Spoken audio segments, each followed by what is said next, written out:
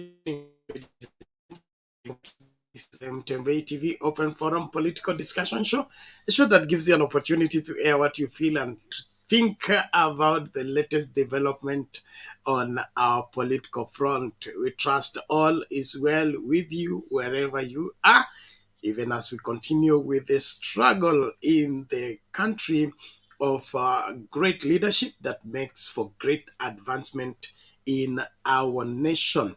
Well, there is something cooking that I would love us to dive into and be able to establish whether it's valid or not valid. One of us is wondering, why is Baba engaged on the international front and things are no longer easy at home, as Mio has issues, ODM versus other partners. And Baba seems to be out there sorting out other issues internationally.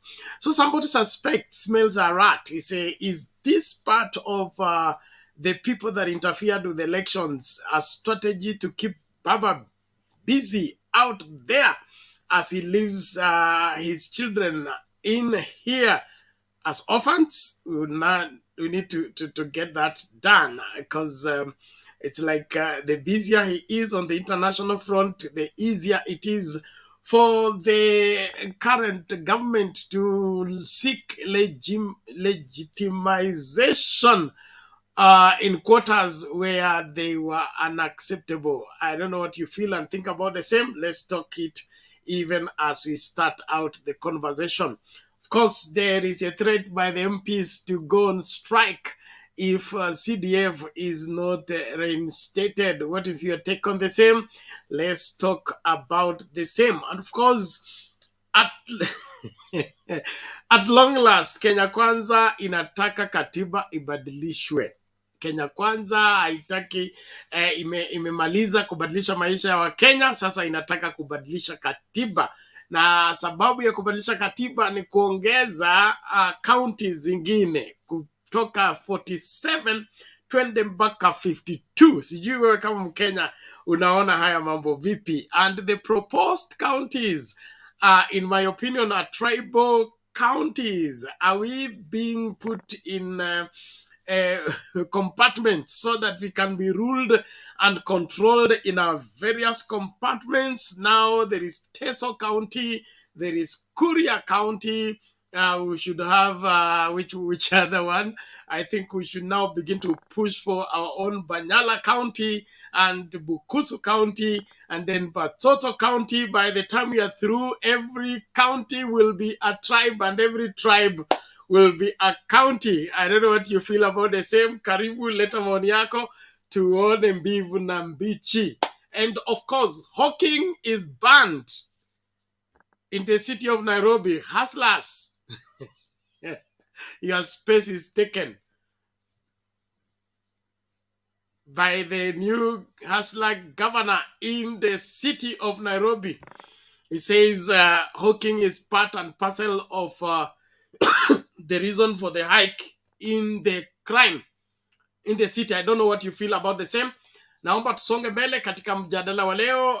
Kama naomba tu tujumuike pamoja, unaweza karibisha wawili watatu ili tukajadili kwa kina hili suala la baba kutumwa huku na kule, kwenda kushughulikia hili na kile. Huoni ni strategy ya Dr. Ruto na serikali yake kuhakikisha kwamba baba hayuko hapa, ili watumie hiyo fursa kufikia sehemu ambazo walikuwa wakubaliki, kulazimisha watu hawakubali kama viongozi halali wao? Naomba ukadipatie sababu zako, ukikana ama ukisupport hiyo maneno. The link to use to get in the studio is in the comment section. Naomba click kwa hiyo link, alafu ruhusu StreamYard ikakuandalie kamera na audio yako, alafu utakuwa katika hii space ili tukajadili kwa kina. Karibuni kila mmoja tunapoendelea na mjadala.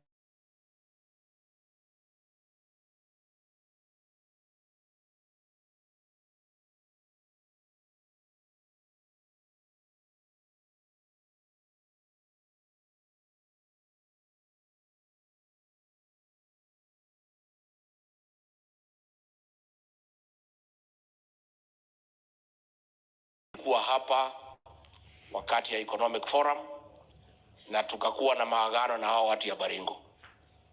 Nikawaambia hawa kule kwetu tumemaliza maneno. Ile libaki ni kazi yao. Wengine walikuwa amini. Mliamini sasa ama huamini? Nikakwambia mwambie kule mlima tulikuwa tumemaliza, tumesikizana. Rais ni William Ruto, viti yote ni UDA, na nikaomba nyinyi mfanye hivyo na mkafanya. Asanteni sana.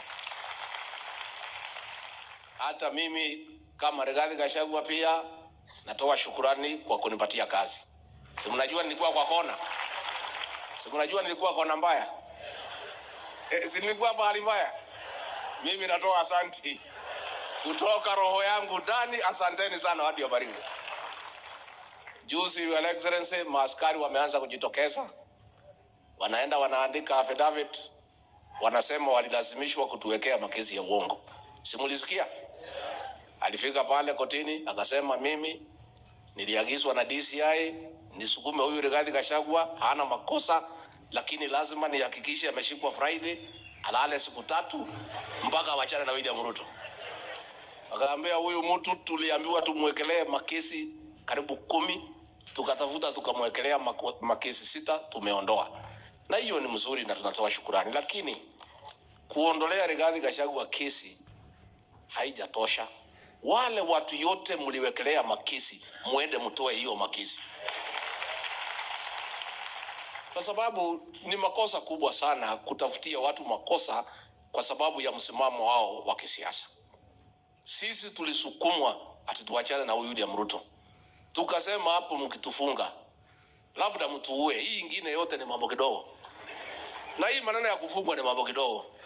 Hii ya kufungiwa Friday na Saturday na Sunday, si unatoka naenda nyumbani, si ni mambo kidogo? Sasa tunasema serikali yetu ya William Ruto haitapita hiyo barabara. Na tumemwambia tutaipigia nyinyi muhangaishe fulani kwa sababu ya msimamo wake. Wacha kila mtu akuwe na msimamo wake wa kisiasa. Nikimalizia, Your Excellency, tulikuwa hapa tukaagana na hawa watu wa Baringo mambo ya usalama, na ulipochukua ushukani ukaniagiza nifanye mkutano na viongozi na maofisa wetu wa usalama pale Nairobi kutoka Kerio Valley, na tukakubaliana na tukakuwa na maagano na tukakubaliana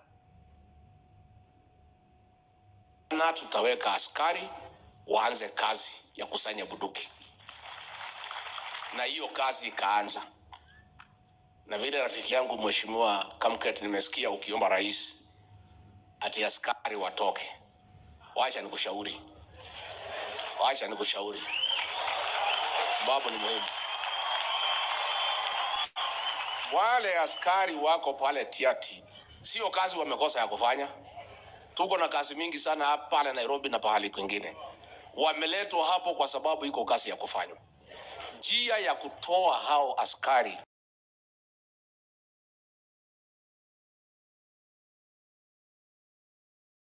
Mheshimiwa, muongee kama viongozi, warudishe bunduki, askari waondoke.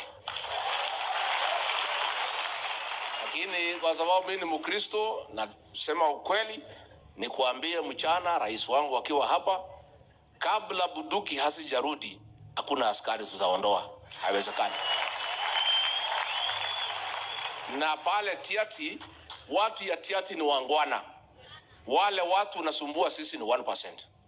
1%. Tuongee nao 1%, Mheshimiwa, warudishe bunduki, tukuje tufungue mashule, tujenge barabara, tuweke maji, tukae na amani. Na hiyo ni mazungumzo ambayo tutafanya kwa sababu ni 1% ambayo inasumbua. Na mtu asiingilie watu ya Tiati. Mumeona kwaya hapa? Inaitwa nini? Nilikuwa nimeandika bahali. Inaitwa Chemolingot. Rais wetu na mimi na wengine tumependezwa sana na hiyo kwaya. Na rais ameniagiza ya kwamba hiyo kwaya kutoka Tiati anataka ikuwe balozi wa Tiati, ya kuonesha ya kwamba watu wa Tiati ni watu wazuri na kuna mambo mazuri sana Tiati. Ni ile 1% inasumbua. na wakianza hiyo kazi ya ubalozi, rais ameagiza siku ya Jamhuri Day tarehe 12 wafike Nairobi watumbuize wa Kenya, ndio Wakenya wajue ya kwamba iko mambo mazuri wapi Tiati. Na wakimaliza pale kwa kiwanja, wakuje katika ikulu ya rais watumbuize wageni wake na wakae huko na wageni, kwa sababu pale Tiati ni pahali pazuri. Ya mwisho, viongozi wamelalamika mambo ya chakula katika Baringo. Mheshimiwa Rais, tuko na chakula kiasi fulani, tutaongea na viongozi na county commissioner tukubaliane, na ikifika siku ya Jumanne, Jumatano tutalete chakula katika county ya Baringo. Mimi nimefurahia sana na tena nasema asante. Asante sana. Hamjui pale mmenitoa nyinyi. Mimi na huyu rais tuliumia na tuliteseka, lakini hatukutaka kuambia nyinyi. Unajua juzi nimemuuliza rais, wewe vile uliumia, nimepata uliumia, kwa nini huko unatuambia? Akasema kama ningemwambia nyinyi mungenitoroka. Mungejua shida ni mingi, muniwache. Hata mimi yengine nilipitia, ndio saa hii inaanza kutokea. Nilikuwa naumia tu najikaza kiume na kuva tu kiofisa. Lakini niseme wale ambaye walitufunga, wale ambaye walituwekelea mashtaka ya uongo, tumewasamehea. Hata yule alituma hawa kutushika, kutufunga, kututoa nguo mbele ya watoto, tumemsamehea. Kwa sababu tunataka hii Kenya yetu isonge mbele. Na watu ya Baringo, nashukuru nyinyi kwa kumuunga huyu rais wetu mkono. Yeye ni mchapakazi, ni mcha Mungu, tuendelee kumuombea. Kwa sababu Kenya hii tumepata iko shida mingi. Mheshimiwa Rais, leo nimeona gazeti moja wakinikachifu ati niwache kuongea ukweli, ati nisiambie wa Kenya umekuta Kenya imeisha na haina chochote. Mnataka niendelee ama niwache? Si lazima tuseme ukweli. Tumekuta store hakuna kitu, hata panya wametoroka, hakuna kitu ya kukula. Sasa tukisema hiyo, watasema bwana, nyinyi endeleeni kufanya kazi, msituambie vile mmekuta. Lazima tuseme, kwa sababu hiyo ni ukweli na ni haki ya Wakenya kujua ya kwamba tumekuta nchi ambaye ni viraka. Si iko namna hiyo? Tukirudi Nairobi tusalimiane na nisalimiane kule kwa Mlima Kenya. Nyinyi mmetufanyia mzuri. Unajua huyu kiongozi anaitwa William Ruto, president wetu, hakuwa candidate wenu, alikuwa candidate wa watu ya Mlima. Kwa hivyo kama iko watu wamepata faida kwa yeye kuchaguliwa ni sisi. Na kwa hivyo tuko na shukrani kwenu kwa sababu nyinyi ni wangwana. Kwa hayo mengi ningetaka tusimame. Kabla sijamuita rais, ningetaka, unajua huyu Murkomen alitaka kuongea, tukamwambia sasa yeye ni waziri.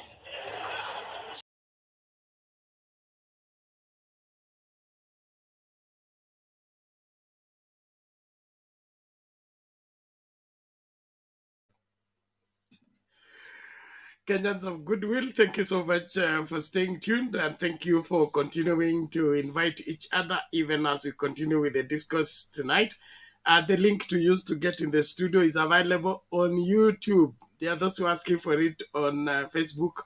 I have to literally take it to Facebook. Those of you who are following us on Facebook, it is important that you subscribe on YouTube. That is where everything takes place, and that's where we stay long hours as we discuss issues Kenya and what we are in for at the moment. Thank you so much everyone for continuing to support Mtembei TV.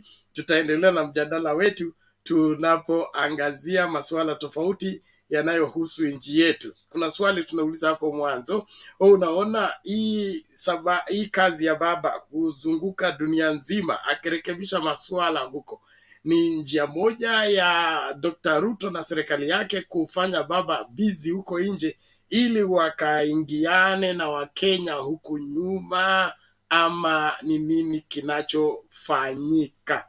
A very important angle to look at the whole situation. And then of course their proposal for amendment of constitution wa Kenya Kwanza ishamaliza kubadilisha maisha ya Wakenya, sasa inataka kubadilisha katiba.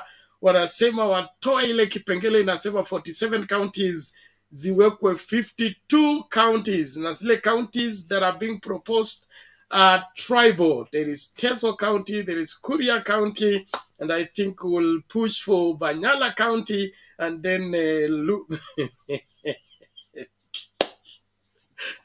I don't know what your take is on the whole thing. Karibu sana. Mzee wangu Wangira is here. I hope you will help us dissect this. How are you, sir? Hey, how are you, Bernard? I'm well. Karibu, karibu.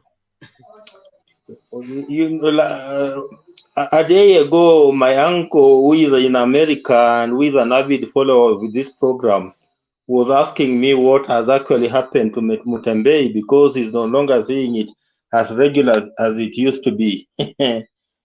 Perhaps those are the sentiments that I need to bring to you, Bernard. He's called George Ngulu, he's in America. So let me just make some brief contribution, starting with the proposed amendment for the Constitution, Bernard. You remember just this week, I'll quote it last week because we are now Sunday going into Monday, which is a new week. You know, you saw that issue of a proposal to amend the Constitution so that we do away with the term limits in the Republic of Kenya. You know, which has been a common scenario. You know, we had the same issue in Rwanda, where they amended their constitution, and now President Kagame will rule Rwanda until 2034. And we have the same issue in Uganda, where now President Yoweri Museveni is president for life in Uganda. So we saw the same thing being proposed here, that we should amend our constitution so that we seal the upper part, so that Raila Odinga, who is now 75 years of age, if he wants to run as president in 2027, he cannot run because he will be 81. And on the bottom end, we remove the term limit so that we can allow the present president to run as president up to when he will be 75 years of age. Bernard, we are living in a very craft world, where people think about their own stomachs instead of thinking about the welfare of the country. Because for a person to come up with such a proposal for an amendment, those ones are very selfish proposals. And we have seen the same now with the one of the Kuria MPs, who is proposing that we amend the constitution to do away with the 47 counties, so that we introduce 5 new counties. I think in the name of the county of Teso, county of Kuria, county of I think Mount Elgon, and I don't remember the 2 other counties. There's Mwingi, and the other one that I don't really remember. Already people believe that it was a mistake for us to have come up with 47 counties, because the 47 counties as they stand, they are not viable as economic units. People think that we could just have gone for 8 counties, which could have been stronger counties. In the name of the county of Western Kenya, the county of Nyanza, the county of Rift Valley, the old provinces, they could just have made 8 counties, where we could have ended up with strong, viable counties with strong governors. And like the 47 counties, most of them that are not viable, that they cannot cater for themselves, that they only rely on the exchequer to run their businesses at the county. And for a person to think that, by creating 5 more counties, that is a remedy for this country, Bernard, that is, other than being a tribal thinking, Bernard, it's not the way to go in this country. We need to encourage our brothers in Busia, for example, with the Luyas in Busia and the Tesos in Busia have no issues. The Tesos have had governor for the last 10 years in the name of Sospito Ojemong, and now the Luyas are also having governor for the next 5 years, and hopefully they'll get another 5 years before we again have another Teso governor for 10 years. So there seems to be an arrangement in Busia on how to balance power between the Tesos and the Luyas, who are the predominant people in Busia. And that should be the same spirit in Migori. The Migori people should come up with an arrangement where they will allow the couriers to have a governor in one term, then they can allow the Luos to do the same. And I think it should be the same thing in Mount Elgon. And when you talk about having a county called Mwingi, I don't know why you want a county called Mwingi, because Mwingi, which is in the present day Kitui, that one is there are no tribal issues there because they're all Kambas. So why do we need to have a county called Mwingi? It does not make sense. We need to have units that are economically viable. We don't need just to have tribal units or political units for the sake of it. We need to have units that are economically viable, because if we continue the way we are continuing, and people will start demanding units up to the world level, and it's not going to become viable in this country.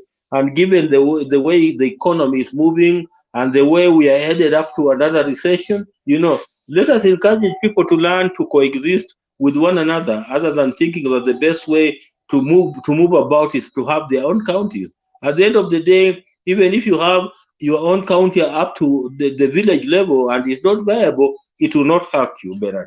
So that would be my take.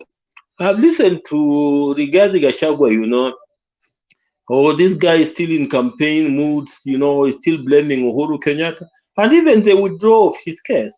So as much as he is claiming that, it's because some people are trying to fix him, some of us will ask the same question, whether it is because that he now enjoys the influence of Deputy President of the Republic of Kenya that has made the case withdrawn.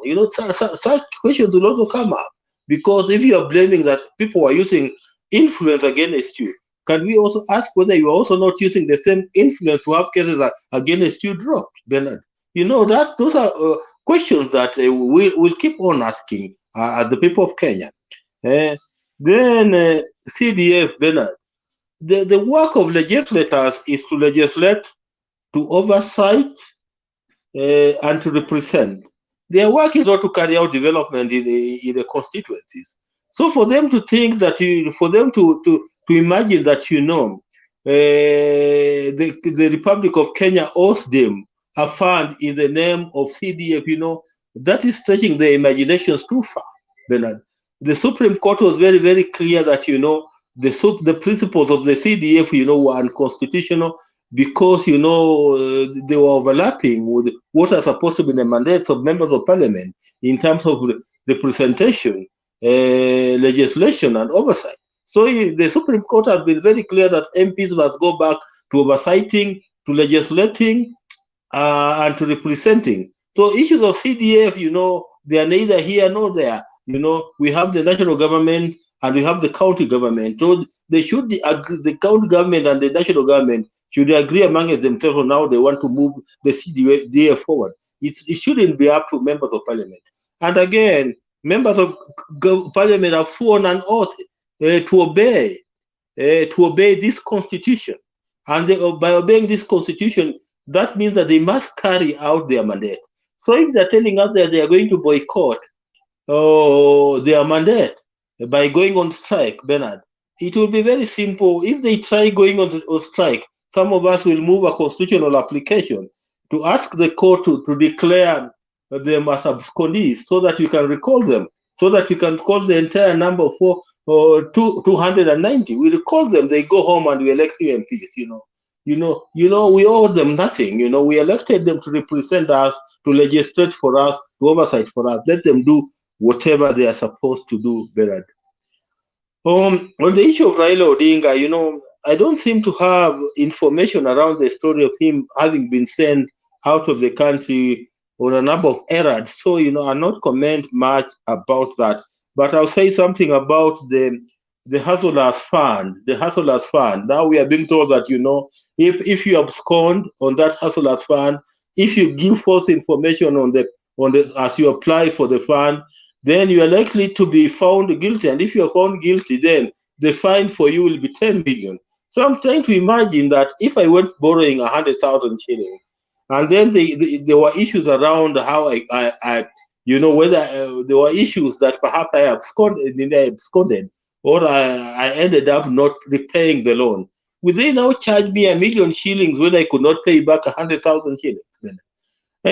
With such terms, How would the young people in this country get encouraged to apply for such a fund where they are being told that in case of anything, if something goes wrong against the regulation, then you're likely to go in or pay a fine of 10 million shillings? So, the issue of the Hustlers Fund is about giving by one hand and taking by the other. So if you want to give me by one hand and you want to take it by the other, at the end of the day, many people might not be encouraged to go to borrow money from the Hustlers Fund. Let me just leave it at that and perhaps allow somebody else to come in. Thank you.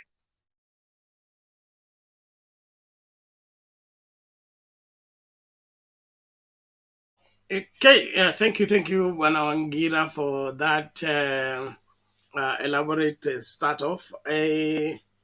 It is interesting that in this country we help ease the pain by tightening the the rope around the neck of those we try to ease their pain. It is obvious that there is no bottom up, but everything is trickled down, and the people up there are determined to keep everything with them and see to it that nothing drops down for the people down there. So it is all a scam, and the earlier Kenyans embrace that and understand that the better, because hakuna haja ya kudanganyana. Okay, there is nothing here that is meant for the common mwananchi, and if it is never supposed to deliver what is intended, by reason of those that would not stand the bottom group or the other way around. Well, let's look at it keenly on what they think and say about the whole thing. Let's listen out to this video and then we proceed.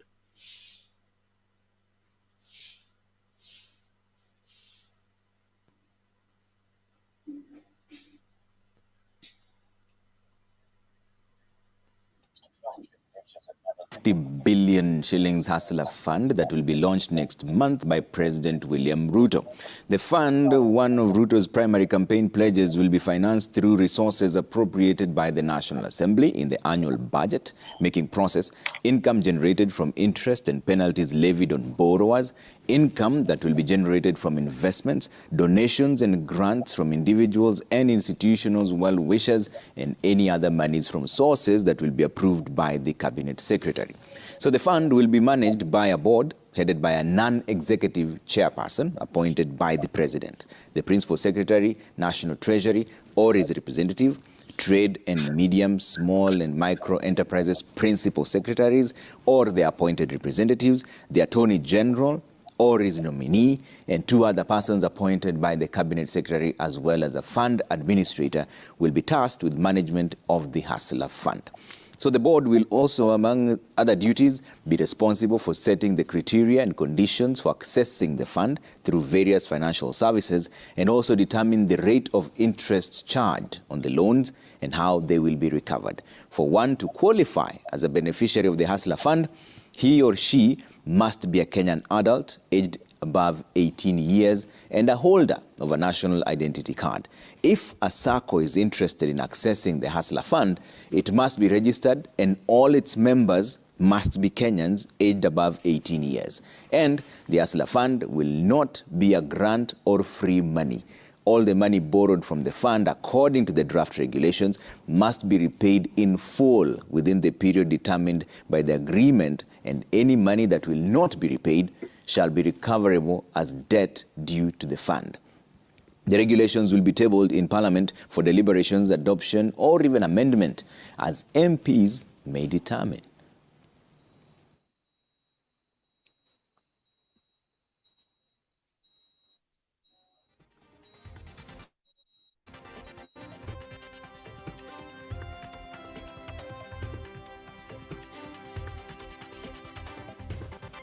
All right, on that note, Biblia ni makosa kutumia maskini vibaya, ni makosa kudanganya maskini, ni makosa to take advantage of the poor, kwa sababu hata kama watu ni maskini sio wajinga, si ni kweli? Hata kama watu ni maskini sio wajinga. Kuna wale wanazunguka wanasema ati watatoa pesa wapatie watu kwa directly, ati bottom up, ati atoe pesa apatie kila mtu ambaye anafanya biashara ndogo. Unajua Kenya hii, hata kama hatuna pesa wote, sisi sio wajinga. Na hata niwaambie tu kwa mfano, wale ambao wanafanya kazi ndogo ndogo, ile artisans, unajua artisans, wale wako kwa market wanajenga maseremala, wale wanajenga vitu ya chuma, Kenya mzima ni milioni 7. Haya, wale ambao ni hawkers, si mnajua hawkers, na wale wanafanya biashara kwa market, biashara na ambao tunawaheshimu na lazima tuwasaidie, ni milioni 8. Sijui kama tuko pamoja. Wale ambao Kenya mzima ambao wanafanya small traders, service providers, boda boda, watu wa saloon, wote ni milioni 3. Alafu wale wakulima wadogo wadogo, unajua ni wangapi?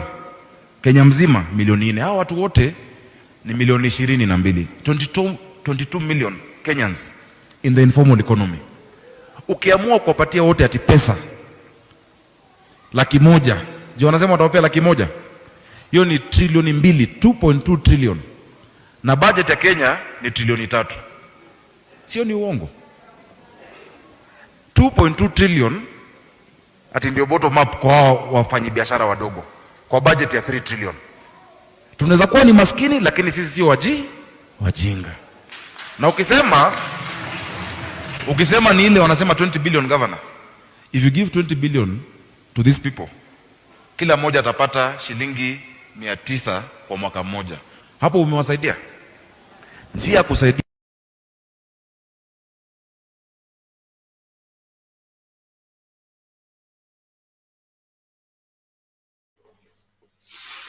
Okay, right from the horse's mouth. Mambo si kama vile mmeambiwa na mambo si kama vile mnayasikia. Mambo huenda yakangagaja, yakabadilika. So ni muhimu kila mmoja kujitahidi. Kenyans may be on their own right now, and the earlier they do that, they learn and accept that, the better. There is nothing like people are going to be given money and life is going to be changed because of bottom up. There is no bottom up. It's a scam. We have said that. We said that before the elections. We said that during the elections. And we keep saying after the elections, bottom up was a scam.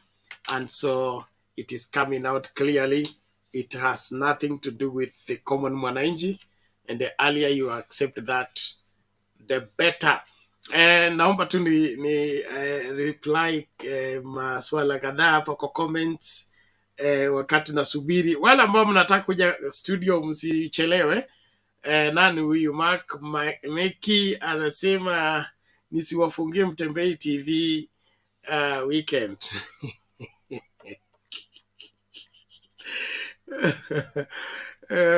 God have mercy on me. Okay, shida sio mimi. Okay, labda ni mimi. Kile nachosema ni kwamba it is a very high toll to be here every night hosting the show. It is demanding, and at times it really works on me, so I have to get my rest. So the only way to have this show every day, we'll need to get staff, okay, to be able to run the show every day.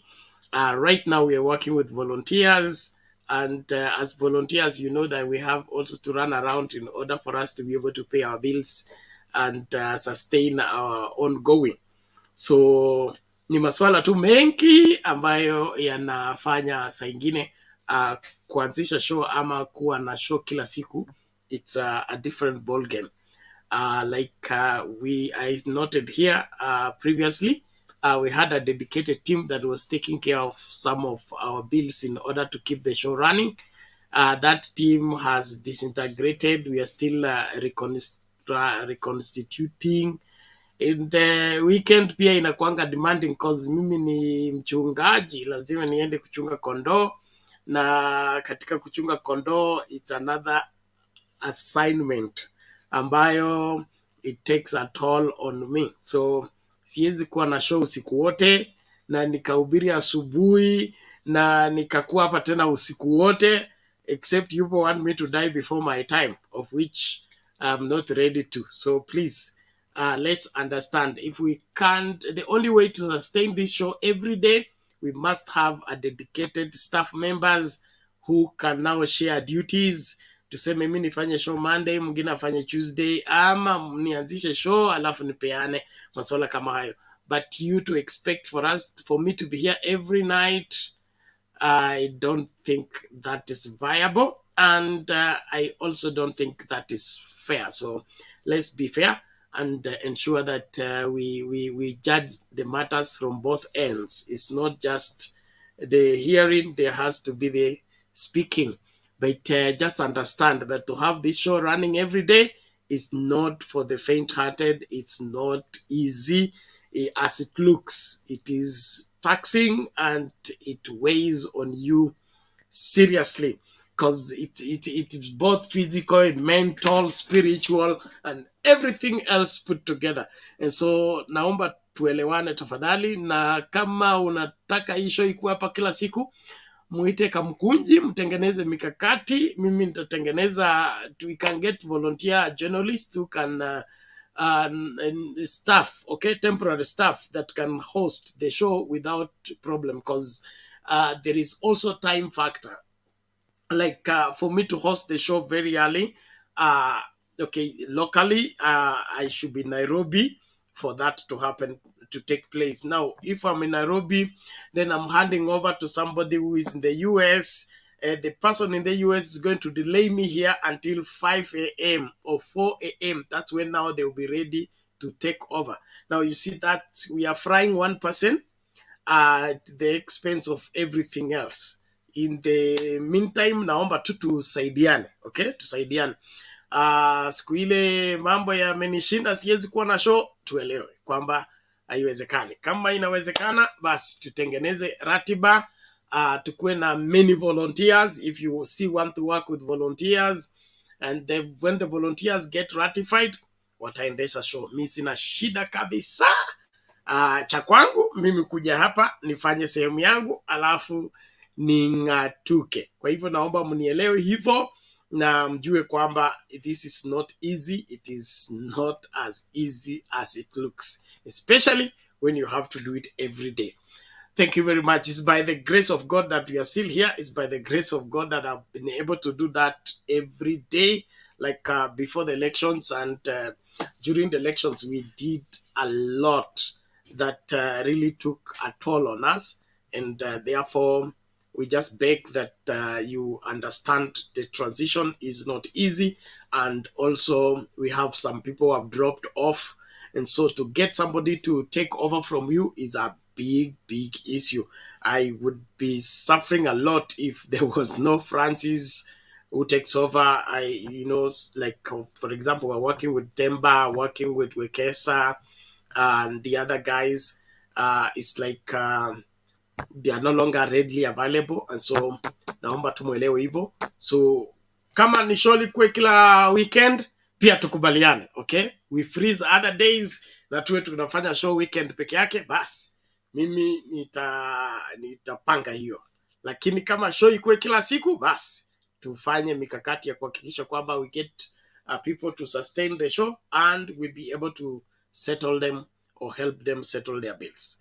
Asante sana. The link to use to get in the studio is right there. Tunaangazia masuala ya Baba's engagement. Now, Baba's engagement, Wangira aliangalia kana kwamba Baba ametumwa na Ruto. Baba hawezi kutumwa na Ruto.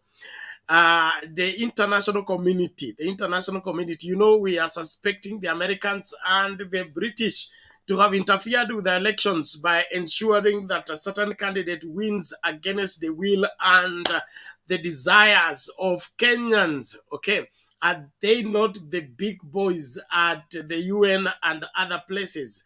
Are they not the ones who must be engaging Raila Odinga out there so that he can't disturb matters home here? That's what we are suspecting, and that's what I want us to look at. Now the Americans at the UN and the British at the UN working for the betterment of Kenya by engaging Baba, or what do you take of the same? Ni swala tu ambalo lazima tuliangalie kwa kina na tulichambue ili Wakenya waelewe.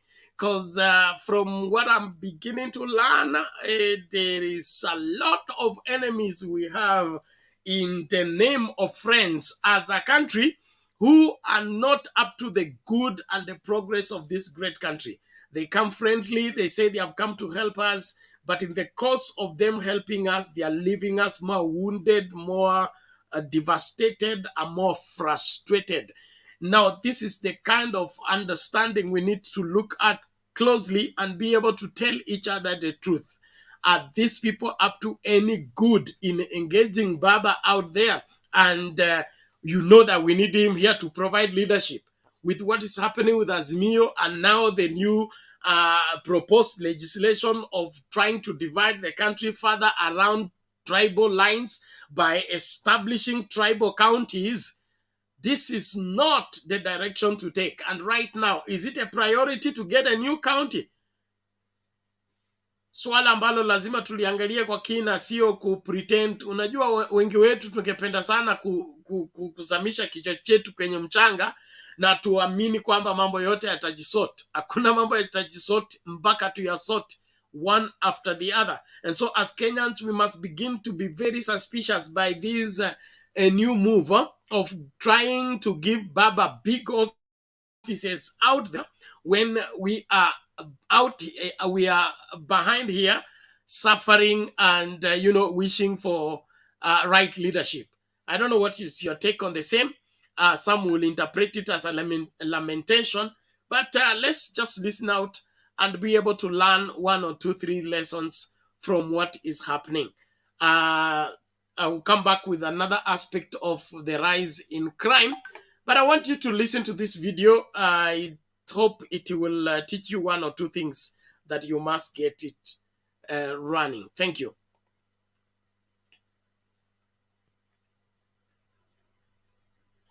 Muammar Gaddafi was killed.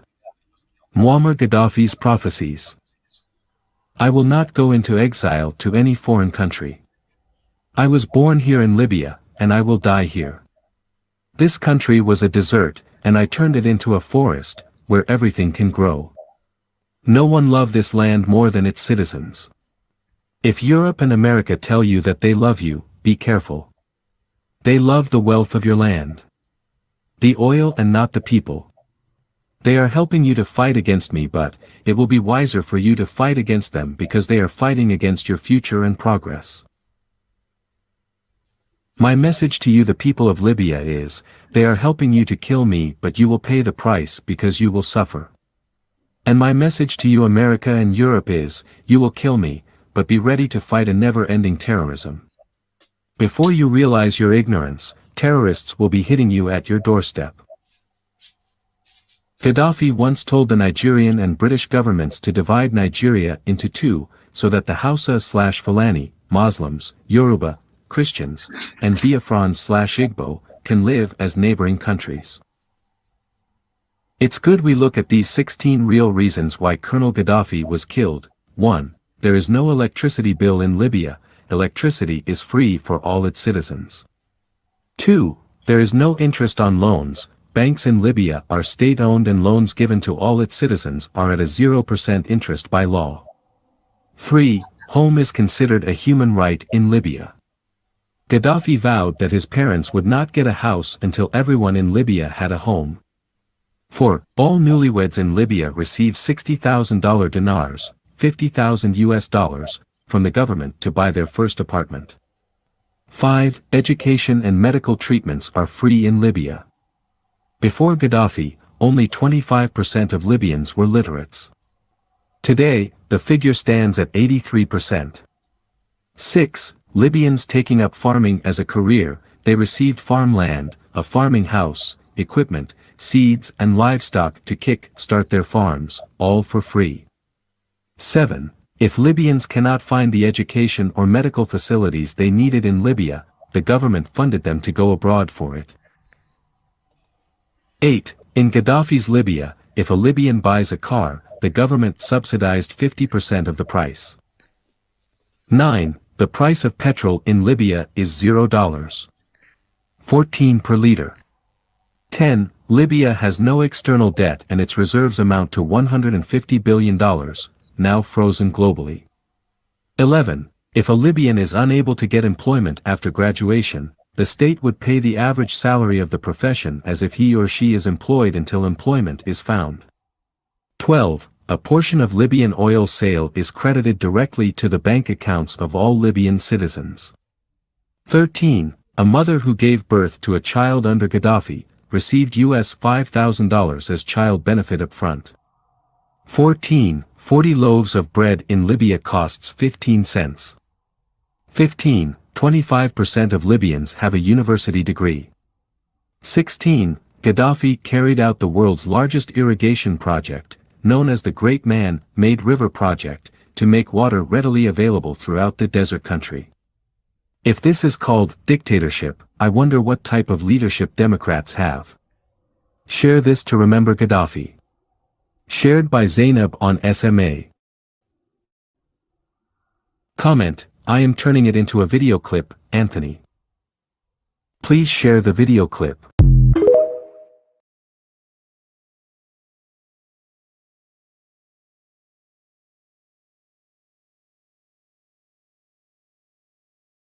Katika kaunti ya Mombasa imeachwa na majonzi baada ya mtoto wa miaka 8 kudungwa kisu kwenye tumbo na mgongo mara kadhaa hadi kufa. Mshukiwa anadaiwa kutekeleza unyama huo alishambuliwa na wenyeji na kuuawa papo hapo kabla ya mwili wake kuteketezwa. Simanzi imetanda katika boma la Sofia Charo. Uchungu wa kumpoteza kifungua mimba wake Rashid Omar mwenye umri wa miaka 8 umemmaliza nguvu. Mwanawe aliuawa mtaani Kobulo alipokuwa akicheza na wenzake watatu. Inadaiwa alidungwa kisu kwa tumbo na mgongo mara kadhaa na kijana wa miaka 25 anayetoka papa hapa. Ule mtoto wangu mwanzo akaanza kumziba pumzi. Ndio baadaye akamwachilia na ndio akaanza kumdunga visu. Akamdunga visu mpaka akamtoa pale barabarani. Alishika yule mtoto na akamgeuza, akamdunga visu kwa kufuatisha zaidi ya 4. Mamake alishuhudia tukio hilo na kupiga mayowe yaliyovutia majirani kutoka na kumsaidia. Mshukiwa anayetambuliwa kwa jina Masha Karisa anadaiwa kujulikana kwa visa vya uhalifu na utumizi wa mihadarati. Wenyeji wanasema ndio chanzo chake hiki kutekeleza mauaji hayo ya kinyama. Ni bangi. Alivuta bangi. Sasa na ile alivyokuwa anatoka kuvuta bangi, ndo bahati mbaya ama nzuri akakutana na mtoto wangu tu. Huyu kijana kwa muda wa miaka kama 2 amekuwa kijana sugu. Hata mimi ashawinitisha maisha. Kuna wakati nilipita mahali nikampata mahali, so mimi sikujua anatumia hiyo dawa. Nilipomsalimia kama singekuwa naambia I don't know ingekuwa saizi mimi niko vipi. Wenyeji waliojawa na hamaki walimshambulia mshukiwa huyo na kumpiga hadi kufa kisha kuchoma mwili wake. Mauaji ya mtoto huyo yamezidisha wasiwasi kuhusu utovu wa usalama. Wakazi sasa wanataka vitengo vya usalama kuchukua hatua kwa vijana wanaohangaisha wenyeji ili kuepuka maafa zaidi. Mpaka sisi wa mama pia tukitembea kama tunaenda dukani tunanyang'anywa simu yetu. Wakazi sasa wanataka vitengo vya usalama kufanya operesheni ya kukabiliana na mihadarati katika mtaa huu ambao kwa sasa umeweza kusababisha maafa ya kijana wa miaka 8. Francis Mtulaki, Runinga Citizen, Kaunti ya Mombasa.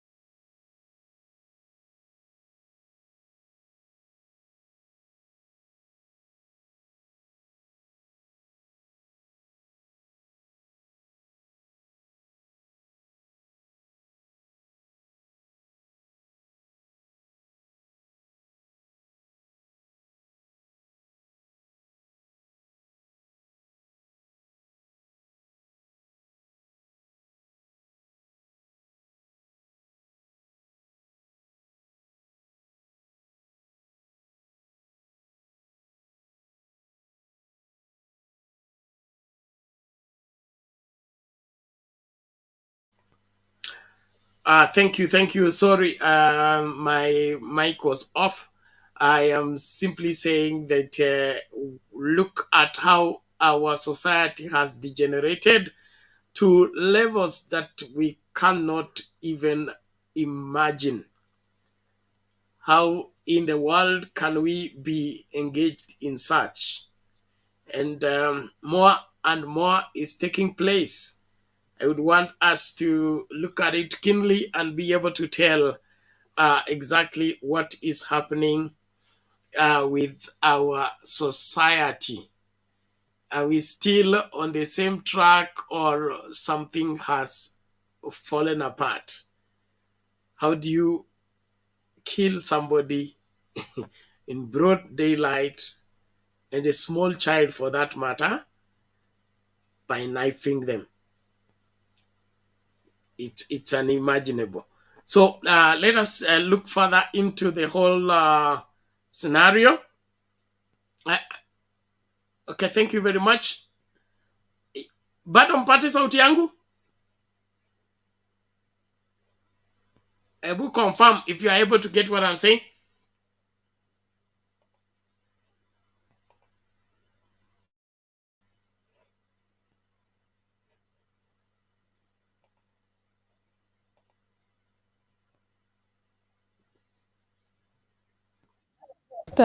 Mama naye akaona hakuna maji na watoto wako hapa na hata hakuna kitu ya kukula. Akaona tu akiendelea kukaa hivi mpaka masaa ya saa 6 hivi na hakuna chakula. Akaona ni heri awe na maji ndio hata batianga watoto. Mama sasa akajikokota, akaenda mtoni, akaenda kuchota maji na akakucha tu kama mita 100. Kufika hapo sasa ni kama kuna kitu alisikia, akaanguka hapa na mtungi. So mama akabaki hapa. Kuna wamama walitoka mtoni kufuata hiyo njia, wakapata mama amelala chini na kuangalia amekufa. Sasa ndio nduru ikaanza hapo. Hawa mama wakapiga nduru, watu wakatoka, wakakuja kuangalia, kumbe mama ameenda. So huyo mama ameenda hivyo kwa sababu ya njaa, kwa sababu hii area yetu hakuna chakula. Hapa ni njaa tu, hatuna chochote. Na huyu mtoto ni mtoto kati ya wale watoto wengine, ni mtoto namba 8. Na sasa hakuna chochote. Hakuna chochote hapa. Tuko tu hapa, hatuna chochote. Leo watu tumeshangaa, tumekuta hapa tumekuwa na watu ya Red Cross kwa sababu wamesikia mtu amekufa kwa njaa. Tulikuwa nafikiria hii watu wameelewa kwamba njaa kuanzia hapa mpaka huko juu iko njaa. So ile kitu wangefanya, serikali ya national na county government, well wishers, wakuja ground, wasaidie watu kabla hawajakufa. Wanaweza kuja hapa Ng'aratuko sahi kwa sababu mama ya nyumba ile amekufa. Kesho wasikie ingine amekufa Yatia ama Chemoe. Kwa nini wanangojea watu wakufe ndio wakuje? So what we are telling the government ni kwamba wawaje kazi yote ya maendeleo na walete pesa kwa maneno ya njaa. Tumeambiwa kuna trucks zinakuja kila siku kutaramuka inaleta chakula. Hii chakula haijaonekana huku hata kimbo moja. Tunasikia wengine wanapelekwa kwa cereal. So na watu wanakufa. So tunashindwa watu wakikufa nani atakula hii chakula iko kwa cereal. So tunaambia wale wanahusika waagize chakula wamefika ground na waanze kwa mashule, because tunaona hivi karibuni hii shida hata itaenda mashule inasafungwa kwa sababu ya njaa, kwa sababu by around 4 hivi watoto kichwa na sio kichwa ni tumbo. So tunauliza wale wahusika wote, well wishers, national government, county government, wakuja ground wahakikishe kwamba watu wamepata chakula, wasingoje watu wakufe ndio wakuje. Ama watu wakikuja tukisema sasa hivi watu wamekufa kwa njaa, wanakanusha kusema ati mtu alikufa kwa sijui malaria sijui nini. Huyu ni bibi yangu ameniwacha. Katika hii boma langu mimi nimeathirika pakubwa 2017 Pokot walichukua mali yangu yote. Kwa huko chini nikahamia hapo katikati. Baada ya hapo tena hiyo Vetereselas wakakujia tena tukahama tena mpaka hii ni mara ya pili nikihamia hapa. Kwa hivyo wakati niliingia hapa sikuwa na uwezo yote ya mali, ndio nikang'ang'ana tu kwa maisha ya hii mpaka hii juzi mama alijifungua na nilikuwa na upungufu ya ukosefu ya chakula hapa, ambayo hatukupanda mahindi kwa miaka 3. Sasa tuko na hiyo mahindi yoyote kila kitu. Sasa kwa hii mama hali ya upungufu mimi naona ni kweli, kwa sababu ni mama mje ile amezaa na upungufu wa chakula. Na mimi naenda kutafuta kibarua. Sasa hata kukufa kwake wakati nilienda kutafuta kibarua, kumbe yeye akachokota akaenda maji. Kwenda maji labda kwa hiyo hali yake ndio akafanya anguke na usirai.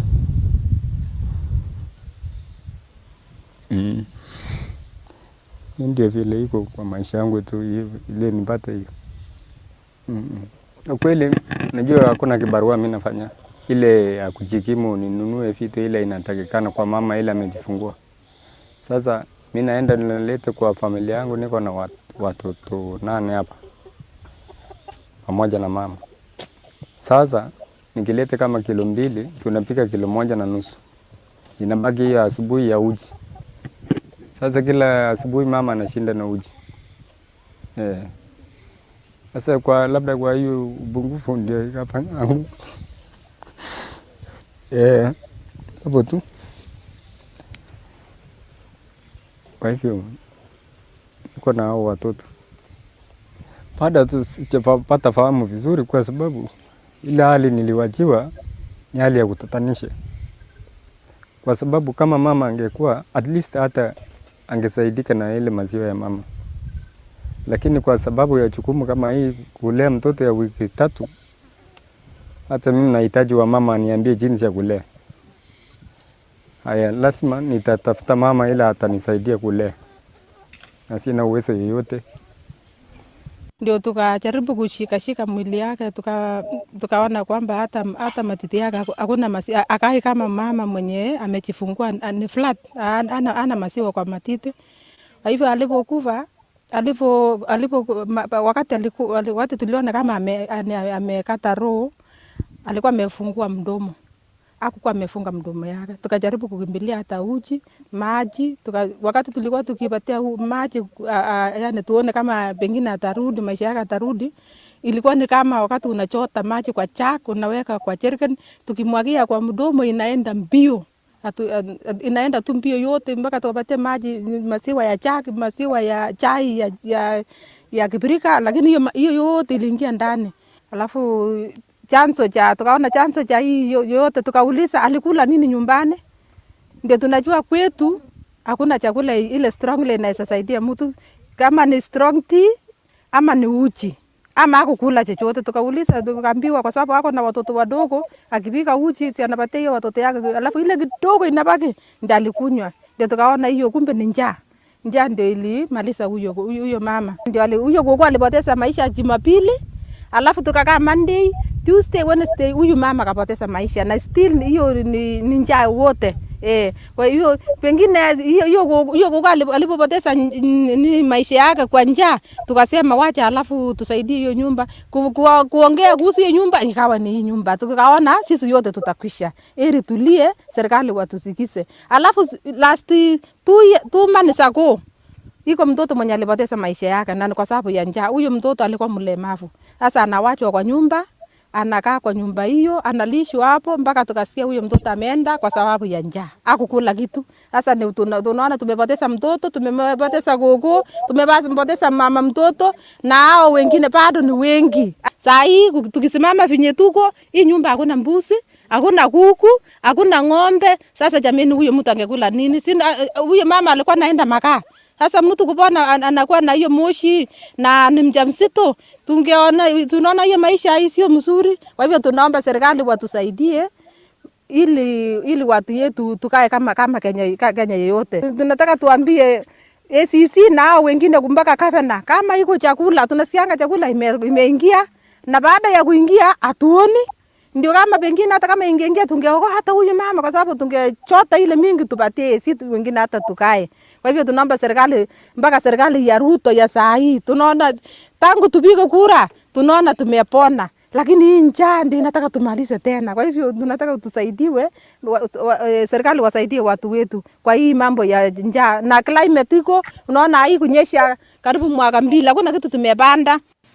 Wakati huu tunapitia wakati ngumu kwa sababu ya ukame, na ofisi yangu tukishirikiana na ofisi ya governor, sitaki kusema mengi, kupitia county steering group, kuna mambo mengi yamepangwa kuhakikisha kwamba watu wetu wasifariki kwa sababu ya njaa.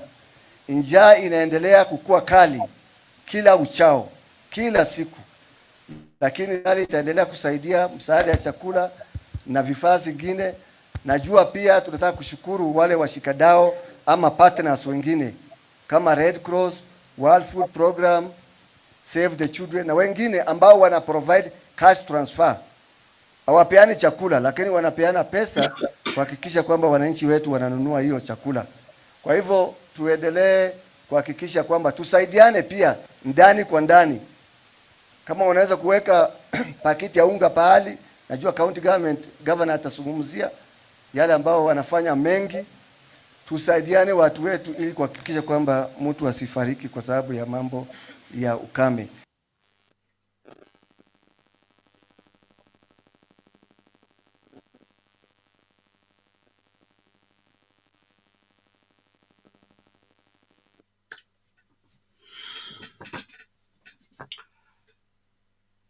This leaves me speechless because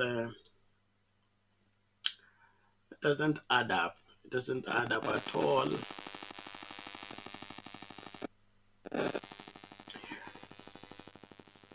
I don't know. Let me hear what you think and feel about the whole thing. But in my opinion, this is uncalled for. We don't qualify to be called a country. We don't qualify to have a working government. If this is happening, it can't be happening. If we have a functional government and a county government, we have 47 governments, all of them in effect. Baringo is a county. Is not a sub-county. Is a county. And you want to tell me that all the MCS and all the members of parliament from Baringo are not aware of the hunger situation in their county? Hii ni ujinga. Hakuna haja ya sisi kuanza kujaribu kuwa diplomatic hapa. This is uncalled for. This is unacceptable. How do we be celebrating 60 years of independence and this is the kind of situation that people are dying of hunger, and it's because it has not rained for 3 years? Having not rained for 3 years is enough reason why mitigation needed to be put in place, and not this emergency of Red Cross and the other things. What does Baringo County stand for? I mean, what are they functioning for? What are they earning salary for if it's not in mitigating such cases? Hizi vitu zinakasirisha sana, na ni kwa sababu sisi tunapenda kuongozwa na wajinga. Tunapenda kuongozwa na wale watu wajui kile wanachofanya. And those are the people we put in office. Then we claim mtu wetu, mtu wetu, mtu wetu, mtu wetu. Sasa mtu wenu, angalia sasa. Mtu wenu ndio huyo atakuja kusupervise mazishi. Hiyo ndio mtu wenu anafanya. The dead shall bury their dead. Is that what you are up to? When we agitate for competent people in office, you say no. We must put in our own person. Mtu wetu, mtu wa kabila yetu, mtu wa kutoka kwetu, mtu tunajua. Sasa angalia mtu yule mnajua. As Kenyans, we deserve better than this. We can do better than this. 60 years of independence. Na watu wanaanza kufa kama inzi namna hii. No.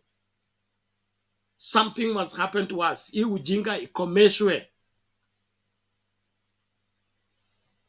This is bad.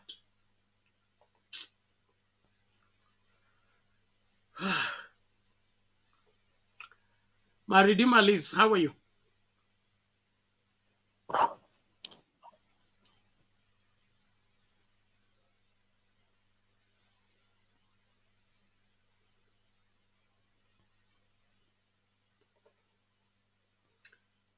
Oh, you're mute. Unmute. Alafu uongee. Okay. Yes, Bernard, how are you?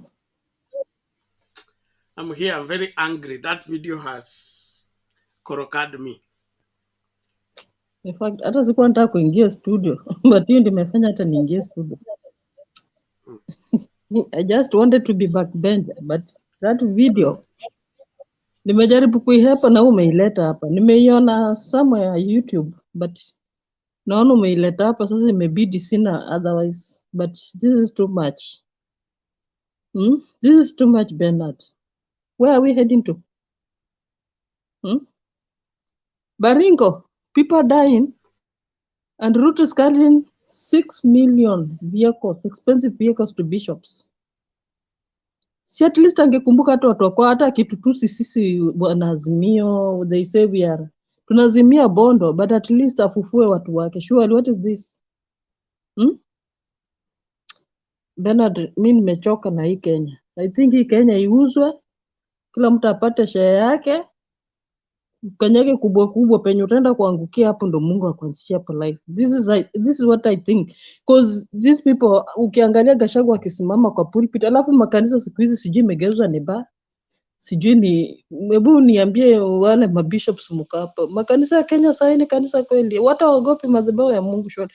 Yesu si ashuke saa hizi, huo wanasema atarudi, ni lini atarudi akuja atai ujinga Kenya yake? Gachagua mara walinitoa nguo.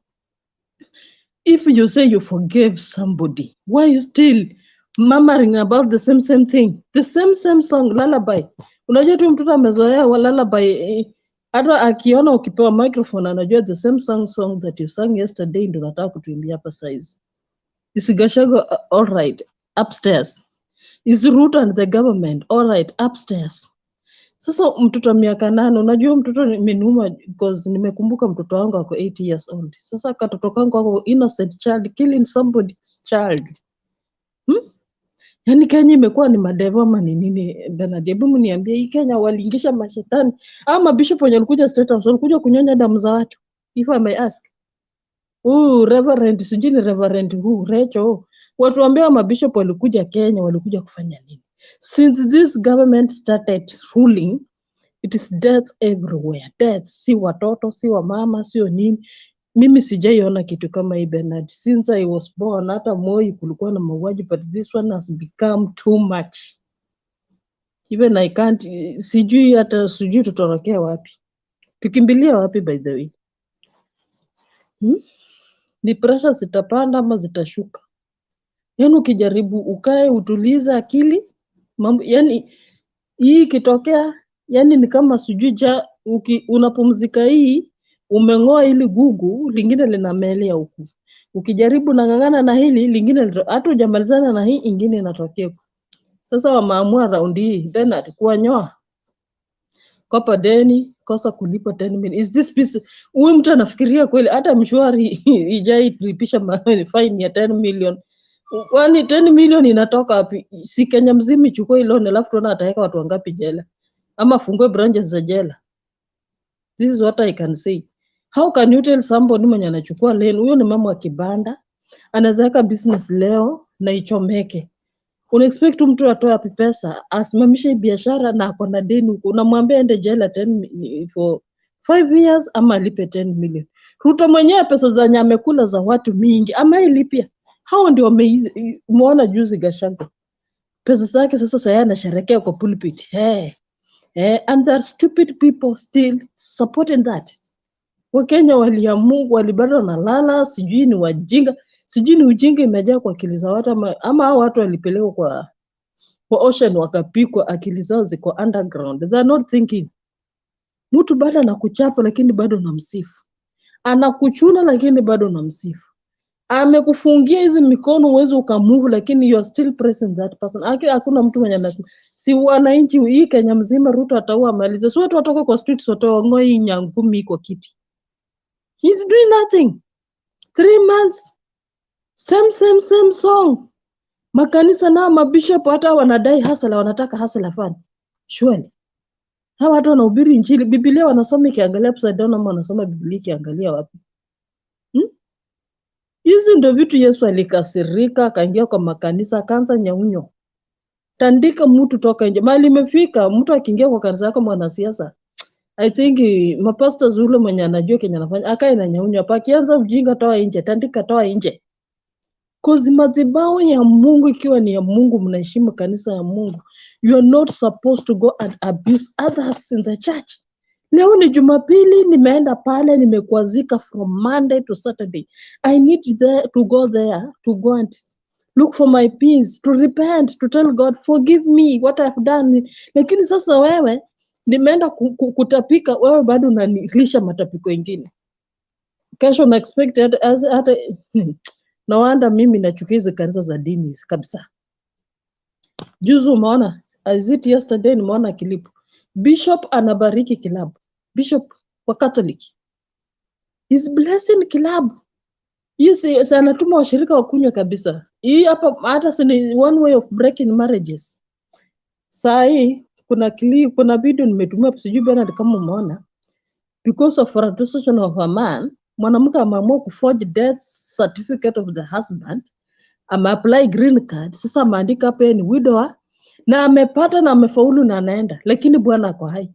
Muniambie if Kenya is I think is the last days zilikuwa zinasemekana mambo yatafanyika. Hey, guy mwadhani. Woi Jesus Christ. Mungu hayuko Kenya, alihama. Sijui hata niseme nini. But nashukuru Mungu Nyanza na Kenya hata kama njaa iko but si kama vile nimeona Baringo kwa Ruto. We. Wacha nicheke huo anasema kalimaliga bandu baseka. This has become too much. Huyu mwanaume amekauka mdomo Bernard. Surely. Amekauka mdomo hata ukimwangalia tangozi peke yake. You know I once had a malnutrition child. Nimepitia hiyo kiatu najua. And it is because of some issues. You know sometimes life inaweza kuchapa mpaka nilikuwa na mtoto alikuwa under malnutrition, mtoto wangu angekufa. Ni Mungu aliingilia katikati, nikaenda hospitali ndio ukosefu wa chakula mzuri. Mtoto wangu ningempoteza huyo 8 years mwenye nasema, but through God's grace nilienda pale, mtoto akatibiwa, akapata matibabu, akalishwa zile vyakula, mtoto wangu aliamka tena. My son died 3 times. Akikufa akifufuka. Sasa nikiona mtu anasema mwanamke ameza nje, mwanamke mwenye amezaa manyuru Bernard ni mbaya. Hii tumbo mtoto akishatoka ndani na buka bure. At the age of 3 weeks, hapo sasa tunataka chakula. Unajua first week ukulangi vizuri, badala ila harufu hiyo. Unajua mama kama umeza. Second week, third week, 1 month, 2 months to 6 months. Huyu mtoto pengine hata alikuwa amezaa mtoto kijana. Unajua vijana wananyonya sana. This maji ndio hiyo sijui unaenda kuokota nchi gani. Uko na watoto wengine, alafu ongezea stress. Mwanaume ameenda mjengo, akirudi anakutana na maiti kwa mlango. Niambi mtoto wiki 3 ataenda wapi? Na Ruto ako kwa kanisa wapi? Baringo anasema nitapigana na wale majambazi wa kufanya nini? Wenye wanapiga watu wangu. Majambazi na niliona juzi kuna ambulance ilikuwa kidnapped by Al-Shabaab. Walifanya nini? Hata mwenye aliaka sijui interior secretary kwa kiti. Matiang'i was the best. In fact Ruto angefikiria, think maintain ya watu. Sasa saa hii sijui amezubaisha Raila, sijui Raila ako wapi. I think sijui Ruto anapangu mzee akue nje kabisa asahau na Kenya. Miaka 5 ishe tena arudi na ujinga yake kwa streets. Wapumbavu na wa Kenya ni wale wanasahau tena watampigia hasala hoi. Hatupangu hivi. Sasa hivi wameanza kupangwa. Peana KRA pin. Kuwa kwa sako. Peana sijui good conduct. Niambie shosho wangu 8 years anaenda kutafuta good conduct nini sasa? Na pengine anataka pesa imsaidie mahali. Mumu niambia kama kuna mentally Mathare I think inaenda kufungua more branches. Next week, maybe this week, mafuta inaenda kupanda Bernard. Chakula inazidi kupanda. There is no solution. And food is our basic meal. We can't miss. Hii vyakula unaona watu wa Baringo wanasema wanaona vyakula msaada, bendera kila saa, Gachagua na meno nje, bendera. Hiyo chakula inaendanga wapi? Kama ijafikia watu wa Baringo. Kwani huku kwa hewa kuna ghosts zinanyakua huku kwa hewa chakula? Mambolea zilisupply, sijaiona watu wakisema tumepokea mbolea. Zilienda wapi? Ama hizo lori ziko empty na wanatudanganya na mad. Hizo tent wamefunika tuseme there is food inside and there is nothing. People are using our resources ati mtuchangie njanja. Lakini vyakula zinakuwa loaded zinapelekwa Somalia. Bishop, mulitaka bishop ambaye anajua Mungu. At least our country we have somebody and even a pastor. By the way, mimi pastor, sijui niende nianzishe tu kanisa yangu, I think so. Nibaki na watoto wangu, niwahubirie injili ya ukweli, nisikanyage kwa mlango ya kanisa ya mtu, because nowadays we can't trust these people. Even Muslims are laughing at us. Bernard, sina maoni, watu wengine wachangie. Mimi hapo sioni serikali. This is just ghost leaders leading our country. There's nobody there. None of them is reasonable. Kama ni Gachagua, kama alienda shule sijui. Ni kama alifika shule, I think ni nursery. Kama ni Ruto sijui kama ako na degree. I think your degree yake ni hot air, fake certificate. Nobody's there. Wakuje Western wajalutu waonyesha vile watu tunasoma. Thank you my Redeemer Lives. Asante sana kwa maoni yako na mchango wako. Kenya ni nchi ambayo ni ajabu sana. Tunakataa wema, tunakubali waovu, kisha tunalia wakati maovu yanafanya nini, yanadhamiri miongoni mwetu. It is the paradox of this great country. We vilify the good, we stand against what is right, we fight what is good. And when evil begins to take over, we cry at the same time. So I fail to understand. I cannot forgive the county government of Baringo for any life that is lost because of hunger. Whether there was rain or not is not an excuse. As a county, by now you should have done your own census. You should know every home. You should know the status of every home. That's the purpose of being a governor. Kwani wewe ni governor wa kukimbiza magari alafu kusalimia watu hewani? Ugavana kazi yake ni nini? Wewe ni MCA. MCA hujui watu wako, kaunti yako vile inakaa, vile njaa iko. Na unaenda bunge kila siku, unaenda bunge kufanya nini? What are you representing if you don't know the status of the people you are representing? Hii ni ujinga. And as Kenyans, tuache ujinga, tuache kushabikia ujinga. Kama serikali inafanya mambo ya ujinga, let us call it for what it is. This is madness, sheer madness. Red Cross should not be finding the way in Baringo to find who needs food. They should be getting statistics from their local county government. That huku kuna homestead kiasi fulani, hapa kuna njaa, hapa kuna maji, hapa nini. They should be getting that data from local leadership. That's the purpose of local leadership. Lakini sisi tuko tu hapo local leadership kwa nini? Kukuendesha magari alafu kupeperusha bendera, alafu kusema mko na serikali. This is not the government. Hivi vitu zote sikusanywe pamoja, situpe mbali. We need to have a working government, a government that knows the people, works for the people, supports the welfare of the people. If Libya can take care of its people when it's a desert, 100%. Kenya, ati mtu atakufa njaa, and we are not ashamed of the whole thing. We still want to say mtu wetu. Kenyans, if this doesn't make you angry, you are sick. Chaga, karibu lakini. Asante sana Makere, asante. Asante sana. Yani ni uchungu na ni aibu. Aibu.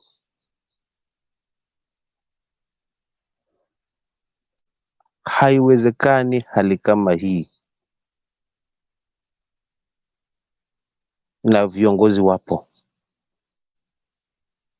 as from county level up to national level. But kwa sababu yani bwana, hebu nikuulize swali. Hivi kweli hii serikali imechaguliwa na wananchi ama ni kwa sababu watu walifanya mikakati yao na mipango hivi fulani mpaka wangegea kwa uongozi? That's why hawana uchungu.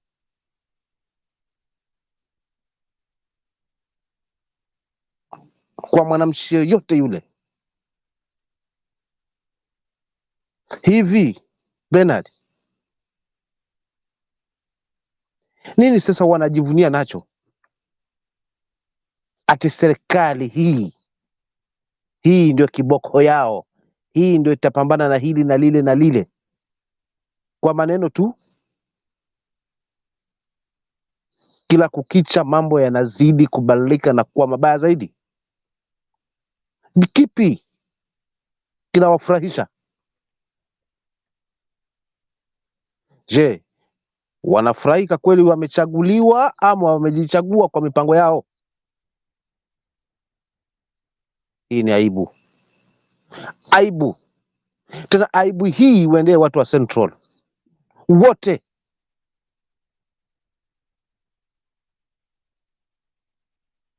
Kwa sababu laiti wangesikia maneno ya Uhuru Kenyatta, wakamfuata vizuri tu, hatungeingia hapa mahali tupo.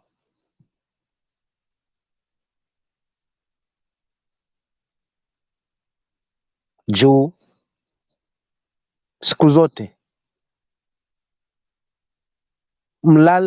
mlala na mgonjwa ndiye anayemjua miono yake.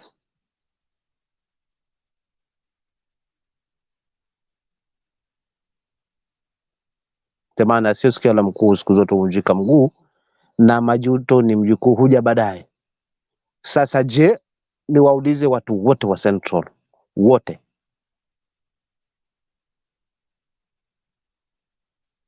nakataa kuungana na wengine na baadhi ya wengine waliokuwa na maoni, mkasema hapana, we are now punishing Uhuru Kenyatta. Achana na kuletea robot yake hapo tu itusimamie hapo, na hiyo ni puppet, ni present puppet. Haya madhira haya mnayoyaona Wakalenjin, ni aibu gani hii mnaosimama mkijipika kifua? Senator Chergei ambaye alikuwa hatoki Citizen ya kila media, haya yanofanyika hamyaoni? Murkomen, where are you? Hadi mama anajifungua afe kwa minajili ya njaa, nani kwenu?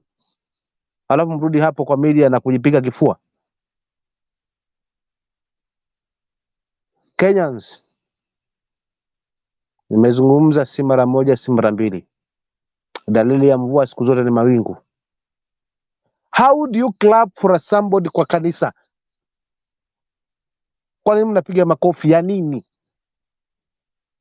Akiingia hapo, oh, nini? Mabishops, kipi cha kusherekea hapo? Je, mnafurahia ile milungula mnapewa na magari mnapewa na mapesa mnapewa, mkizitia kwa akaunti zenu, mkila na kushiba na kusaza, mkiwalaghai mpaka hao mnaoongoza kwa kisingizio kwamba ni rais mcha Mungu, deputy mcha Mungu, mkaza deputy yeye kwanza ni bishop, ni nini? Lawama kubwa liko katika makanisa, kwa sababu ndio watu wa kwanza kuangaza iliyo kweli. Na siku zote kweli, napozungumza kweli, unakuwa huru. Mbona kweli haipo? Nini mnatuharibiria hapo? Je, mko kwa makanisa kwa minajili ya tamaa zenu? Kama Mkenya mnyonge, lazima niulize hayo maswali, kwa sababu imefika mahali hapa sipo tena kwa kuvumilia. So cha msingi sasa hivi ni nini wewe unafurahikia? Deputy au governor wako au raisi amekuja kwa public huku mkisherekea mkijazana hapo, ya nini? Ya nini? Mnafurahikia nini? Ni wakati wa kushikana na kuacha ukabila. Ni wakati wa kushikana na kusema sisi wote ni wa Kenya. Kabila ni moja tu. Hatutaki hili, tunataka tuongoze hivi. Kama ni kupigwa marisasi na kuuawa, hata Kenya hii tulipata katika hiyo hali. Uongozi wa hii taifa halijaanza leo, but lazima tuonyeshe kwamba sisi hatutaki hivyo na hatutaki huo uongozi mzima, kwa sababu mena hata tukilamu county government, lengo la hii serikali ni kuhakikisha wame overall kila mahali. Hakutakuwa na nguvu hata huko kwa county government, kwa sababu lengo kubwa ni kuhakikisha kila mahali kuna kwa control by one person. Mtu mmoja akontrol kila kitu. Ndio nchi tulionayo sasa na ndio tunayoelekea. Our in charge both in county government, both in national government. Akisema mzee, ndivyo watu wafuate. Kwa sababu tangia tuchague hizi, I don't see anything. Sioni chochote kinachoendelea cha maana, cha maendeleo, hususwa cha kumsaidia Mkenya mnyonge ambaye yeye mtaji mtaji wake ni nguvu zake mwenyewe. Aitumie nguvu ndo apate kusurvive. Uhaba wa vibarua hakuna. Vibarua tuko nao, vibarua hakuna vibarua. Mazao na chakula mashambani ndo hivyo. Yet badala kwamba tufikirie hili janga kwa kina, kuna kuwa na propaganda, watu wanasheria makesi yalotolewa kwa sababu mabilioni yamerudi. Alafu mimi chaka nifurahikie maana Gachagua ameregeshwa 7.3 billions. Kashinda kesi. Hadi anarai mahakama 20 kesi za kuwekelea, then nafurahikia hapo. Ni nini nafurahikia hapo? Hizo bilioni 7.3 zitanisaidia na nini? Kenyans, let's not tusilale. Ni wakati tuamke. Sisi wote kwa pamoja tuseme no to this government na watu wao wote. Kama ni kutuua watuue, but tutoke tena kila county tupinge haya mashafu haya bila kuogopa, na Mungu atasimama nasi. Lakini hili ni laana linawapata kwa kuweza kumchanganya Mungu, kuficha machafu walionayo. Na Mungu si wa kuchezea, si wa kutaja bure. Na that's why kila wakipanga mipango inatoka nje. Kila wanapiga nje. Kila wanavyopanga wanapiga nje. Ni kwa sababu ya uovu huu. Kanisa imekuwa ya kichaka ya kuficha wawaji na waporaji. Wala milungula. Wala makandarasi au wala shares, kila kitu. Then sisi bado tunakaa tu na kushabikia. Wewe ni Azimio. Where are those Kenya Kwanzas? Ni waone leo hapa. Watuambie tu. Hiyo miezi mitatu wamekaa hapa kwa uongozi, nini hasa wamefaidi kutoka hapa? Ni dalili gani nzuri ambayo ina matumaini? Kama sio tu ya kupanda miti peke yake. Bernard, nasikia uchungu mwingine tofauti sana tu. kuona Mkenya mwenzangu mkewe amekufa kwa minajili ya njaa ni kitu kinaniumiza sana sana tu. Mauaji ndio hayo yamekithiri, nayo ndio hayo yamekithiri. Vyombo vya usalama na vya dola vipo, but kwa sababu mnatisha watu wametulia. Please, my president, my deputy president, kama mtakuwa mnatusikia na mnanisikia, we cannot live, hatutaishi Kenya ikiwa hivi. If hamtabadilisha maamuzi na mipango mingine, kindly, we cannot allow this. Kama Kenya mnyonge, kama Mkenya mnyonge, tutapiga magoti, tutaomba na tutawaombea na tutawalani, na mwisho wa siku tutashikana mikono wote. Ni kuamua tu, hakuna kitu ambacho hakiwezekani. Asante Bernard. Okay, thank you, Changa. We appreciate that, and we are in this together. We must win against the evils in our midst. We can't take this anymore.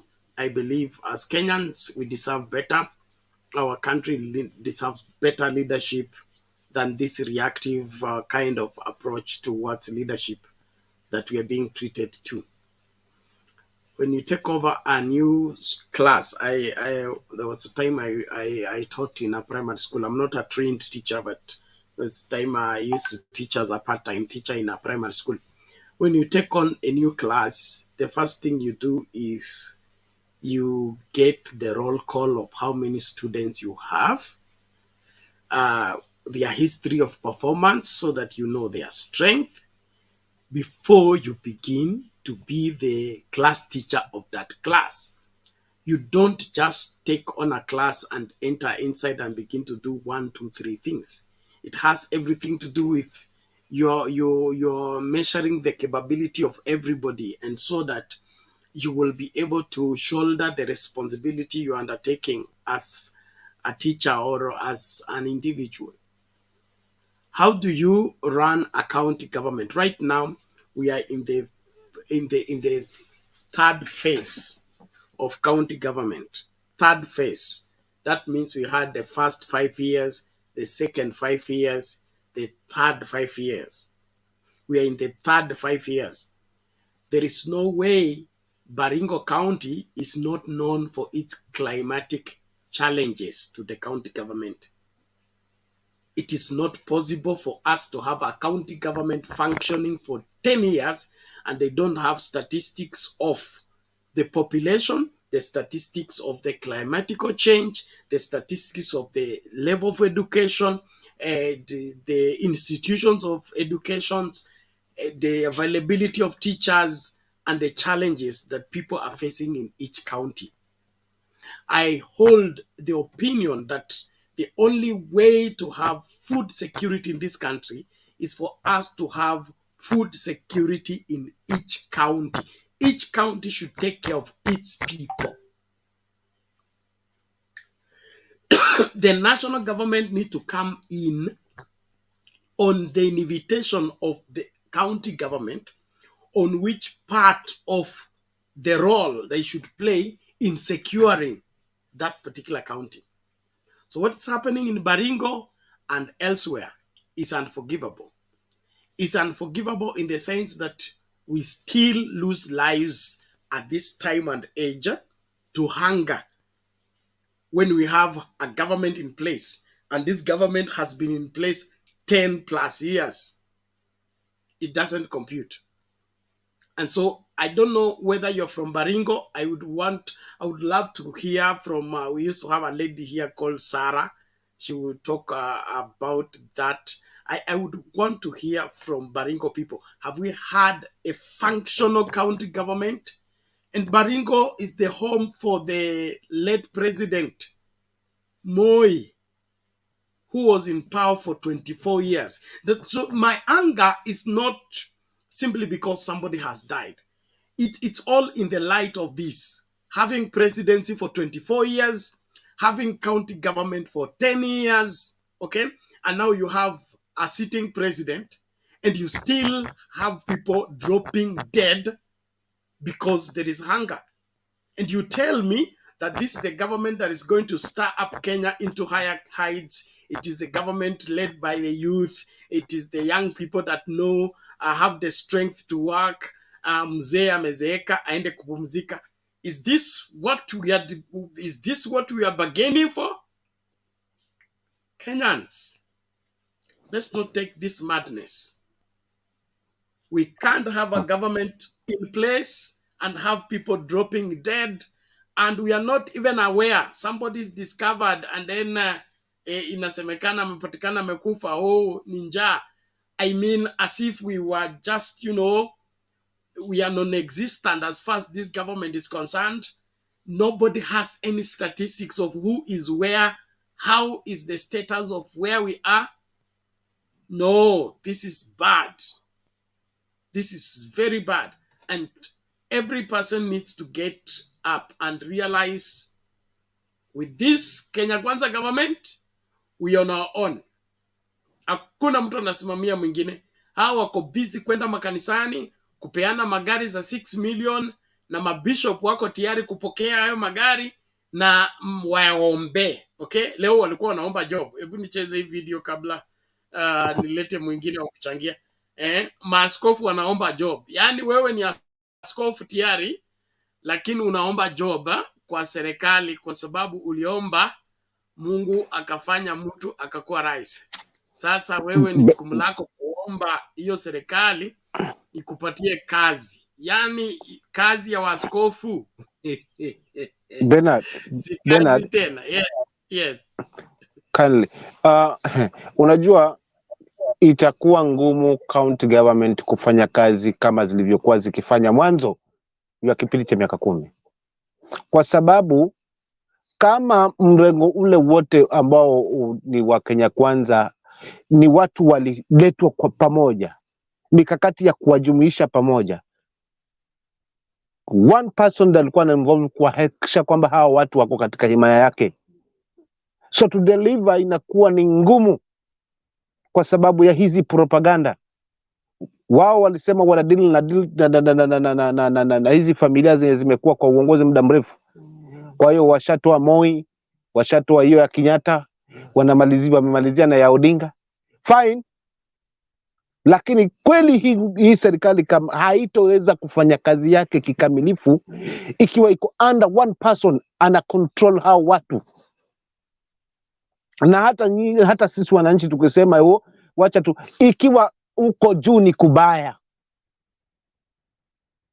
hata hapa chini kwa tutapiga, tutaenda, hata kama ni maofisi ya county tutafanya yote, lakini kama kwa kweli hakika hapo juu hakuna mtu ambaye anaangazia na yuko na roho ya kwamba kuna Wakenya ambao walinipigia kura, hawakunipigia kura, lakini hali zao ni ngumu kutokana na hali ya kiangazi, hali ya mabadiliko ya hali ya anga, hakuna mtu anajali katika moyo wake. Hata ukiwa na sauti hapo itanyamazishwa tu, itanyamazishwa tu. So serikali hii haina huruma na mtu wa chini. Serikali hii haimpigii mahesabu mtu huyo mnyonge.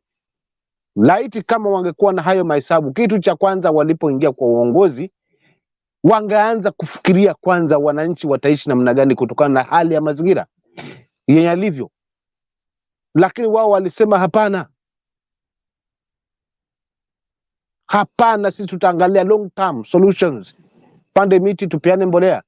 Sasa hizo mbolea mbona sizioni tena kwa malori zikipelekwa? Hiyo pesa nunua mbolea, je, mbona ingesimamia hiyo fuel, ikasimamia na masuala ya chakula? Tungekuwa tunaona haya. Na hata hiyo Bernard litosha, kinachotosha kwa sahani kula, si kwamba ndio imemaliza njaa. Kwa hiyo ni hakikisha kwamba ameng'ang'ana hiyo kibura 200 anaweza akaangalia chakula inayomsaidia. Leo hii huwe kupata 200 mlo mmoja tena wa kubahatisha huo. Watu tu waramberambe tu. Kesho hujajua tena utapata wapi shilingi 300 ya kuweza kulisha watu wako. So hakuna huruma na itakuwa ngumu hawa wengine kuweza kufanya kazi. Bernard, hawa magavana itakuwa ngumu, kwa sababu kile kiko pale ni kuhakikisha watu wameletwa, wote washaletwa tayari kwa pamoja, kwa ni wapangiwe kile watafanya ni nini. Si mtu apange kwamba mimi niko na ABCD. Kwa hivyo ni sisi wananchi wenyewe hasa tuseme no, hatutaki hii regime. Only watupige, watufanye nini, lakini ukweli tuuzungumze.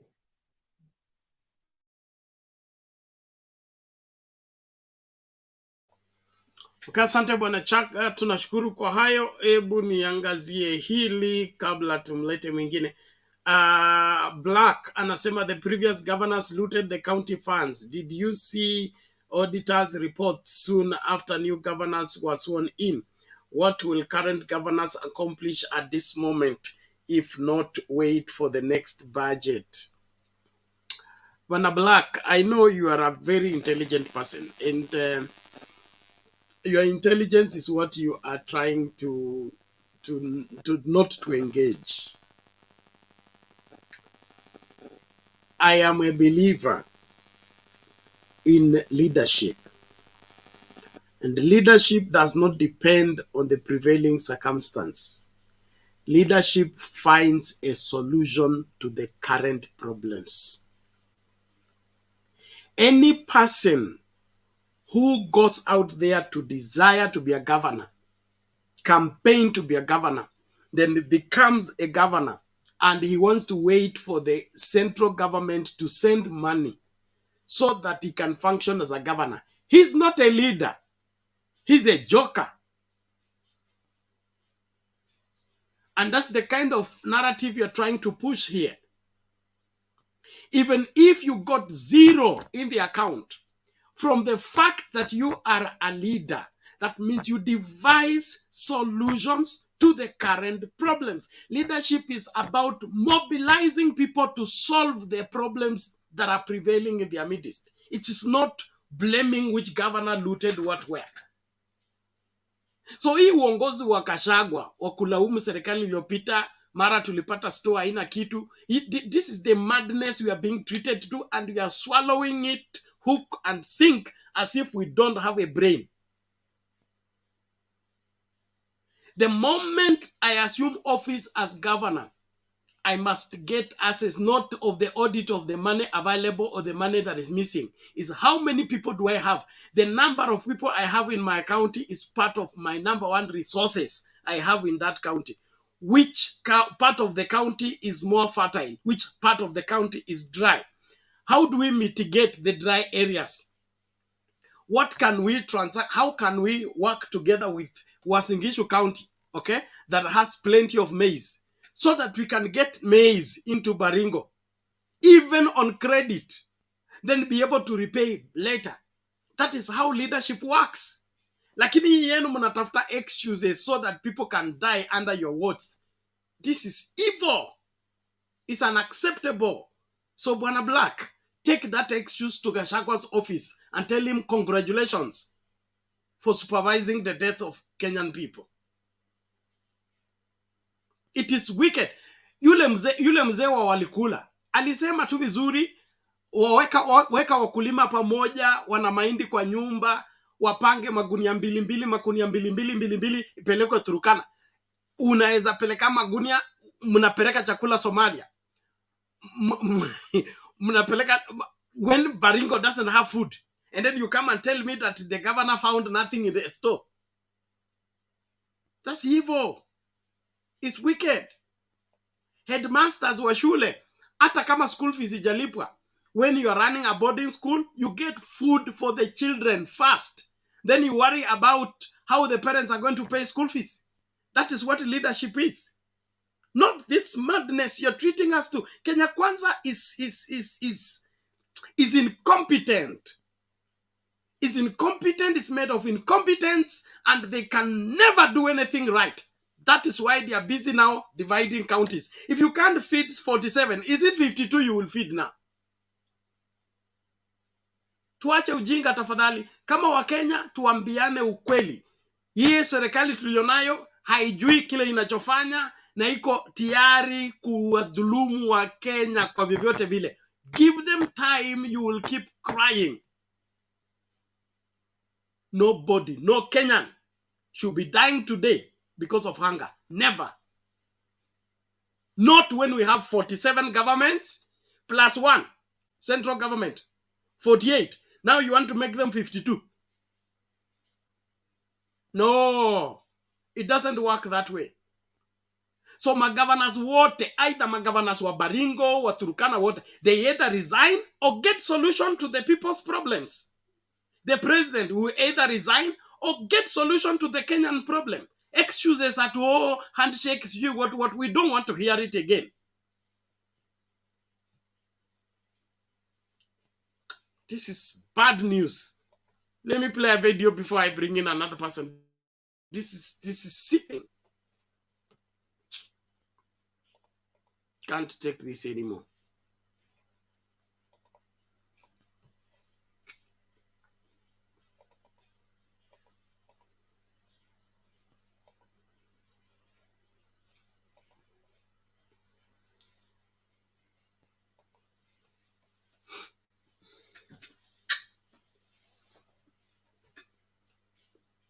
Listen to them.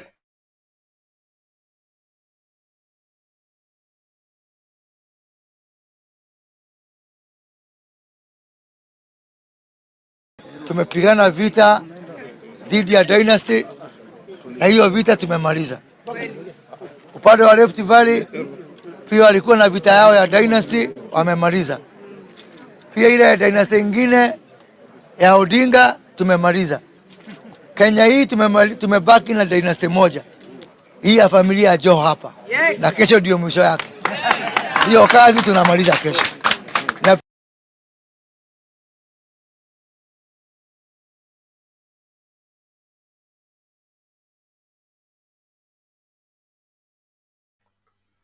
Rhoda, take it.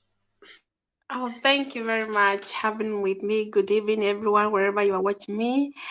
I'm watching you, and today I feel very sad. And you know, for me, I love people so much. I'm not a tribal. You know, we need each other. Actually, we need Kenyans. Let us wake up. We need each other. You know, this time we are living, life is too short. Life is too short. Let us love one another and honor each other, because life is too short. When we die, we don't have any chance. We know we live once and we die once. Everybody die, you know. I remember when my best friend died for the cancer. She was a real woman of God, woman of integrity. She used to love me. And when I'm going through a very difficult time, when I'm lonely, when I'm being rejected, she was studying with me. She was praying for me, but she get breast cancer, and I was very, very sad for her. They operate for her. They remove one breast, so she was only with one breast. And because she was not inviting me, how we used to go somewhere in coffee house, and here we say fika, and then we did coffee together. And then it was very, very pity for her. She need a lot of love and comfort. You know, when you are sick, you need people close to you. And then she get liver cancer, and then she went with the Lord. And she used to tell me, you know, Rhoda, we need each other, you know. And she was telling me how many people will come for my funeral. She was telling me that I want many people that come for my funeral. And we went. Her funeral was in the church, and people they buy here. We usually buy flowers, and then we value her. She went with the Lord. Now her soul is in heaven. She was spreading the love of God in the city, and she was really loved Jesus. It's very sad what are going in our country, nation, our loving land. You know, Kenya is a country of God. You know, I was thinking about Kenya, what God have done for us. God have been blessing us, Kenya, with many things, but we are not seeing. You know, most of my friends, they are from Thailand. When I talk with my friend, they usually tell me, in Thailand is a country of the tourism. And I was asked why the most of and nowadays most of the European people they go in Thailand, not now. Even Kenya will stop. There's a time people they'll stop to come to Kenya. You know why they like Thailand? Because Thailand is very peaceful country. They give them love. You know, Thailand women. Actually, most of the white men they like to marry Thailand women because most of the Thailand women they are very cleaning. They are very taking care of the men. So most of the white men they go to Thailand, they pick them, they marry them, and that's and that's fine. And then when they come here, they know what they are coming here. They work very hard. You know, they are very hardworking. They used to have their company like cleaning job. They're not stripping. So they used to tell me their country is a country they open up for the tourism. So I was speaking how what can we do in our country? Our tourism can feel safety. Our country can be respected. Our country can be loved. Because when you ask the British man, oh, I love Thailand man. I love Philippine woman. Why? Why what we have done in Africa? It's very sad what is going. You know me, I'm very honest. I don't come to try to hide things here because the things can bring us unity in our country. We have to be honest each other. We are all brother and sisters. We have never understand. We are all brother and we must speak the truth because God can deliver our country. But when we come here with the hypocrite, we don't speak the truth, what is going on in our country, then God cannot heal our land. God wants us to be honest each other because tribalism will never heal our land. The thing can heal our land when we speak the truth each other. But when we are hypocrite each other, we will never. That's a fact. We will never be unity. We have to be honest each other. That is only can heal our land. Unfortunately, it's very sad. I was watching today Kashagwa, Deputy Kashagwa, Rigiji, he called him Rigiji. He is from Nyeri. What he was speaking about today, all the time they speaking, the last government they did to anything. I was asking myself, what do they want them to do? Uhuru have done what he can. He have built the road. He have a contract with the Chinese to build the road. And that's why our country, we have a lot of tourism. Because the tourism cannot go a country dirty. The tourism cannot come to the capital city of Nairobi when it's dirty, when it's mess. They need to be humble themselves. They say, what a blessing. At the Uhuru, no, Rob, Bernard, I have not been in Kenya like 10 years. Why do I lie? I want to speak the truth. Let me tell you, I came to this country in Kibaki days, but when I came to Kenya 2015, I saw it was very different. What about now? They don't know how I feel cry my heart when they lie. I go to the internet, I check how Kenya is look like. They have who have built the road, even Turkana side, like Rodua, in Kakamega, in Thika. Let us speak the truth. Jubilee government, they did what they can. Even if they were not perfect, nobody perfect. Everybody do wrong. Even me, I do wrong. I'm not saying that I'm perfect. I do wrong. Even if they do wrong, you cannot say all the time, finger. You do. When it will be the end. Kenya people, we are not stupid. We see that they have done many things. Because that government, we cannot try to lie. We cannot come in here say, no, they have not done anything. Only stupid thing. You know, let me tell you, Bernard, I'm proud to be a Kenyan. I used to, like, it was yesterday, I was in somebody, we were checking hotel in Kenya, in Mombasa. My friend, my friend used to travel in Thailand. Oh, wow, very beautiful country. Fantastic. I feel proud when people, they tell me you have a beautiful hotel in Mombasa. It's beautiful. I say, yeah, but it has been sweating for us to build our country. Our grandmother, they were working very hard to pay taxi to build that country. That's how we build this country. I don't feel stupid. You know, some people, they come like I have friends from Syria. They want to live a country very peaceful, but they have a president who is a dictator. It's very fantastic. They have oil, but they have a government who is not management. They want everybody want to live peaceful. Nobody that problem. And what can you give problem? Problem we never rose the problem. When you speak the negative, you have to find the way. We used to say, loss a problem. You have to find the way how to fix the problem. If you say you didn't do this, fix the problem. The last point, it's very, very sad. And when I saw today in the news, in Baringo County. At the what people they are dying for food. It's so painful. And they were there in the church. They didn't hear the news that people are dying for the food. The president and deputy, they could go to that family. They feed them. Why God have give us, why we are get salvations, why we are born again. Born again is God give us wisdom to reason. Why they don't have the people, they don't think salvation is not only that. Salvation, I used to go to the church I go, we feed the homeless. Why do we feed the homeless?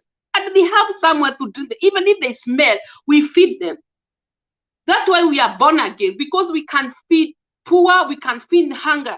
Why can't they go home for those Baringo family? They feed them with the food. It's very hard, and that county, they were that county. May Lord have mercy on us. May God help us as a Kenyan people. May Lord open inside eye to see. We cannot assume things. We cannot say hallelujah. We must say hallelujah, and so we do something, because we can release God is in heaven. If they could went to that family today, they could make God is in heaven happy. God doesn't want us to die for the hunger. People, they die for the sickness, because God is the one who heals. He heals people he wants. He's the one who gives a life, and he's the one who takes. If you want to heal people, he can heal. But people die for the food. It's very sad, unfortunately. We have to do something in our country. We cannot let people are dying for food. Turkana, Baringo, many county. We cannot assume. They have to fix the problem, because why they go to worship? When they go to worship, why they go to worship Jesus? Jesus, they don't give them wisdom to think. Let's go and feed that homeless child, like chokora. We have a lot of chokora in Nairobi. Why they cannot feed for them? They can build for home. Those people, Turkana and Baringo, it's very sad. It's unfortunate. The government must take a step. Like the way we take a step of faith. They take a step. They go to those home, door to door. Those Baringos home, they go door to door. They knock the door. Even when you are president, you can go door to doors. You can make a history whole world. Even you can win the Nobel Prize. Sometimes we think we are doing things. We do. That's the way we build our kingdom. We don't build our kingdom. When you help other soul, you release the God is in heaven happy. The Bible says, let teach your kingdom first. Okay, God bless you, everybody. Amen. Well, thank you, Rhoda. We appreciate that. Let's keep the conversation going. I appreciate everybody who is joining us in the conversation.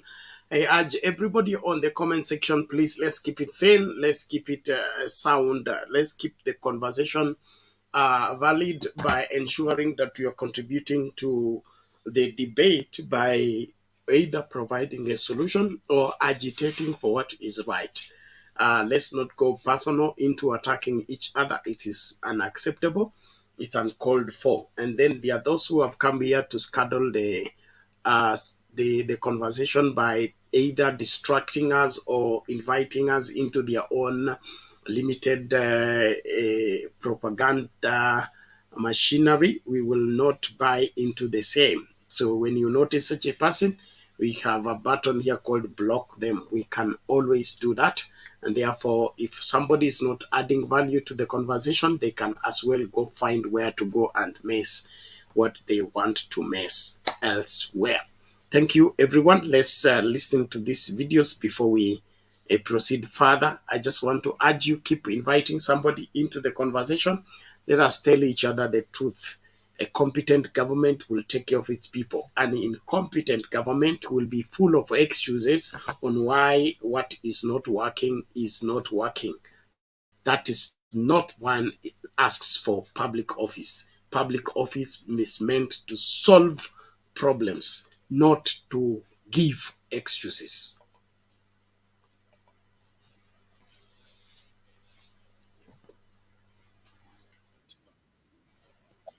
Mwenyezi Mungu, shukrani za dhati sababu ya upendo aliotuonyesha. Nakumbuka mara ya mwisho tulikuwa kwa hii stadium, tulikuwa watu wa kuomba. Tukiomba watu ya Baringo watushikilie kwa kura, na niwashukuru sababu mulitupigia kura kwa wingi kabisa. Na yale governor amesema, County Assembly ya Baringo, you have a special place in the history of our country. Nyinyi ndio mlisimama imara kuhakikisha mumepinga BBI, mukaungana na wabunge ambao tulikuwa na Mheshimiwa Rais akiwa naibu wa rais kupinga ile BBI. Na kwa hivyo tunashukuru, na Mheshimiwa Rais, wakati Bishop Kotut alikuwa anahubiri, nimesikia ameomba kazi. Na mimi nakuuliza, tafutia Bishop Kotut na wachungaji wengine kazi, sababu pia walituchunga kwa maombi. Na wewe mwenyewe umekiri ukasema kama sio maombi haungekuwa rais. Na ni ukweli haungekuwa rais bila maombi, Mheshimiwa Rais. Hii maombi ya hawa Kristo ndio imekufanya uwe rais. Na kwa hivyo tunashukuru, na sababu ametaja mambo mawili matatu. Akasema mambo ya vijana na ajira, mambo ya kupambana na pombe haramu, na mambo ya kupambana na ufisadi. Mheshimiwa Rais, mimi nimekumbushwa na hayo mahubiri ya Bishop, kitabu cha Genesis 50, wakati Yusufu, ndugu za Yusufu walirudi kumuomba msamaha, wale ndugu ambao walikuwa wamemsaliti, vile wewe ulisalitiwa na ndugu yako uliyemfanyia campaign, na wale uliosaidia kuunda serikali. Na Joseph alikuwa amefanywa maovu, na wakati ndugu zake walikuja kumuomba msamaha wakiwa na wasiwasi angewadhulumu, aliwaambia I am not in the place of God. Na akawaambia mstari wa 20 ya kuwa you intended harm on me, but God intended good to accomplish what is being accomplished now, to save many lives. Your Excellency, maombi ya Bishop Kotut ya kuwa usaidie kumaliza pombe ambayo inamaliza vijana wetu, ni sababu wale waliokusaliti wakakudhulumu, their intentions were to harm you, but God intended good so that you may save the lives of many of our people. Save their lives by restoring the dignity of our economy to an economy that works and one that creates wealth and job opportunities for our youth, ili waache kupotelea kwa pombe haramu. Pia Mheshimiwa Rais, uokoe nchi yetu watu wengi ambao wangeuawa by the murderous special units that have been put in place to kill, maim and murder our people. Your Excellency, you are put in place by God with good intentions, that you may save the lives of our people, the lives, and save our nation from the cancer of corruption. Your Excellency, that cancer of corruption, Your Excellency, those who are ahead of you only spoke about the real masters of corruption through state capture. You have in your hands power our institutions, and you have seen, Your Excellency, when institutions work, because we had an IBC as dysfunctional as those masters of state capture tried not to make IBC as an institution work. But because we had an institution in IBC, today, Your Excellency, you are confirmed as the President of Kenya. I want to encourage Your Excellency, strengthen our institutions so that we will not talk about corruption, we will act on corruption in this country, Your Excellency. Your Excellency, sio vizuri ukuwe kama wale walikuwa hapo mbeleni, walikuwa wananena mengi, wakionyesha vidole ya tuhuma kwa wengine kusema wale ndio wafisadi, ilhadi wao wenyewe ndio walikuwa wafisadi wakuu. Tusiwe wa kuongea, tuwe wa kutenda, kuonyesha na vitendo. Your Excellency, kwa hayo mengi, mimi nashukuru. Wakati wote nikiwa hapa Kabarnet, nikikumbuka hiyo wimbo ya former MCA wetu, mimi najisikia tu nikiwa hapa Amiga kabisa. Kabisa. Kwa hivyo, Your Excellency, kwa hayo mengi, Mungu akubariki. Ili jeshi lote umeona hapa kwa bunge liko tayari kuungana na wewe kusaidia kutatua shida ambazo ziko nchini yetu, shida ya uchumi, shida ya njaa, hata hii shida ya insecurity. Nataka nimwambie ndugu yangu Kamuren, sisi wote ni ndugu na dada wa nchi moja, na sisi wote tukiwa Baringo, tukiwa Kenya, tuko nyumbani na tuishi kwa amani. Asante na Mungu awabariki. Your Excellency, let me invite our majority leader, Senator Cheruyot kutoka Kericho. Your Excellency, the President, Deputy President Rigathi, the clergy, viongozi na wanakazi wa Baringo.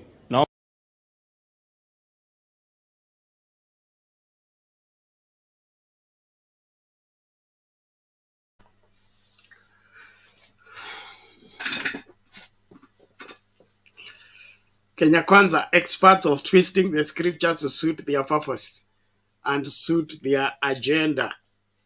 Now they have turned preachers, making the Bible say what it never meant to say. What kind of world is this? If you are legitimate, you are legitimate. But trying to twist the scripture so that it makes you legitimate when you are fake, you still end up being fake. The person who is practicing state capture right now is none other than the Kenya Kwanza government headed by Dr. William Ruto.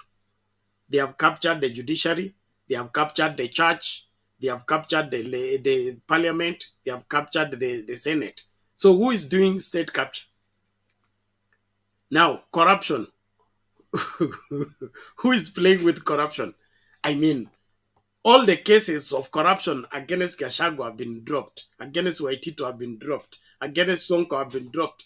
All the corrupt cases have been dropped. Is that how to fight corruption?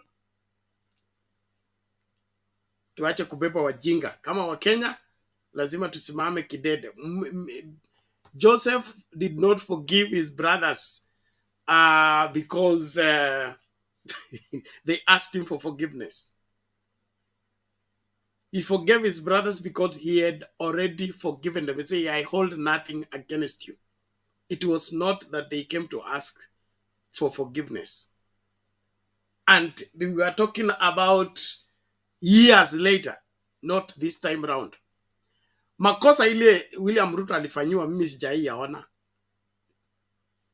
Yule mtu aliyekosewa na serikali ni Raila Odinga.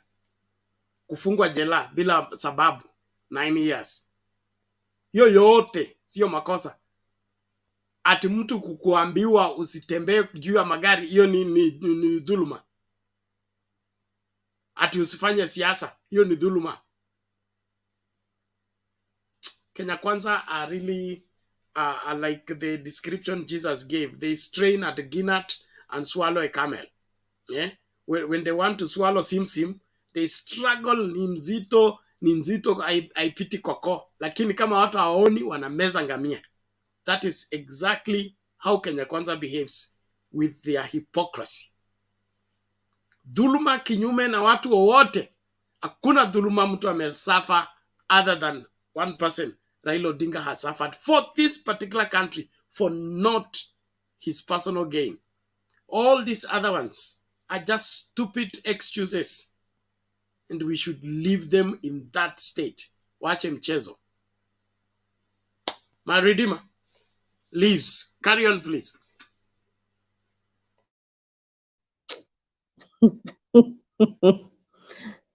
Bernard, nilikuambia watu wanasoma Biblia upside down.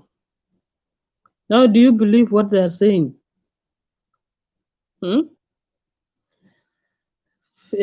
Genesis 50, about the story of Joseph, sidhani kama ina relate na Ruto mahali.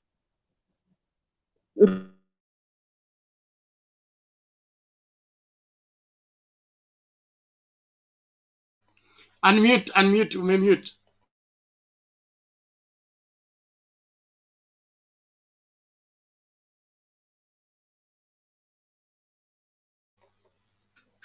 Maredima lives, you mute your mic hatukusikii. Unmute kwanza.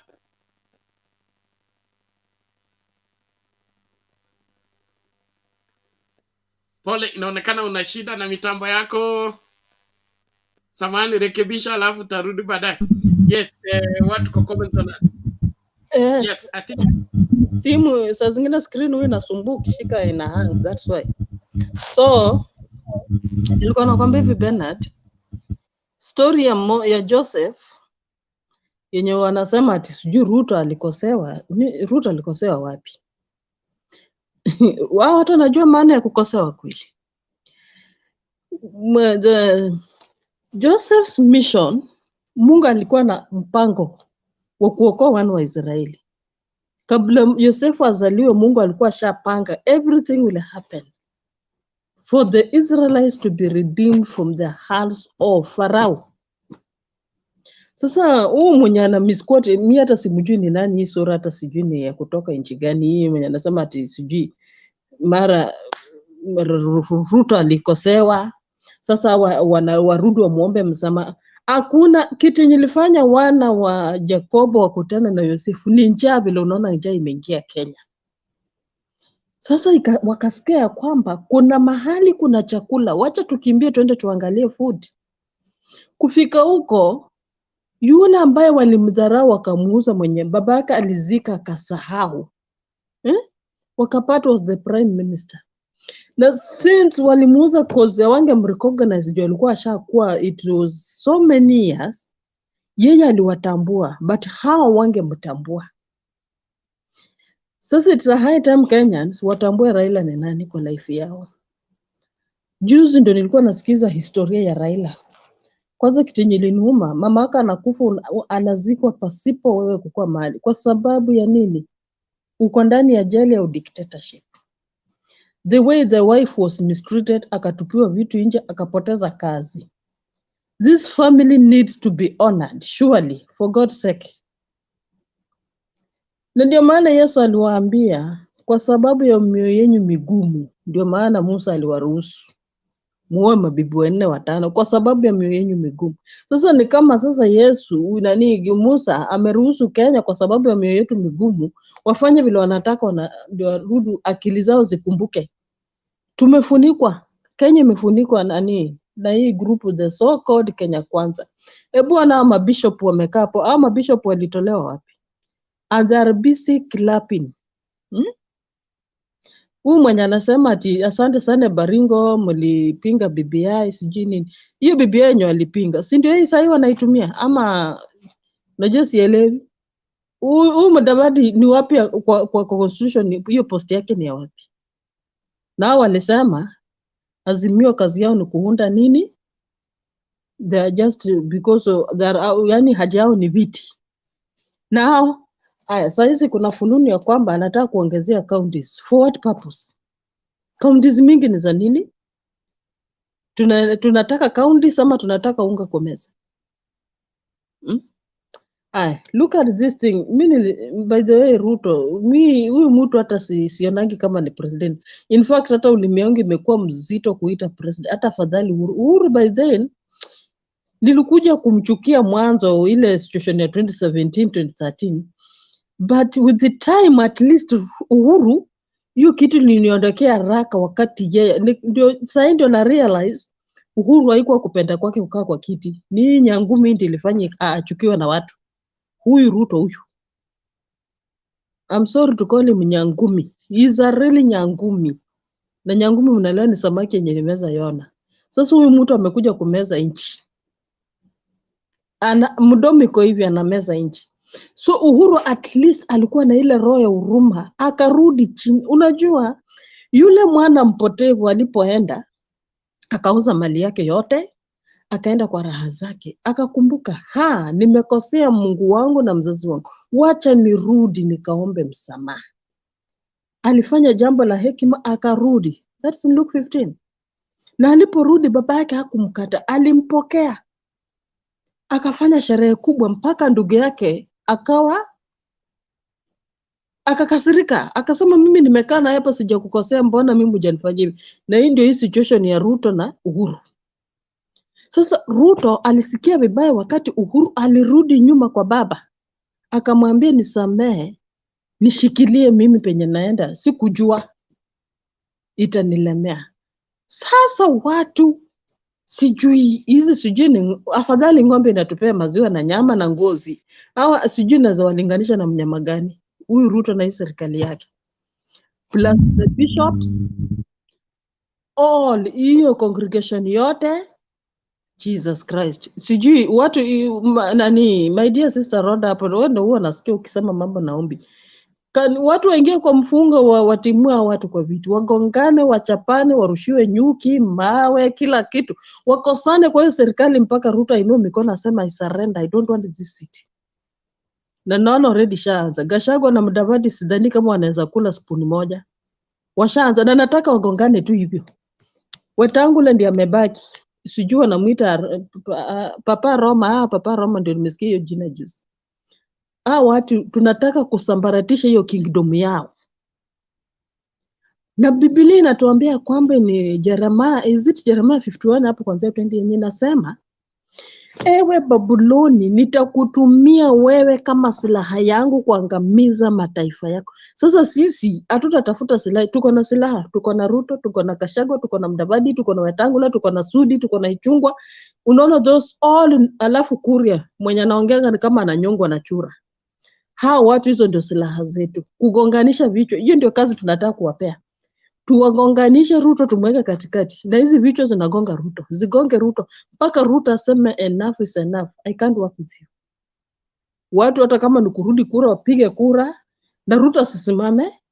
Weke mtu mwingine another combatant. We have another leader. We have learned people in this country. Why can't we have those people? Mamaka alikuzaa akakusomesha akijua mtoto wangu kesha anaweza saidia mtu. Lakini juu nyota zimefunikwa hatuonekani nani Bernard tuko na masomo, tuko na certificate. Yeah? But tutaonekania wapi? Because of corruption. Ndio maana unaona tunapanda mandege tunaenda kuoshea Warabu choo. Warabu wakishaona hivyo, unaona hivi tenye inaonekana wanaonanga kila kitu, wanajua historia ya Kenya. Sasa tukifika huko when I was in Saudi niliambiwa na mdosi wangu direct. Akaniambia, do you know we hate Kenyans because you are dirty? Hiyo ndio kitu ya kwanza aliniambia. Na akasema corona imekuja inaenda kuwamaliza hospitali zenyu ni chafu, but makiu Mungu ni nani? Unaona wachafu hao. Ndio Mungu alilinda hao, ndio walikufa kama inzi. Na ndio unaona wanataka kutuletea GMO foods to kill our immune system that is fighting against diseases in the body.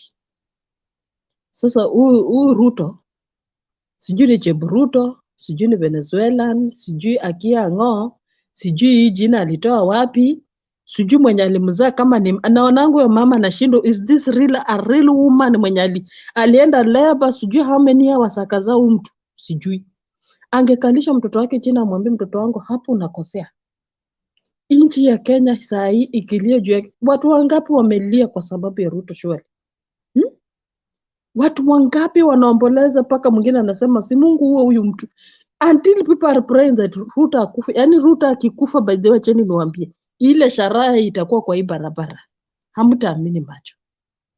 We had one leader mzee mwingine alikuwa mbaya kwa kijiji hapo Mathare. Alikuwa akiongea vibaya kwa vijana.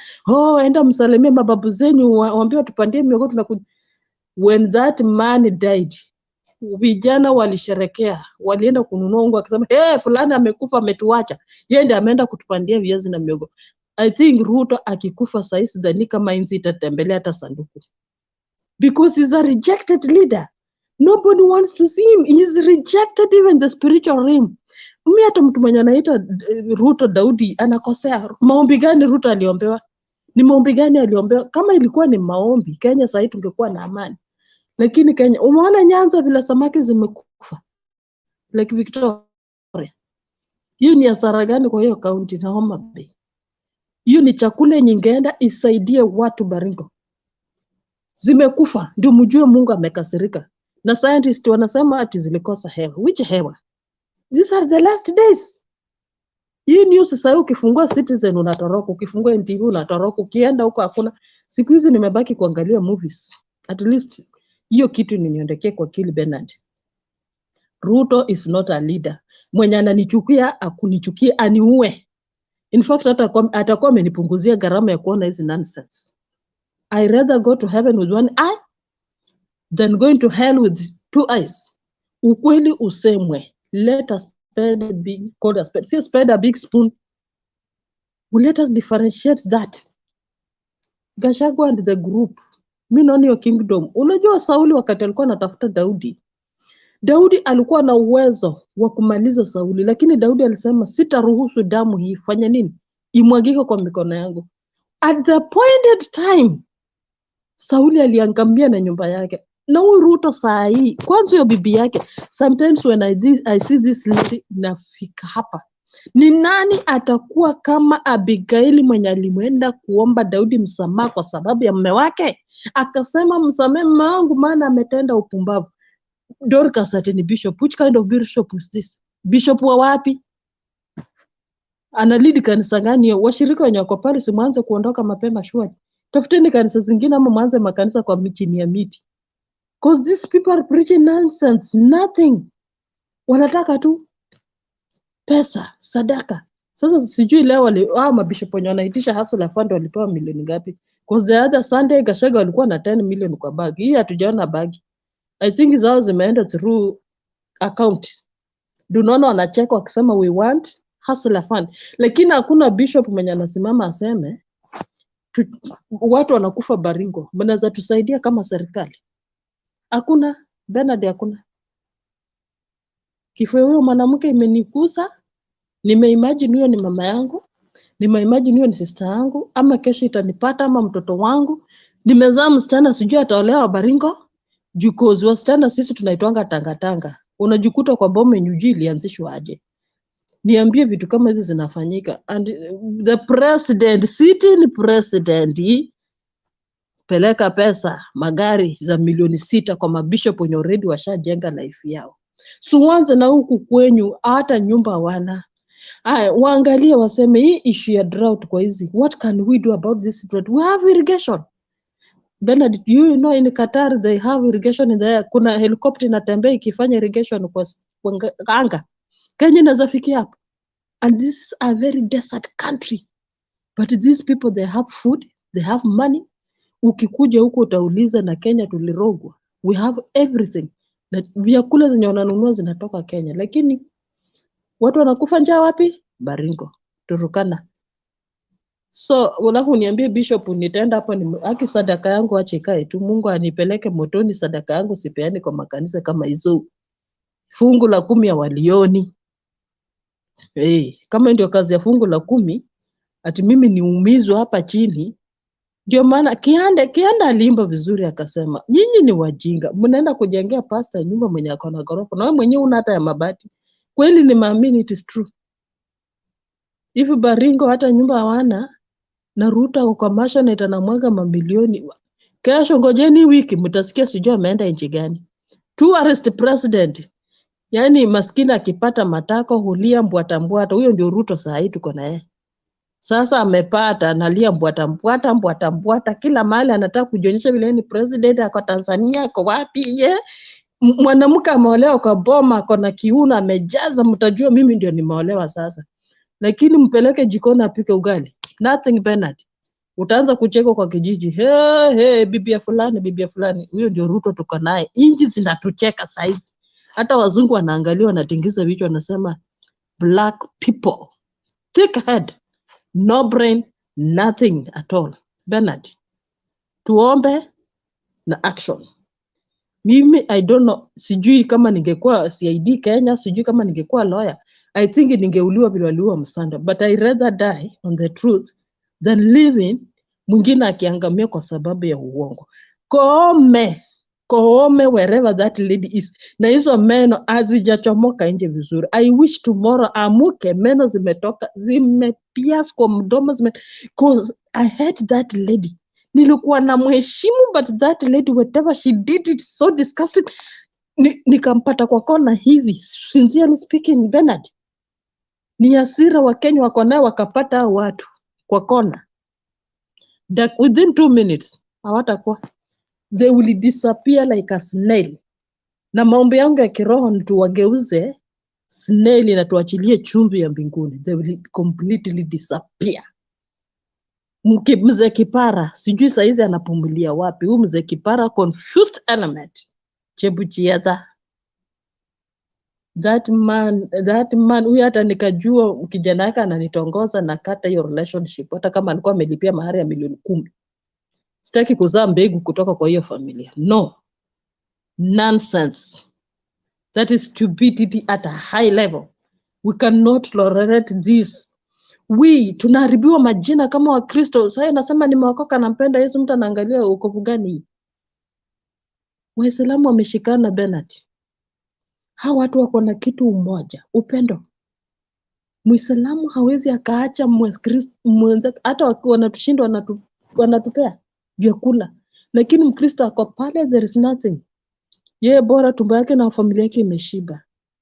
Alafu mtu anakuwa ati Biblia ati Joseph. Sasa wanataka Raila na Uhuru waende wapigie magoti wanaomba wasamaha. Kwani hao ni Mungu? Kwanza hiki ni kimtoto cha juzi cha hata sijui alizaliwa mwaka gani.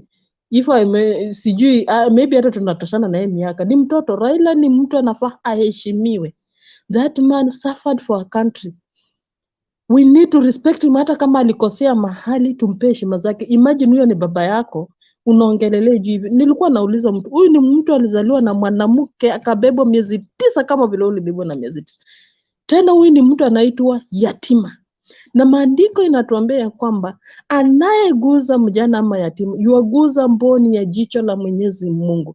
Unajua watu the more wanaendelea kuongelea juu mtu, Mungu anawapanish na waoni. Wako na macho na waoni. Wana masikio na masikii. Walipewa akili lakini hawaitumii. What can we say, Bernard? Siku hizi hata kulala usingizi nashindwa, hata kuomba inanishinda. Nitaanza baba, naombea nini by the way? Ni serikali nitaombea ama ni familia yangu nitaombea? Angalia kwa street saini kuipa life. Hata tutaogopa kutembea na masimu. Watakupata na tulituli utapigwa uambiwe ndio ununue simu ya adabu. Mimi nishanyang'anywa Nairobi masimu. Si ati ni uongo. Mchana life ikaenda. Unajua hii high rise of insecurity ni kando ni kwa sababu unajua kazi ya vijana ilikuwa inatuokolea by the way Bernard. Na hii ujinga kuweka watu kwa sako nilifanya pesa zetu zikaikuliwa. Waiguru alimeza pesa zetu mingi sana. We lost millions of money. I was in a NYS, nilichota mafi kwa mtaro. Bernard, first interview mna tengeneza mtaro na ni mafi, unajua flying toilet na bila gloves. Lakini in the name of wacha nitafute. Hii ilikuwa interview ndio kuja mqualify, mletewe gumboots, mletewe gloves, mletewe nini. Pale Mathare. Alafu pesa zenyu badala ziwasaidie na ulikuwa nakatwa na ni by force. Jubangi meleta na ishakata. There is nothing you can do. Utaenda kwa banki useme mlikata pesa zangu. Zilienda hivyo mpaka leo hii zikazama. Huyu Waiguru mwenye saya anatembea kitingiza matako hivi. Sijui alikula na Ruto alienda outing wapi? Akia. Alafu mwana Ruto bila maibisho alishika mama yule mtoto matiti. It's all over internet. Paka watu wame make fun to it. Yani aibu. Sawa, asante. Nashukuru kwa mchango wako na maoni yako. Nashukuru Wakenya kwa kuwa wavumilivu na waangalifu. Tunawahimiza mahala popote ulipo, tegea hapa Mtembei TV, utapata uhondo na jinsi vile Wakenya wanahisi kuhusu serikali hii na jinsi inavyofanya kazi. Ningependa tu kuwaomba mahala popote ulipo kuhakikisha kwamba unalinda nidhamu, respect each other, and let us not succumb to the pressure to be banned as a people. Let's remain vigilant to see to it that our freedom is not taken away from us by bad governance. More than that, all county governments of all affected counties, they must be held to account. There is no excuse for any county to be food insecure when it has run for 10 years. No. After 10 years, kama ujaangalia njaa inatokea wapi, ukame unatokea wapi, nini kinasababisha insecurity in our county, nini kinasababisha nini in our county, then you shouldn't be anywhere in leadership. You can't be in a place for 10 years and you can't tell what is the cause of the problems of the place. And you still want to perpetuate that leadership. That needs not to be at all tolerated in this great country. And so all kina Ichung'wah and team, those are people ambao wamemezeshwa irisi, yani wamepewa kasumba. They can never think for themselves. They are the agents and the extension of mouths of lies in order to kupumbaza Wakenya. Na sioni wakienda mbali, njia ya muongo ni fupi. Their day is set. They will definitely succumb not very long from now. We need to have people who are committed to see to it that this country moves forward. And that conversation is right here. And so let's ensure that we converse and agitate and ensure that every Kenyan lives informed. One appeal before I share the link, nimeona request your link. There is a new channel that we've established for talk shows, and we want you to subscribe to the channel. It's strictly for talk shows where we'll be talking in details, engaging different leaders at all levels with questions that are like what we are seeking right here. And so that channel is called Sound Candid Talk. Sound Candid Talk. And we want to work hard to see to it that we have as many subscribers as possible. So if you have not yet subscribed, I'll be sharing the details right now. And I want you to go there, subscribe, turn on the notification bell, and leave the rest to us. We'll be putting up videos there of different leaders as we engage them with questions on leadership matters, social life, and other aspects. So kama uja subscribe, tafadhali hakikisha una subscribe kwa hiyo link moja kwa moja. Asante sana. Here we go. Those are the details. Please make use of them before we go further into the conversation. We'll play one video, then we bring Ms. Mora to make her contribution. A few quick videos, and we move forward. Okay, let's listen to this lady.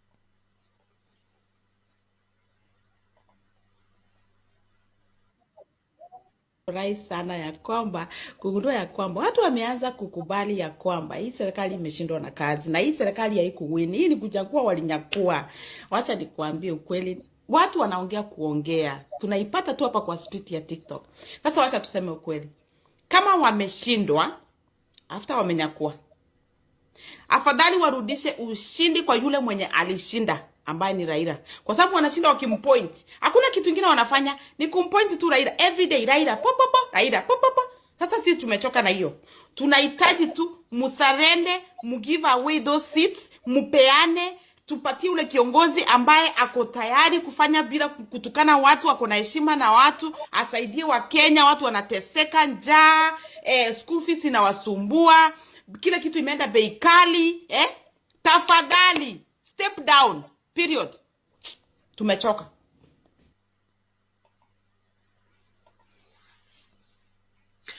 Haya maoni ya Wakenya hapo. Miss Mora, karibu. That's Gladys. She's my friend. Glado, where are you? Come on. You need to come live one of these days. That's my friend Gladys. She's from Minnesota. Great. Yeah. Oh my God. I just don't know what's going on in Kenya. Where did the Redeemer go? She hit the nails, the hot nails on the damn coffins. But really, the president and his entourage were in Baringo today, in that same county that people are dying of hunger. What irony.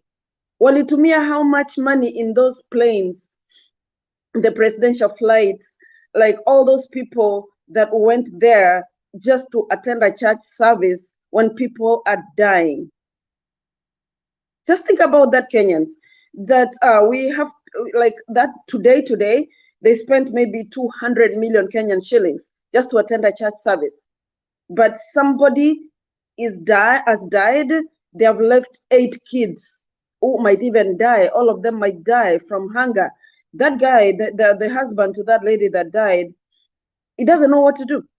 He doesn't know how to take care of himself. He doesn't know how to take care of those 8 kids that were left behind. Mtoto wa miezi miwili amewachiwa. How is that guy going to manage? And everybody that you saw was being interviewed is emaciated. Those people, they don't even have water to drink. That mom, actually, I don't think she died of hunger. She died of dehydration because she didn't have anything to eat. Her body dried up. It's dehydration is actually what kills. It's not the hunger. It's dehydration. Mwili inajikula.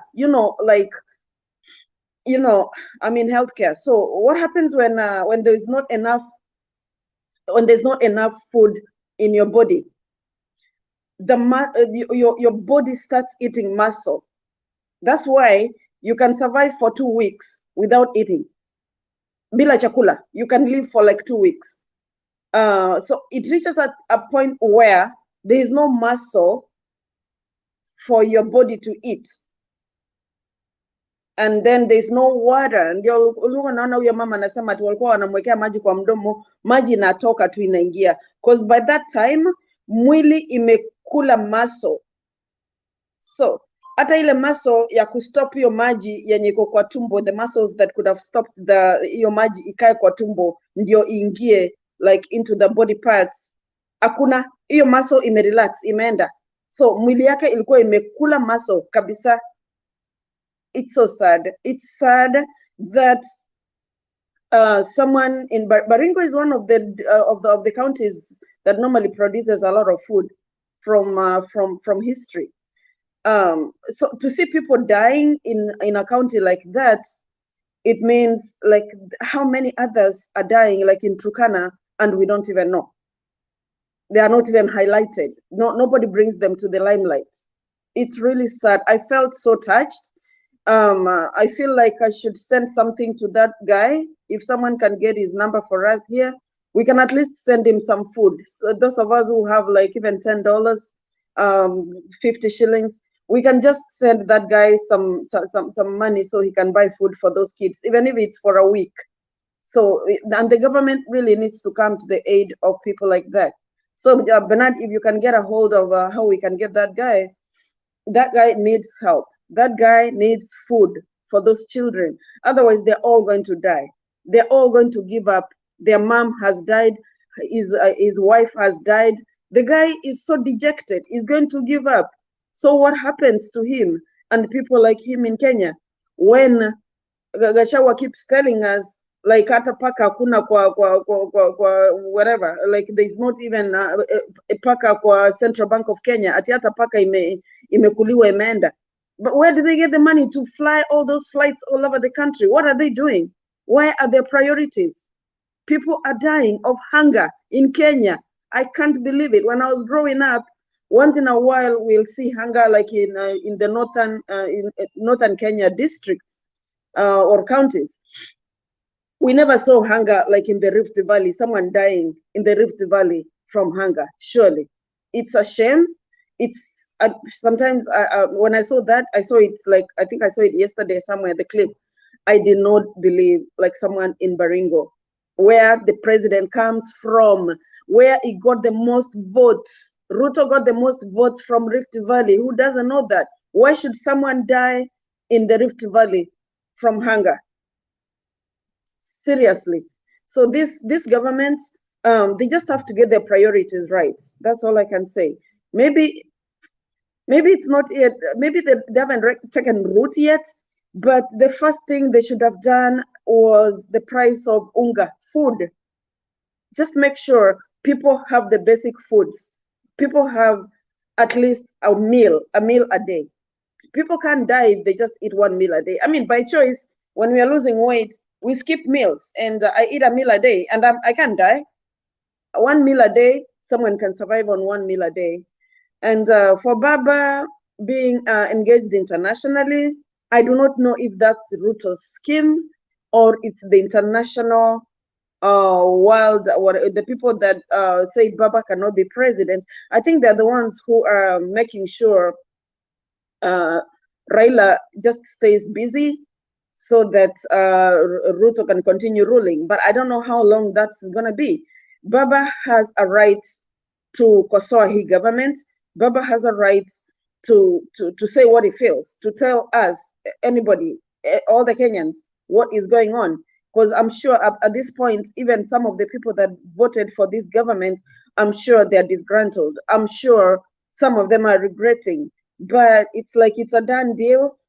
But we can't give up, though. It's a done deal. 5 years with this government, it's going to be a struggle. But life has to go on. We can't just see people dying. And then the tribal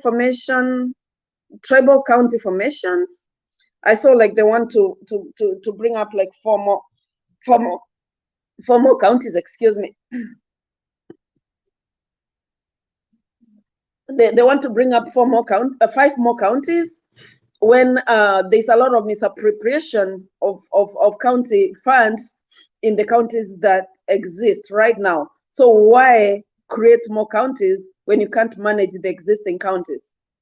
Actually, they need to cut down on the number of counties so people can get, I remember when I was growing up, we had the provinces. We used to have, I think, more maendeleo during the provincial days. Like we had Nyanza province, Western province, Central province, all those provinces. I think people had more developmental projects going on then than now. And then the MPs want to ati wanataka kugoma because of the CDF. Come on, my dear MPs. I just say you just want the money so you can run the money.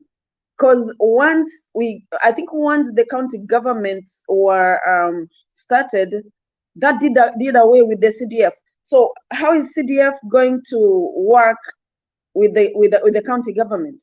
The county government takes over, and the MCAs, the MCAs and the county governments, they take care of the development projects in each of the wards and throughout the county.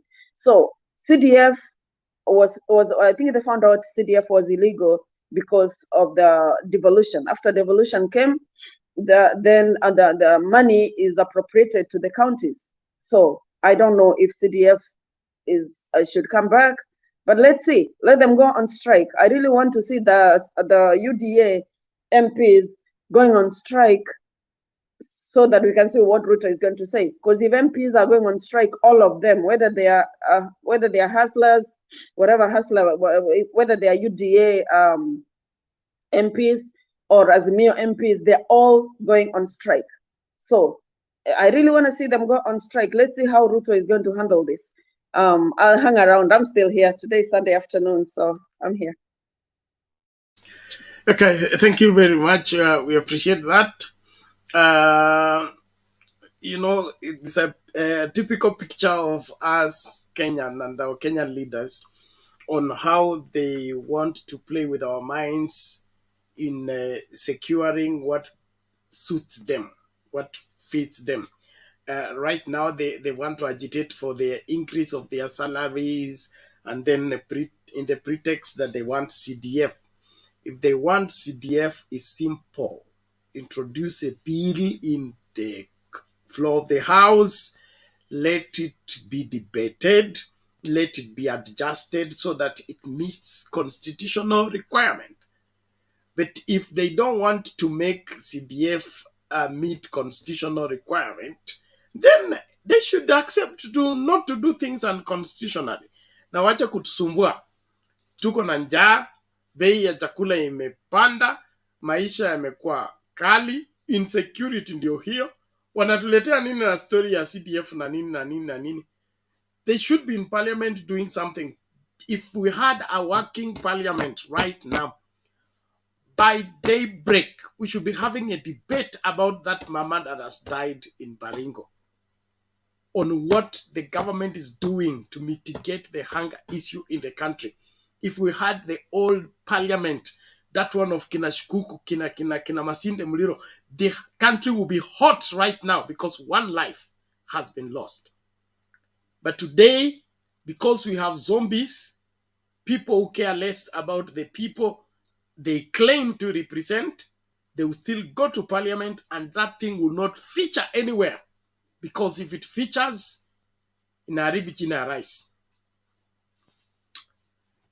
God will help us. Now, I want to play a few quick videos and then we proceed further. There was a request for the link. Michael, you requested for the link. There we go. You can only get the link on YouTube. That's where it is as accepted to post. So wale wanatufuata kwa Facebook and elsewhere, you can only get the link on via YouTube. Tafadhali ingia hapo kwa YouTube, hapo utapata link ya kuingia studio, alafu uchangie. Kisha ningependa kuwahimiza wale ambao hamja subscribe kwa Sound Candid Talk channel. I have shared the details. Please make use of those details. Subscribe right away. Let me see numbers increasing of subscribers. There is a lot. We are building up very strong content for that particular channel. It will be strictly for talk shows. Those of you enjoy people responding to questions, please, that is the channel for you to subscribe and follow closely. Since we'll have sufficient time there, we'll engage a leader for a long time, at least for an hour, for them to respond to our questions rightly. Last weekend we spent the day on Friday. We spent the day with the Bishop Kamata. Bishop Kamata is the father of the proprietor of Kamata Music School in Nairobi, and the son is the one who has sung that mysterious song called Cheza Kama Umepigwa na Radi, something like that. So we engaged him with those questions, and he was able to articulate some issues and what is wrong with the church. He told us how witchcraft sneaked into the church and all that. So that documentary will be coming. That talk show I'll be posting it probably by end of today. Ilikuwa ijamalizika vizuri. Nilikuwa nataka itokee vizuri ili tusikuwe na shida. So sikutaka nitoe na haraka. So that will be on that particular channel. So ukitaka kufuata story kama hizo, hakikisha umesubscribe kwa Sound Candid Talk channel mpya ambayo tumeweka ya kuhakikisha kwamba unapata huo uhondo. And then I want also to I will try to trace the details of the guy, like Miss Mora requested, but it's a tall duty, it's a tall responsibility. I will see if through our Mtembei TV contacts in Baringo, probably we'll be able to trace and get the right number for the person. In the meantime, tuwaombe na to hope that the help will come in good time. But it is very sad for Kenyan lives to be lost. Kiholela hivyo. Okay, let's watch this as we continue to engage.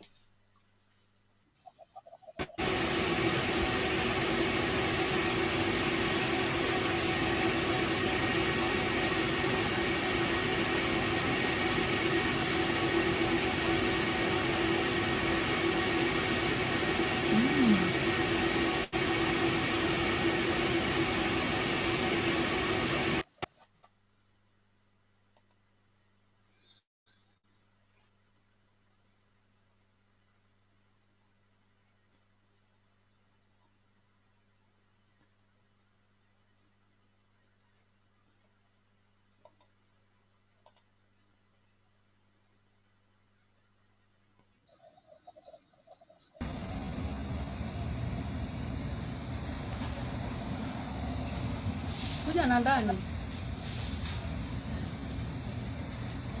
Ina record. Record mpaka uso. Sawa. Kuja na ndani. Oh.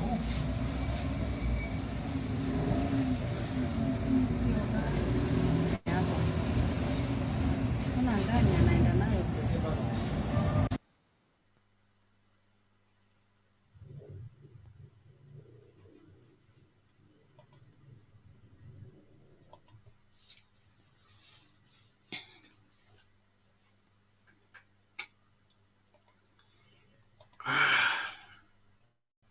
One more as we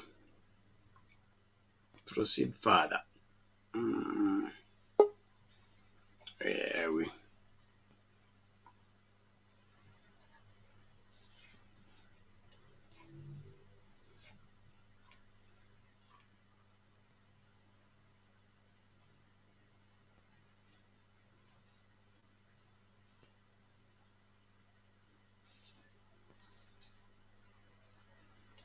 Okay.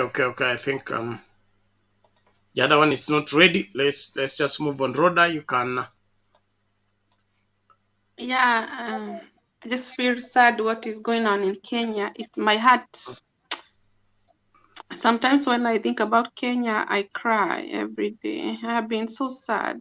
You know, I have even somebody, one woman, I used to see her once per month to talk with because it's painful. It's so sad to see people how, yani Wakenya wanateseka sana. I think Wakenya wako na kilio. I think Kenyan people are sad, are not happy because the way we were expecting, Bernard, since I have never been sad, I have been relaxed when Uhuru was a president. I didn't focus with Kenya politician. I was not watching. Actually, I was relaxed because I was just watching the news and I saw everything was right. Everything was going well. I didn't have had problem like people like the way watu wanapora watu pesa, those criminal. I was very stable. If somebody asked me where you come from, Kenya. I was very proud of Kenya. Kenya, we don't have problem. If some people talk about Kenya, Kenya is people they lobber. No. I was very again. I was fighting with people. I used to fight with people because I've never think about Kenya. It is a country we have a criminal like that. I used to defend Kenya. So my heart, I feel very sad.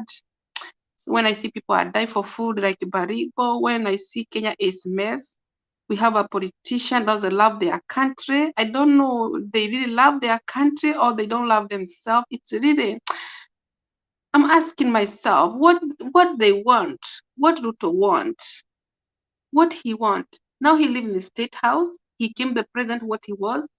He broke the BBI and the BBI stopped it because he have a more power than Uhuru when he was a president.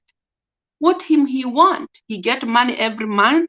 He live in a state house. The government take care of him. They take care of his wife. They take care of what people they want for real, to be honest. What we want.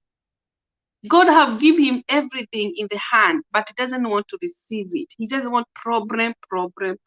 He said, something, I was very proud with the Uhuru, he was happy. I mean, everything he was seeing positive. It's not he didn't have a problem. I think he was hiding something. I think he was happy living in state house. He was happy to be president. I think he was enjoying. To be a president, you enjoy because you are the power. But still, when you are happy, take that positive. Me, I don't like problem. It's good to be positive. It's so sad. I used to see, I don't want my country to be like Madagascar. Madagascar is a country people, they die with the food very much. I want my country is a country of agriculture. It's a country we export tea. It's a country we export coffee. I want my country that we're exporting fruits. I want my country, every county have a food like the way Baringo is Rift Valley. They need to have a maize. They have a potatoes. I think they can do a lot. We can do a lot if they want. This government, they can do a lot if they want. But if they don't know, we cannot force them. I think the way Ruto needs, he just needs to surrender his life. That's the way I can advise him. He surrender. And regard the Rigiji, he need to meet this old man to encourage him. Sometimes you cannot talk about negative about person until 5 years. I think he needs to talk with the old man, those old people, they encourage him, how he can stop to talk about all the time about what happened. He's alive. He's alive. You need to be thankful. You need to be thankful. We always thankful to be alive. Life is very important. Why I don't know what people they want. He's blessed. He's a deputy. He gets everything for the government, and he's still complaining. Sometimes I wonder what people they want. God have give them food there in the hand, but they don't see the greatness. They don't see the goodness. They still see the negative. Even when me every day, I'm thankful every day for food in the table. I'm thankful every day for life. I'm thankful for food. I'm thank God for my child. She's healthy. She go to those things. We need to be thankful because when we are thankful, we are able to fight every power of the darkness. But all the time we are negative. You are negative. You will never be happy. We get joy when we start to be happy ourselves. You can be happy for small things, but then I don't know really what this government want. And then it's very sad, like I can speak with people from the central. People from the central, they are the one who have been hurted a lot because the way they promised them, the way they were doing for them, they were fooling them. It's not good to fool other community. Sisi wote ni Wakenya. Kwa nini unaenda you are fool other community? Unawafuna. You know what he know what he was planning. He was fooling them. You know, he need to tell them sorry. I know I fooled you. You know what he was planning to do when he take over. He know he would punish Uhuru. He know he would punish Raila. He knew that mess. I know he had been planning many years. And you remember even the Uhuru came the president 2013. Uhuru didn't want to come for the president. He forced him. He didn't want because Uhuru he was a stable. He was a I think minister, something like that. So they know what they were planning for him. I wish I could be advisor for the Uhuru. He could not be the way he was, if I knew, but I was not living in Kenya. I could, but I remember God was speaking to me, call State House, but I didn't have chance. How can I call the state? I was asking God, how can I call Uhuru? And do you think he will like my call? I could advise him, do this and this. These people, they know your weakness. That's why they pray for the. You know, when you know somebody weak, you know how to manipulate this person. They know what they were doing because Uhuru was the best president we have never seen. He was accepting everybody in State House. He was accepting Musalia Mudavadi State House, Waitagura, everybody. He was inviting everybody. He was not, and everybody was getting money for the government. He was not against for people. People that the one who did, you know, sometimes you can have a diagnosis. We don't know, maybe Huru he have autism. We don't know he have Asperger. You know me, when I come here in Europe, I start to understand there's a diagnosis you can get, and you don't know. You can see people, they are coming here, they have diagnosis, and we didn't understand. Like DHD is something you get anger, and you don't understand. And there's some difficult, you don't understand things quickly. But when you meet people, they don't understand because they don't have an empathy to understand. Some people, they can have a diagnosis, and we don't know. Maybe who have autism, maybe have Asperger. Asperger is autism. You cannot read other people's feelings. And then we are judging him. May Lord help us in Kenya. Thank you.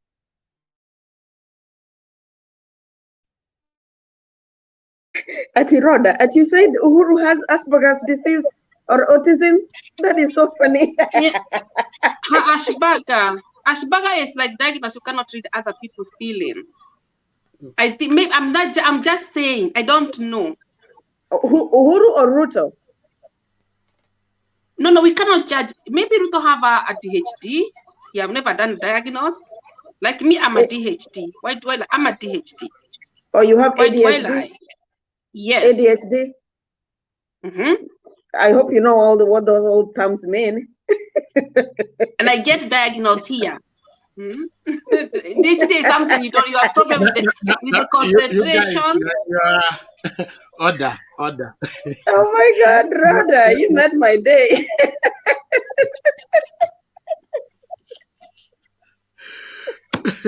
Ms. Mora, you should educate us. But in the meantime, let's move the conversation first. It is important that we put everything in the right perspective. So I'll give Ms. Moran the time to do that. But before that, we'll play a video in between so that she gets well prepared for the same. Watu wa comments, asante sana kwa hizo comments, positive comments, zingine zinafanya nini? Kuna wale wanataka nihame hii channel, niende channel ile ya Mungu. Hii pia ni ya Mungu tu, tunafanya kazi zote kwa pamoja. Kwa hivyo usitie shaka. We are here to secure the greatness of this great country so that we are able to fulfill our mandate accurately. So let's watch out and do what is necessary to secure each and every aspect of our great country without relenting. Kuanzia Jumatano hii na kila Jumatano, Triumphant Bible Media inakuletea Escape the Era of Error. The era of error. The era of error. Escape the era of error. It may sound like tongue twister. God is never in the noise and he does not compete with the noise. Critical, subject. In our day, it is not called syncretism as it were, it is called interfaith. Well, this is our online Bible Summit where we are given to see to it that you establish your understanding of the truth so that you will be able to escape the kind of falsehood that is being cultivated, embraced. Sasa usikose mafundisho haya ya Escape the Era of Era ukiwa naye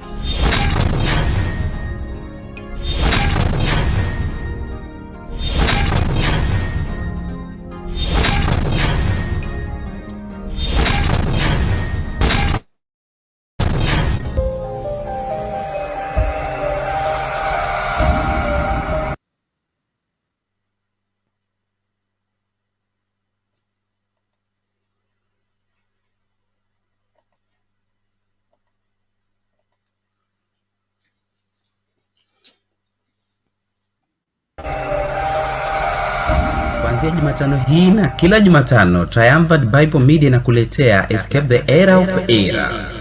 Karibu kwenye mafundisho ya Biblia online Bible Summit Jumatano hii kuanzia saa 3 asubuhi hadi saa 10 jioni.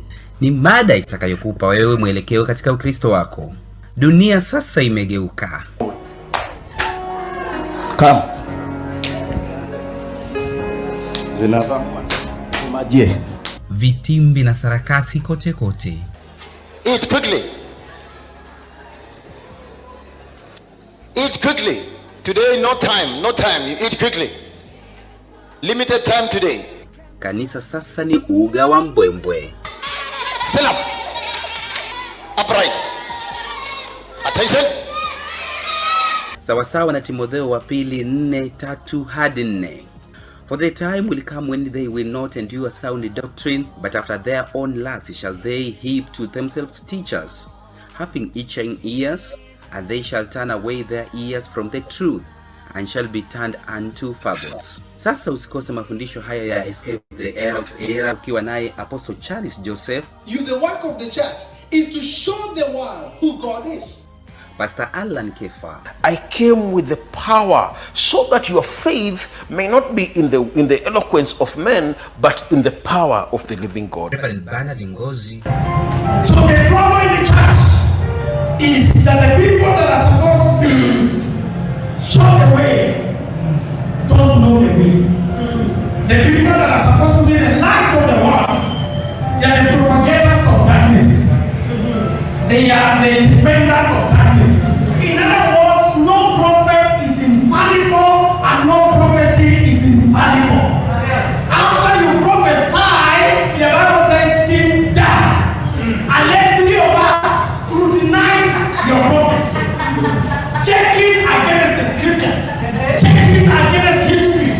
Check it against the societal accepted way of operation. If it doesn't meet the threshold, throw it in the dustbin. If you don't want us to change your prophecy, you are a false prophet. Naye Bishop Silas Kanali. I have seen even old men promoting young people and giving them very big names. The Bible says a bishop should not be a novice. Time has come. Even if they raise the dead and they are novices, they must be disciples. Even if they have a following, in other words, they are popular. Popularity does not equal right. It is only popular, but you're not right until you follow the faith. Now they are ordaining people to be apostolic bishops. The things that is not in the scriptures. It is money making. It is not an order of the scriptures. Vile vile atakuwa mbashara kwenye runinga ya Mtembei TV. But this is what we are beginning. And this is a war we are going to fight. And this is a war we must win. Because nobody is going to take us the right. You will not call what is evil Christian. And we will be silent. No. Usikose.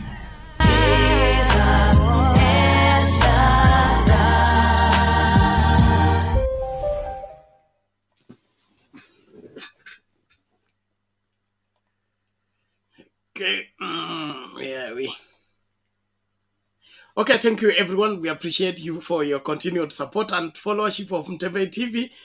If you are still watching, please make sure you invite 1, 2, 3, 4 people to follow into the discourse. I trust you are understanding some things better by reason of listening and seeing different Kenyans engage on the topics that arise.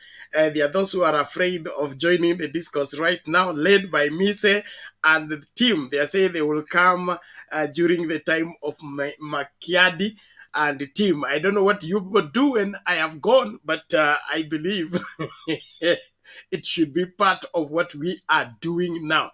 And any Kenyan of goodwill must be a person who insists on what is right, regardless of who does what is wrong. It doesn't matter whether you're a church person, a different faith person. The right is right and wrong is wrong. And the government exists for safeguarding the lives of its people. The moment the government cannot take care of its people, it's unfit, it's incompetent, and doesn't need to exist as a government. You can't be leading a government that is supervising the suffering of its people, or for that matter, organizing the suffering of its people. Because I don't see why we should have county government for 10 years and still county governments don't know how to secure their county in terms of food security. It doesn't add up.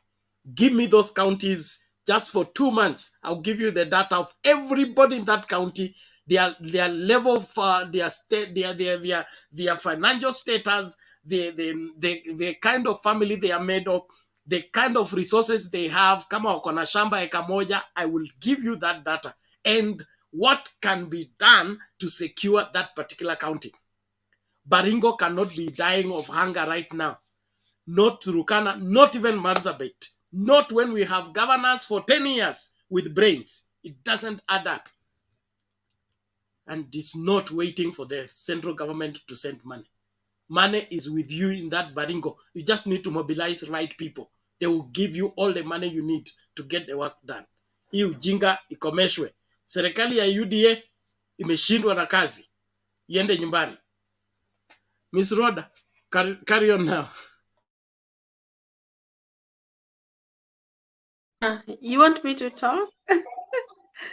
Yes. No, no, it's more. Miss Mora, It's Miss More. Rhoda utajibu baadaye. Rhoda umeuliza maswali kujibu. Ngoja kwanza. Let Mora respond to what you said, so that she sets the record clear, please. Okay, I'll just go one at a time. Asperger's disease, it's called Asperger's syndrome, actually. It's okay, like I've worked with people with different mental illnesses. So I know how to differentiate all those things: ADHD, Asperger's disease, all those psychotic patients, all those things. So we'll start with Asperger's, and then as the time goes, we'll look at each of them. So Asperger's, someone that has Asperger's syndrome, or that someone that has been diagnosed with Asperger's, lacks interpersonal relationships. They do not have skills to deal with other people. They don't know how to express their feelings. Like, they'll want to tell you something, but they won't know how to bring it out. And sometimes they will tell you like what the internal, what they're really thinking internally, but they would not keep it private. You know how you and me have a limit, like what we can keep private. This kind of patients or this kind of people, they will just roboca. They will just say everything. They have no filters. I know a few people who are like that. And then some of them have like a flat tone, like how sometimes how Ruto talks, like is like nothing is affecting him. You guys are dying there, but for him is like doing what he's doing. For him, everything is like level. I mean, that's the only example I can. And then maybe sometimes they lack like how to differentiate like the tone of their voice. So instead of being angry, there'll be like one of these patients that I dealt with, instead of, she went from like crying, like crying, shedding tears. And then I'm like, oh, okay, you know, everything is going to be okay. Can you just come down? Let's talk. She's like, okay, now let's talk. You know, that's someone that has been crying. They're talking like that with tears running down their cheeks. And then sometimes they appear to lack empathy. They don't know how to be empathic. They don't know how to regard other people with personal feelings. Now, sympathy and empathy are two different things. So empathy is when you want to bring someone close to you, like be in their shoes. So those people don't know how to be empathic. And then lastly, they have a difficult interacting with other people. Like, I think like a shower, I don't know. So I can give examples. So I will talk about autism before we finish this show. Okay. Yes, Rhoda, you want to respond?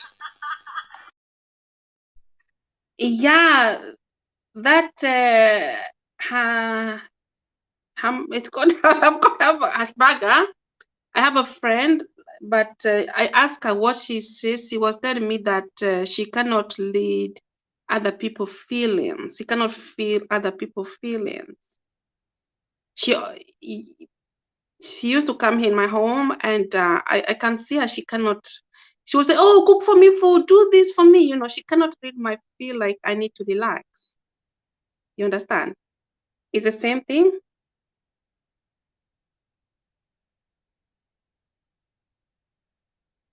Miss Moa, is the same thing.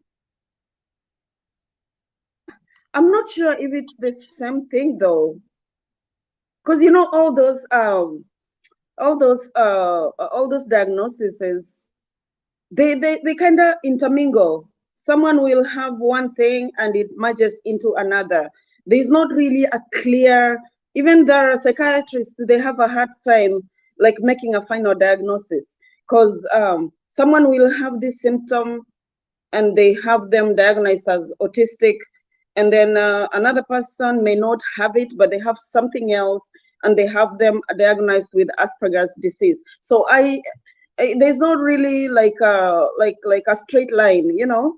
They lean towards like when there's more symptoms towards this diagnosis, then they give that diagnosis. Yeah, because someone can be autistic but like functioning really high. We have really high functioning autistic people. So they don't call them autistic. They call them, they are in the spectrum, the autism spectrum. So it's there's no really clear, unless it's really pronounced like all the way out there. But if it's like some aspects of it, then they will give them a medication that is going to help them with this symptom, that is going to maybe help with this other symptom. They're really on crossroads. Most of the psychiatrists, it's not an easy road. It's not an easy thing to do. So. Thank you. What about DHD? It's called DHD because I have that diagnosis called DHD. I'm not hiding it. I'm very honest. I get diagnosed for 5 years ago. ADHD? Yes. I'll narrow it down. Just give me a few minutes, okay? Okay. Okay, thank you. As Ms. Mora gets ready to respond, I want to appreciate those of you on the comment section. Please, let's keep working as ensuring that the information we are sharing is sound and right. And let's not go for trivialities. Kuna wale ambao wanataka kuanza kufundisha pronunciation classes on the comment section. Kuja studio ndio tu pronounce vizuri hiyo jina la Kashagwa. Kama sisi hatujui kupronounce, come studio tuambie it is pronounced how, because even himself pronounces it the same way. So you should just come and assist us if you think we are challenged in the same. Otherwise, I want to encourage us, those who are yet to subscribe on the Sound Candid Talk channel, please do so. I want to have as many subscribers as possible. We need to hit that 1,000 subscribers within the remaining 5 days. So please help me out. And if you're able to get it and you know somebody that will enjoy that kind of programming on that particular channel, please help them to subscribe as well. If you will get me 10 people to subscribe, each one of us will have already reached that 1,000 subscribers. And when you subscribe, please make sure that you turn on the notification bell, because if you don't, YouTube will clear your name from the subscribers within 24 hours. After 24 hours, utapata your channel tena, because they presume that you are a robot and not a real human being. So when you subscribe, ensure you turn on the wherever the notification bell. That is the only time it's confirmed that you are now a really human being that has subscribed to the channel, and so you'll be added permanently. So wale ambao mja subscribe, tafadhali fanya hivyo ili kila mmoja wetu amakinike katika kuelewa masuala yetu ya Kenya na kwingine kule, ili kila mmoja asikae gizani wakati kuna mwangaza wa kutumia kuona njia jinsi inavyopaswa kuonwa. Lakini tukirejelea uongozi wetu kama Kenya, we are a little bit below expectations. Majority of Kenyans are disappointed. Disappointed to say the least. From the hearts of hearts, every Kenyan, including hustlers, are very disappointed. And they are a disappointed lot. That what is most disheartening is that the government in power seems not to realize that Kenyans are disappointed, and they are, they are angry. They think they can play with their minds and still succeed in twisting them. That way, my free advice to Kenya Kwanza government, you're playing with fire. You're playing with fire. A hungry man is an angry man. Now, when you add that plus the election injustice combined together, you're dealing with an explosion that you will never have what it takes to call it off. So if you are a Kenya Kwanza, tafadhali get back to your senses, roll your sleeves, begin to solve the problems of Kenyans.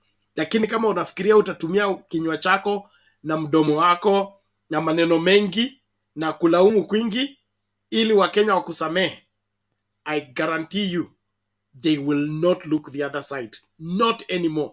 They want answers to their problems. And those answers need to be provided by their government. All county governments take full responsibility, take full charge. It is evil for you to be a governor when you don't have the data of your county. You don't know which people are in your county, what are their financial status, what are their economic status, what economic activities are viable in your county. If you don't know that and you're a governor, toka kwa ofisi, resign kesho asubuhi. Resign tu mapema, mtu mwingine awekwe hapo ndani afanye kazi. Hii story ya kubembeleza watu wajinga haipaswi kuruhusiwa katika nchi. We need answers and solutions. And so if you are a governor and you don't know what you're doing, get out of office. Let somebody else do it. Na nyinyi MCAs, ati mnazurura ndo tupendera hapa, mnazurura eti mmekuwa MCA. Watu wanakufa njaa kwako na una habari. Alafu nasema wewe ni MCA. MCA wa wapi? Get the data of your what is it called? County, sub-county, and deliver it to the governor. Mwambie mimi nina watu 1,100 na hao watu 1,100 ni watu 5,000 wanafanya kazi. So 5,000 they need food, they need food. Okay? So governor ajipange na wewe ujipange, uhakikishe kwamba the 95,000 have a way of getting food on their table. Lakini kama mnafikiria kuwa kiongozi ni kuzurura hapa na magari na kutishatisha watu hapa ati nyinyi UDA. Wait. We are coming for you. Thank you. Miss Mora, go ahead. Okay, so Rhoda, what did you want to know about the ADHD? Yes. Actually, ADHD stands for attention deficit hypersensitivity disorder. So it's just like it says, people that are diagnosed with ADHD, they have a hard time concentrating. They have a hard time like doing one thing for a long time. Like if they're kids, they will be like jumping up and down, and then in Kenya they just call them terrible twos. But you don't know if they have that attention deficit disorder, because total you will correct them, but in a minute they will go back to either do something else or do the same thing, like jumping on the chairs and stuff like that.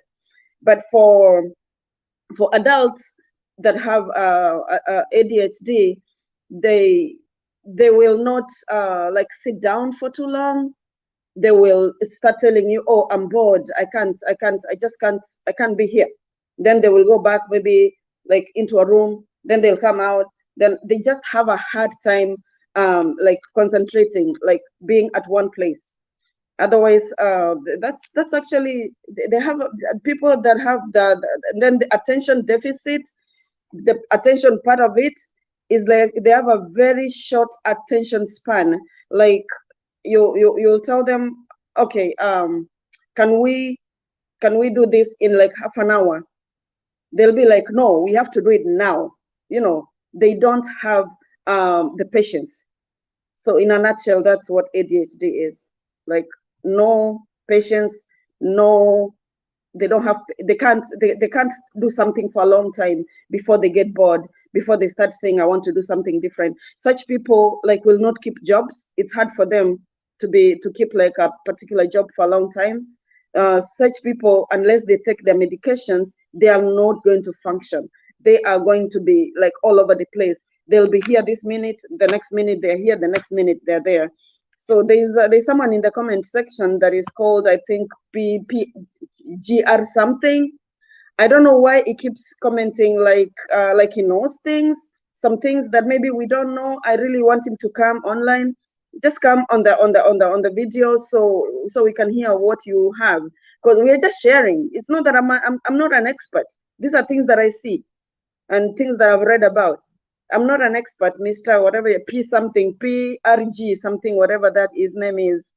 He kept saying, oh, you're pronouncing it wrong. I do not know what I'm pronouncing wrong. If you can't hear my pronunciation, I am very sorry. No one has ever had a problem with my pronunciation, unless he knows something that I don't know. Okay, thank you. He says he doesn't have guts to come on the screen, but all in all, he should be free to do so. And in case, okay, we are sharing here as Kenyans and as lay people, I could say that. And so if there is any information you have about what we are sharing that you think is profitable, you must be at liberty to share it, because more people run into this video and learn one or two things. That's the whole essence we are here. So we are not here as experts. We're here as concerned Kenyans that wants to find a solution to our prevailing problems. And one way is in getting people to talk. This aspect of samaki pia inakufa, I've not followed up closely on the story of samaki zinakufa, but I have a hunch that samaki haziwezi kufa tu hivyo. There cannot be insufficient air in the lake. that explanation doesn't add up, except there is some malpractice. You remember the quarrel between Migingo Highland and the Kenyan government and the Ugandan government, when the Ugandan president said samaki za Uganda lakini maji ni ya Kenya? You remember that kind of thing? I smell a rat. There must be some sabotage somewhere. Okay? And Kenya ni nchi ya ajabu sana. Okay? Kwa mfano tu, napeana tu mfano. Okay? Kuna uwezekano mtu ameitisha container ya samaki za China. Okay? Na hizo samaki zimefika kwa port. zinahitaji soko. Unaelewa? So kisiasa anaweza tumia sabotage to bring up the panic. Samaki zimekufa, ili watu wakatae kula hizo samaki, wanunue hizi ambazo zimekuwa imported. That has happened before. You remember the generator saga, when somebody imported generators and then they claimed that there was not enough water in the whatever, in the dam, so the electricity should begin to be rationed. So electricity will be running for 6 hours, then the other hours mujipange nazo. So what happened? To create market for those generators to enrich one individual. Kenya has a history of one person causing the whole nation to suffer for his own profit. I suspect that story ya samaki. But all in all, God is on our side and we believe Mungu wetu sio mwizi, Mungu wetu sio mkora, na Mungu wetu sio kutumia watu vibaya. So anybody claiming it is God who did this, is God who did this, ask him which God. Because the God of the Bible is a God of justice, is a God of truth, is a God of fairness. If we don't see these three things, we don't understand the God you're talking about. The God of the Bible is just, is fair, and is truthful. If you can't stand on these three things, you're talking about another God. And because the world is full of other gods, we allow you to refer to your God the way you want to refer to, but don't claim that the God of the Bible is the one doing injustice, is the one doing unfairness, is the one lying to Kenyans. That is not the God we are talking about. Asante.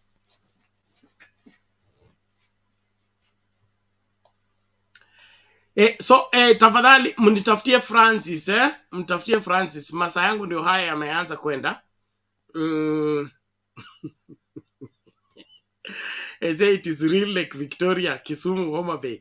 Yes, that's why I'm saying politics in Kenya are bad. Politics in Kenya is toxic.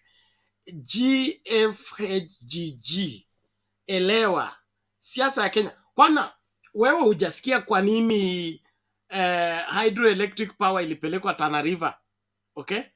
The initial project ya hiyo hydroelectric power during Kenyatta's time ilikuwa ikuwe River Yala. Okay? Ambayo iko na floods, iko na maji all full time, so that kutakuwa na stima bila shida. What happened until it went to Tana River? The Jomo Kenyatta government came up with an idea that if they make electricity to go to Tana River, Jaramogi ataamka usiku azime stima akitaka kuwa rais. I want you to see that mind, okay? Now, right now, the Ruto government is suffering from legitimacy issues. It is not why it's an unpopular government. It's a government of the minority. You get that? So they are looking for anything to make them be accepted by the majority of Kenyans. They know they are not supported by the majority of Kenyans. So one way of getting them to be accepted by the majority of Kenyans is through sabotage. Okay? Create a problem. Kikomba hapa tumechoma mara ngapi? Unatuma vijana wanachoma, alafu unakuja mchana unasema oh, poleni sana, hii moto ni mbaya, umekuja kuwasaidia pesa za kujenga vibanda, na wao ndio umetuma vijana kuchoma usiku. Government is seriously they do many nasty things. Wacha hii wanajifanya oh, disbanding or this squad because it was killing people. It is part of the camouflage. They are capable of doing evil, including poisoning the fish. Hiyo nitakwambia bure. Because that's how the government of minority is very dangerous. That's why they are afraid of a government of majority. The government of majority ni ngumu kuitoa. Ngumu kuitoa, ngumu kuitingiza kwa sababu it doesn't owe anybody allegiance except the people. But this one is not the government of the people. It's the government of the few. And the few will do anything to survive. One way is intimidate the people, impoverish the people, make the people as poor as possible so that they are always on their knees. They will never think of freeing themselves. That is the strategy. Kanu did it. This is a new Kanu that has reincarnated. They want to use the same tactics. Don't forget, hawa ni wanafunzi wa Kanu. Na Kashagwa, specifically the deputy president, alikuwa executor wa Kanu. So what we are dealing with is very complicated tusichukulie hivi hivi, and that's why proper investigations need to be done into what is happening around. Saa hii sio wakati wa Kenya kulala. Wakenya waamke wajue ni nini kinaendelea around them, especially in the Azimio counties. Azimio counties, they will want to use anything to frustrate every project that is taking place in the Azimio counties so that they say we are not different from them. Hata hao wangekuwa rais, vitu zingekuwa tu vile zinaweza. Unaona vile kaunti zao zilifanya, hata zetu zilifanya. That's all they are doing. Fighting to retain mediocrity other than prove that they are more excellent than the rest. That is all that is happening here. So let's not deceive ourselves to think that there is goodwill. There is no goodwill, especially in the Azimio counties. And that is why, look at the Azimio counties are the ones targeted in being split. Okay? They want to split Kisii, Kuria from Kisii. They want to split Trans Nzoia from, to split Mount Elgon from Bungoma and Trans Nzoia. Anywhere there is Azimio, they want it split.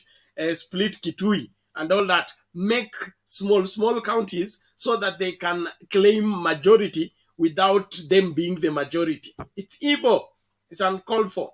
So hii serikali hawajui kazi yao, na kama wanajua hawataki kuifanya, na kwa vile hawataki kuifanya lazima waonyeshwe mlango. Waonyeshwe mlango. Na sababu ya sisi kuwa hapa ni kuhimiza kila Mkenya amakinike. Don't succumb to the pressure to accept mediocrity as normal. Mediocrity is not normal. Excellence is what is normal. We need to get the very best that we can get. So let's get things done. Oh, it is Kuria from Migori. Sorry. Kuria from Migori County. Whichever. Asante sana. I always confuse Kuria and we. What is the neighboring of Kisii? The tussle between the Kisii County, the other part. Okay. Sawa sawa. Asante kwa kunikosoa hiyo story ya Kuria and Migori. So let's get it right. Of all priorities, could we be talking about splitting counties now? I mean, even if those counties are split now, they are gazetted, okay? They will. Are we going to hold by-elections or are we going to call it general elections? Now look at that.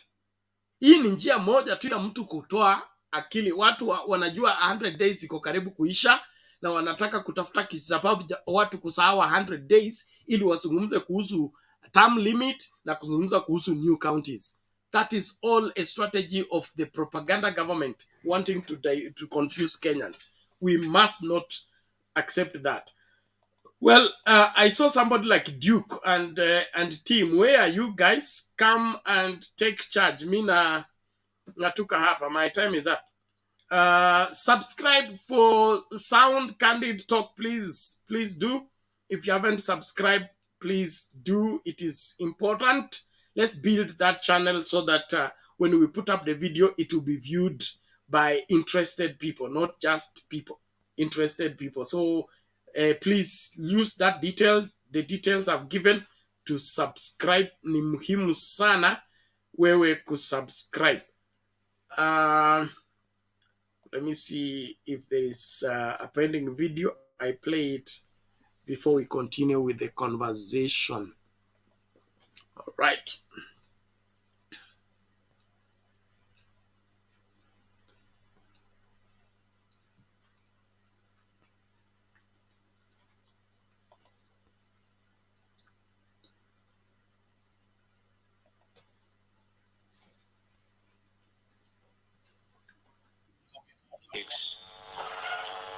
Some of us are very conversant with this exercise because we are university education. He was just trying to explain the challenges around that sector. And we want Kenyans to give views to this working party on university education. University education. He gave views of areas we need to continue supporting. Then you people went and said that the new CS education has said that the government is not going to support university education. And you know it's not true. You know, please, let's be objective and help us to build this country. Don't create confusion where there is none. Be fair. And if you have not understood, these CSs in our government are not arrogant. Ask for clarification. If today what I've said here you are not clear, on my way out, ask me, what did you mean by this and that? But don't create a situation that is unnecessary. There is nowhere where our new CS said that the government will not fund university education. He was just trying to explain the challenges around that sector. And we want Kenyans to give views to this working party on university education. We want Kenyans to give views. This is our country, and none of us would be seated on this platform here with this red carpet if we did not go to school. And that is why teachers must be respected. They must be respected. Never again in our administration will any government officer, from the president all the way down, will ever demean and humiliate teachers in front of students. The humiliation that was done to Professor Wainaina of Kenyatta University is regrettable. And that is why the government has reinstated him, because he was embarrassed and humiliated in front of his students. It is wrong. I would not be here myself as deputy president if I did not go to school. Your CS will not be. Even all of you here, the DCCs, the education officers, one way or another, you owe some gratitude to some teacher somewhere. True or false? Teachers must be respected. It's a noble profession. It's a calling. Nobody can never adequately compensate a teacher. But when you get educated, then you get a big seat. You think you are God. You abuse teachers like children. That thing we don't want to ever happen again. And in our administration, we not only have respect for teachers, but for all public servants. Let us respect people. It doesn't matter how low they are. One day they'll go up, just like you have gone up your day. Tuheshimiane tafadhali. Na tuwache kiburi na maringo. Haisaidii mtu yeyote. Wacha tuheshimiane. All of us are working for the same government. It's only some are first among equals, but we are the same people. I look at management myself from the perspective of being a team leader. When you are county director of education, you are the team leader in that sector. Don't load over others and shout at them nini before they are juniors. Just if you have an issue with somebody who is a junior to you, call the office and lock the door and talk to that person between the two of you in private. Yeah? If you think the matter has gone out of hand, put a letter. But don't call your juniors in front of the other juniors and lecture them. And then you expect them to continue managing those people. That respect will not be there. Let us respect each other. And respect costs you nothing. And respect, by the way, is two-way. It is two-way. You respect your juniors, they respect you. You disrespect them, when you talk to them, you turn back that way, wanakufanya namna hii. Si ndio mnafanya? Si unaona? Hakuna haja. Let's respect each other. Let's respect each other. And that is the kind of leadership that we want to bring to this country. So, good people, I wish you well. Please work hard. Help us to deliver these examinations. It's our first exams as the Kenya Kwanza government under William Ruto. And we plead with you, Mstuangushe. You know, many people are not giving us a chance. Our marking scheme was so low. So, mtusaidie tupandishe marks kidogo. Tafadhali. Give us a chance that we are fellows who know what they are doing. And I want to say, I want to tell the people of Kenya, please, don't be conned. No Kenyans like being conned. People put things on the internet, on WhatsApp, that they can leak exams for you. Which ones? And then you pay money, then you start crying you have been conned. If you are conned, it's up to you. Why do you want to get conned? Is there any examination papers available? So when you put exams online and say at a fee I can give you the questions, it's a lie. And Kenyans like being conned, I don't know why. You know? Easy things are not good. If people give you a proposal and the deal sounds so sweet and so easy, think twice. How can somebody get you the questions? It's too easy. Think about it. Think about it. Again, even as we ask Kenyans not to be conned, we have also given instructions to DCI to activate with speed the cybercrime detectives to go through the net and hunt these fellows day and night. The ones who are cheating Kenyans, that they can leak their questions to them. They will be apprehended. And we have told the DCI, look for all these characters. I plead with none of you will be victim. Please, don't. Don't take yourself to, I don't know, I'm not able to translate my Kikuyu how it is said. Usijipeleke kwa umbwa imefungwa. Si ndio? Imefungwa pale, na wewe mwenyewe unaenda wapi? Please, we have told the DCI to hunt these guys down. So if you are collaborating with them, shauri yako. Ukikamatwa, usiseme sikukwambia. Don't try to collaborate with these crooks who are trying to say they can leak exams and con people. And don't make an attempt to try to leak what has been entrusted to you, because we'll catch up with you. It's not necessary. Si ukule mshahara yako ile kidogo umezoea. Si hiyo ndio yako. Ile kidogo umezoea hiyo ni mzuri. If you think it's not enough, work a little bit harder, then you get promoted, you get a little bit more. It is an easier way. I think it is easier to work hard and get promoted than try to leak exams so that you make some money. Because you are likely to end up in the wrong place.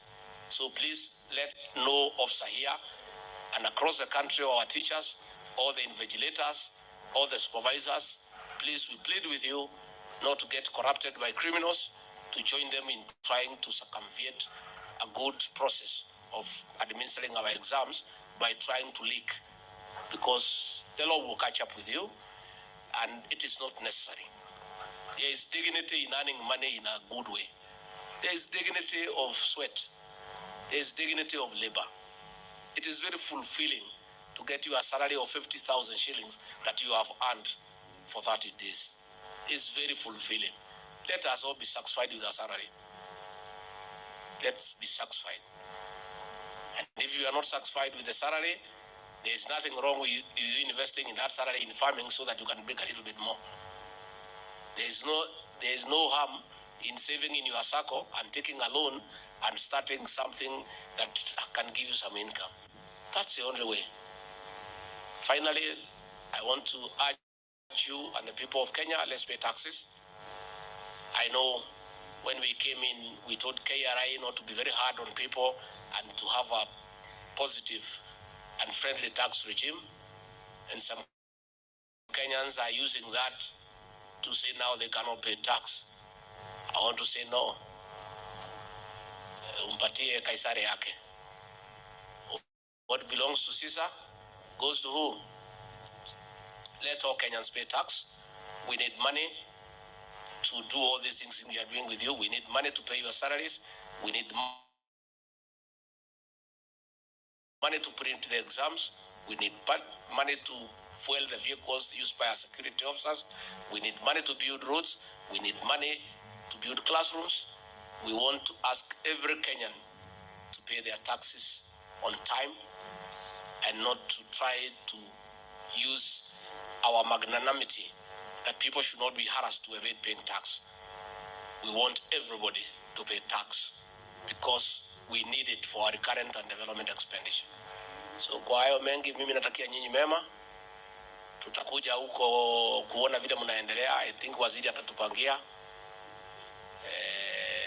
We come and open the containers early in the morning. And I've heard you saying that Deputy President has never come here. That's what you said. I want to absolve my boss from blame. William Ruto was willing to come. Lakini si alikatazwa kazi. Yeah, let's be fair. I don't think President William Ruto, Deputy President then, he's a very hard-working man. He wanted to be here. He wanted to be everywhere. Lakini akaambiwa akae kando. Sasa akafanya nini? So, as we are ready for work, we will be with you everywhere. Tutafuatana na nyinyi kila pahali. Hizo container mkifungua tutakuwa hapo. It's only we cannot be allowed to come and do invigilation. Kama tungekubaliwa tungekuwa hapo. Mimi na president, we are looking for work. Unajua tulinyimwa kazi miaka 5. Can you imagine? When you are somebody who is hard working and then you are stopped from working, you can even get sick. That is why simunaona vile tunangangana. We are ready to work. We were ready even then. We were stopped from working. And because we could give a contribution, this country almost ground to a halt. The economy is down, everything is not working. And I said during the inauguration, and people said I'm mischievous, I should not speak the truth before visitors. I will speak the truth when visitors are around and when they are not around. Because the truth will not change. It will remain what? The truth. So please, don't say that you have never found a deputy president. I want to absolve my boss. He was denied an opportunity to be with you. Now that he is president, he'll be with you all the time. And for me, he has not only allowed me to work, he has given me 9 functions. I come to office at 6, I leave at 11 p.m. every day. I have 9 functions. I'm a very busy man, and I thank the president for allowing me to work. So I must compensate for the 5 years we lost. Even him, for the 5 years he did not work, he must work double so that we cover the 5 years. So as you say that the deputy president never came, you are the rider.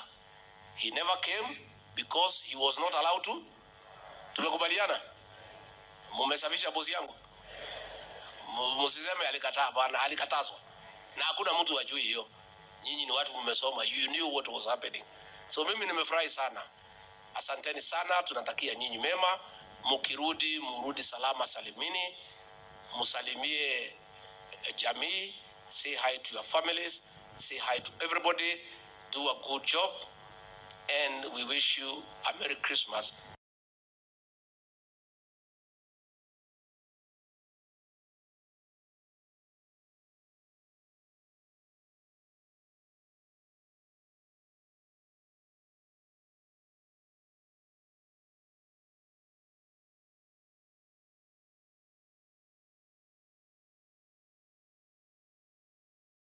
Barua yetu ya kwanza kwa watumishi.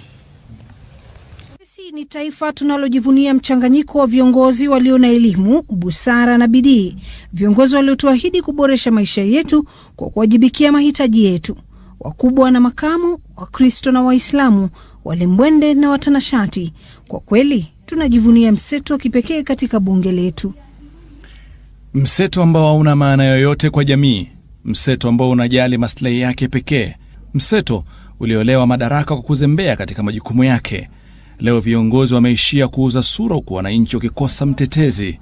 Tulidhani tumechagua watumishi, lakini kumbe tuliwapigia kura waheshimiwa wasio na heshima na kura zetu.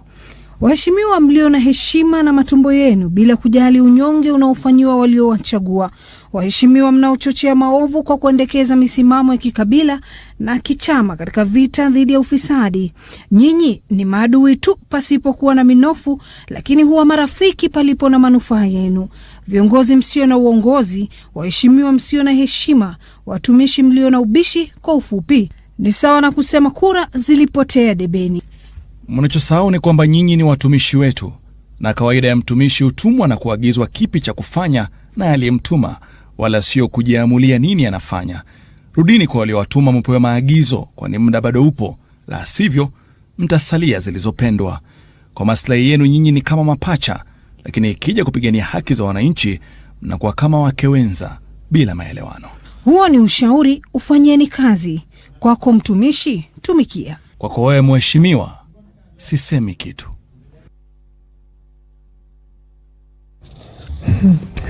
Ama kwa hakika wajua mtazamaji, mimi hadi leo sielewi ni kwa nini tunawaita waheshimiwa.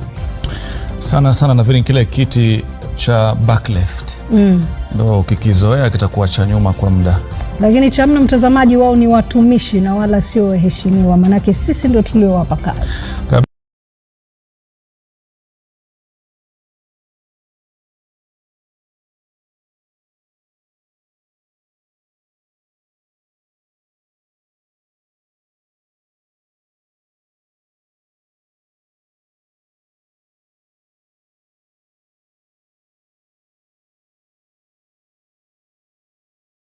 Chebukati willfully akafungua servers, akapatia watu wa deputy president of an outgoing regime, wakaingia huko wakafanya zile numbers wanataka.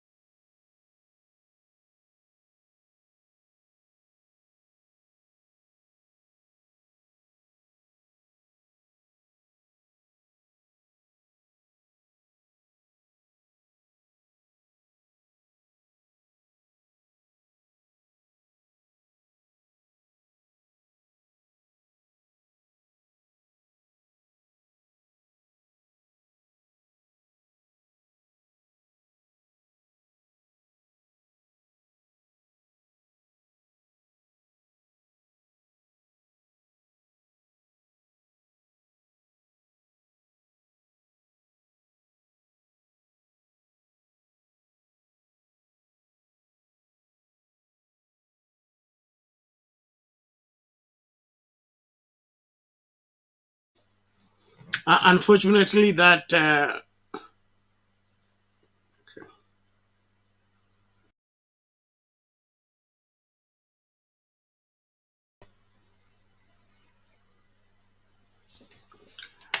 unfortunately that video doesn't have audio, but this is a robbery taking place, I think in a mini supermarket or something. These two ladies have come and with a substance they spray the attendant, and then the attendant, I think, passes out, and because of the inhaling of the substance that she's been sprayed with, and therefore they are left with the free field to do as they wish. See now what is happening. They are packing whatever that they their hands can carry at this point in time. The other one goes out to keep an eye, as this one does what they came to do, packing everything, and the other attendant is passed out, not aware of what's happening. Now this is talking about the height of impunity and the height of insecurity that is prevalent in our day. This is crazy. This is crazy.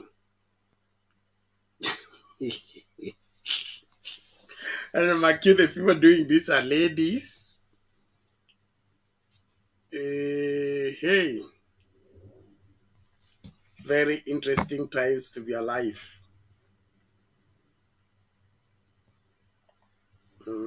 Very interesting times indeed.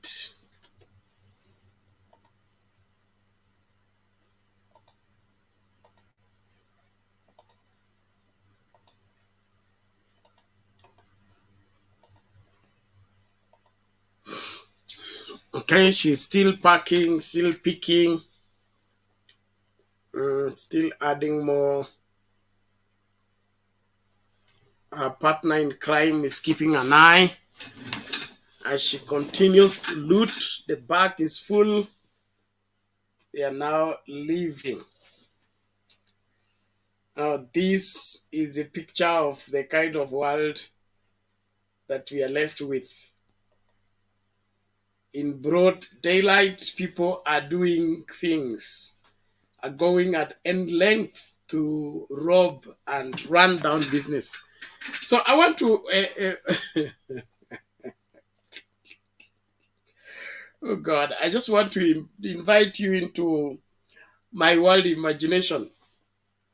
Now, you can imagine if that lady that is a business, you have gone and gotten a loan from a hustler fund, you have stocked your business, and then you are caught into such a scenario where your attendant or even you yourself get sprayed by that spray, you pass out and people carry away your stock. Mark you with that, after you have gotten the loan from Hustler Fund, is 6 months imprisonment or a 10 million fine.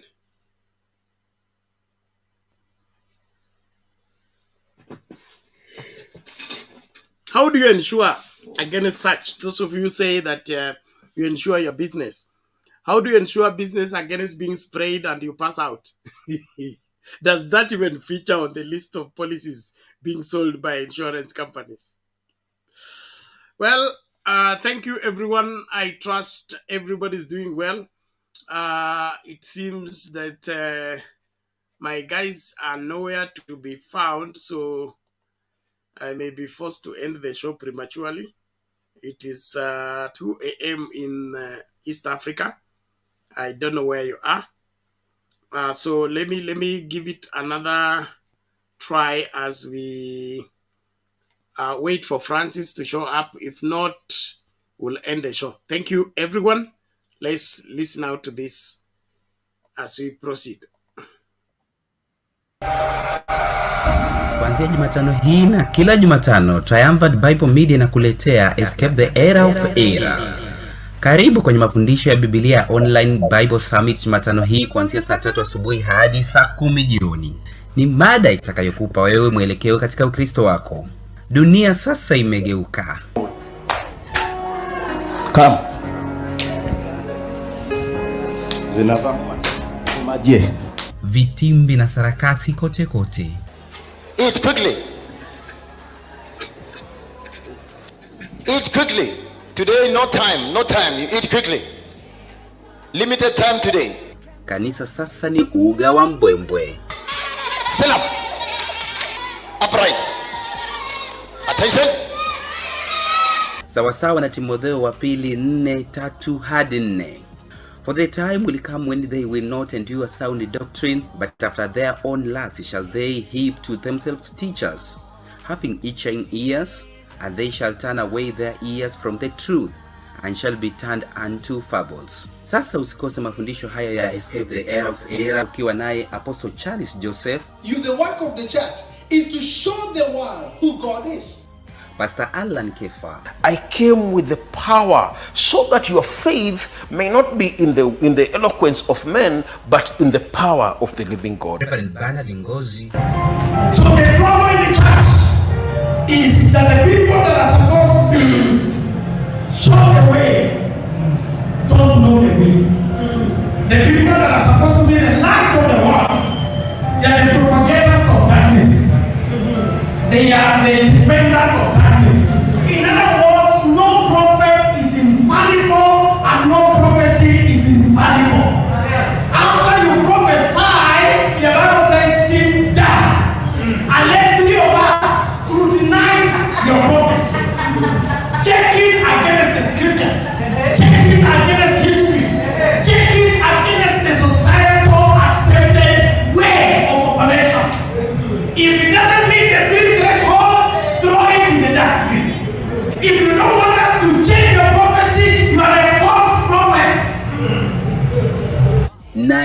Bishop Silas Kanali. I have seen even old men promoting young people and giving them very big names. The Bible says a bishop should not be a novice. Time has come. Even if they raise the dead and they are novices, they must be disciples. Even if they have a following, in other words, they are popular. Popularity does not equal right. It is only popular, but you're not right until you follow the faith. Now they are ordaining people to be apostolic bishops. The things that is not in the scriptures. It is money making. It is not an order of the scriptures. Vile vile atakuwa mbashara kwenye runinga ya Mtembei TV. But this is all we are beginning. And this is a war we are going to fight. And this is a war we must win. Because nobody is going to take us to the right. You will not call what is evil Christian. And we will be silent. No. Usikose.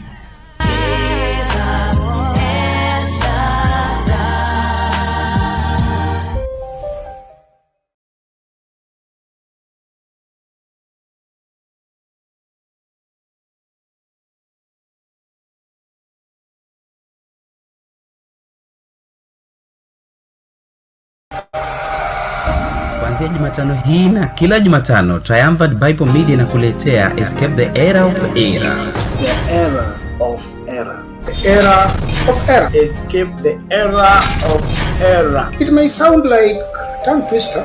God is never in the noise, and he does not compete with the noise. Critical subject. In our day, it is not called syncretism as it were, it is called interfaith. Well, this is our online Bible summit where we are given to see to it that you establish your understanding of the truth so that you will be able to escape the kind of falsehood that is being cultivated, embraced. Sasa usikose mafundisho haya ya Escape the Era of Error ukiwa naye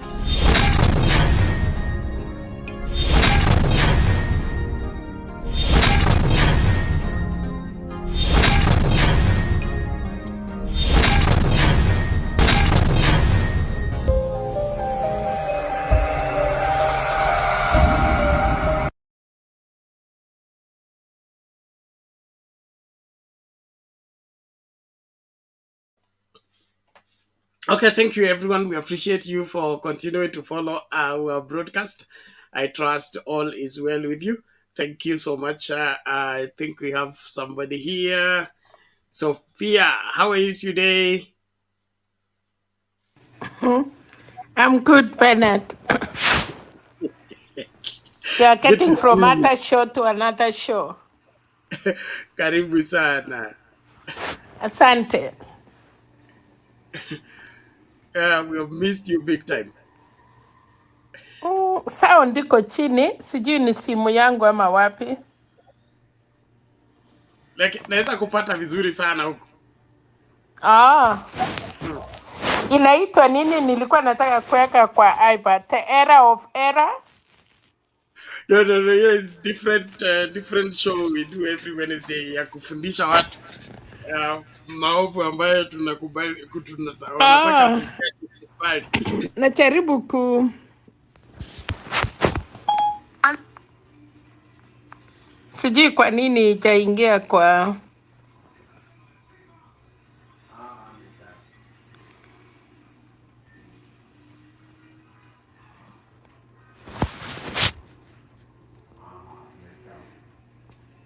Okay, carry on. We can get you, mommy. I want to let Jane kwanza.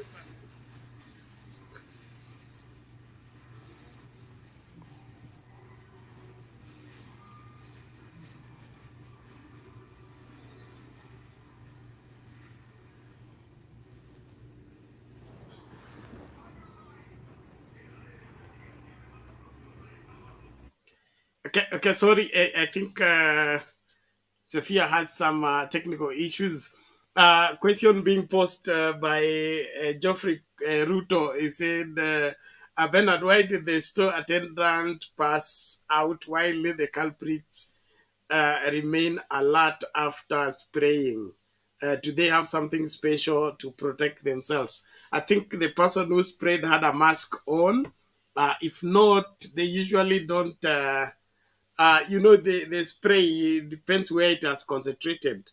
And when you are going to commit a crime like that, so unajikinga, because they must remain alert. If they inhale that, they pass out, they will all be caught in the same place. So hakuna wizi ambao unafanywa kwa kijinga. I am too sure that they take precaution on the same, but well, my take is the kind of impunity, okay, impunity, walking in a store and, you know, even imagining that and coming up with that kind of a system of stealing. In Kakamega, where I come from, we used to have a gang. Is it a gang, or it's called what? Misumbichi. No, okay, we had another special one that they would come at home and be able to get everybody to sleep like dead. Sleep like dead. Ati utaingia kwa nyumba, wachinje kuku, wapike ugali, wakule, wakimaliza wabebe kila kitu, alafu wanaenda. Ninyi mtaamka asubuhi ndio mtajua nini kilitendeka. So there are a lot of mysterious ways of going about stealing. But this one of spraying the person who is attending the supermarket so that you steal from them in mpya. And we really need to fear for our generation. We are going to extremes. Tena nao wanafanya hii ni kina mama. So that makes it a very disturbing reality. What will our children be capable of? Because if we are like this and we are capable of what is happening, we are doing this unthinkable things at this point in time, how sophisticated will our children be when their time comes? That is my really point of concern. Thank you very much. And there are people asking about Era of Error. Escape the Era of Error is a special show we do on Tembe TV every Wednesday. It runs for about 5 hours. So if you missed any, you can get the old videos and run through. We've been teaching on that series and we'll be continuing this coming Wednesday with different ministers addressing the era that is being, the errors that are being embraced in our day, especially by church people that are deviating people from the true biblical faith and therefore planting them either in cultic beliefs or into erroneous beliefs that are, instead of making saints and making believers, they're only making disciples after themselves who are capable of missing the godly standards or the godly expectations. And so it's a very, very wide subject that we are covering. We have so far done 3 seasons. We will be doing season 4 this coming Wednesday. So tegea, hilo tangazo linaendelea every Wednesday from 9 o'clock in the morning East African time all the way to around 2 o'clock. We run that show consecutively. So tafadhali hakikisha kwamba una make a date with us and follow the show. And if you can sponsor the show, also show yourself and sponsor the show so that we are able to facilitate it accurately. We get enough bundles to be able to air it without interruption. Asante sana. Inaonekana watu wangu wanakuja wakienda. Okay, tafadhali. Okay, let's keep talking. Also, I think I've responded to Geoffrey Ruto on the same. Or every thief has a way of safeguarding themselves against their evil. But God will catch up with them. About the Deputy President Gachagua, that one I have no what to say about him. Like Kalonzo, I would say simuelewangi na sijawahi muelewa na hata sielewi kwa nini mpaka yeye ndio kiongozi wa nchi. It doesn't add up for me, and I believe that will not work in my school of thought. Nani mwingine hapa? Is there anything I'm saying? Yes, yeah, kazi yake ni kuchochea watu. Yeye anafikiria yeye ni kiongozi wa Mount Kenya na Rift Valley. Anafikiria Kenya ni Rift Valley na Central. Kwa hivyo hao wengine wetu, we are substandard, we are not Kenyans enough, and so we can be left out. Still life will continue because that is what he thinks, and that's what he maintains to carry as a mentality.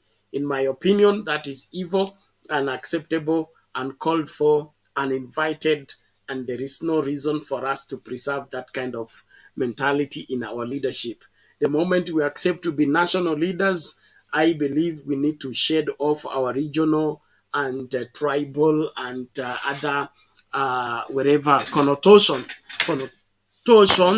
so that we are able to articulate whatever it is that we need to do for the country as a whole.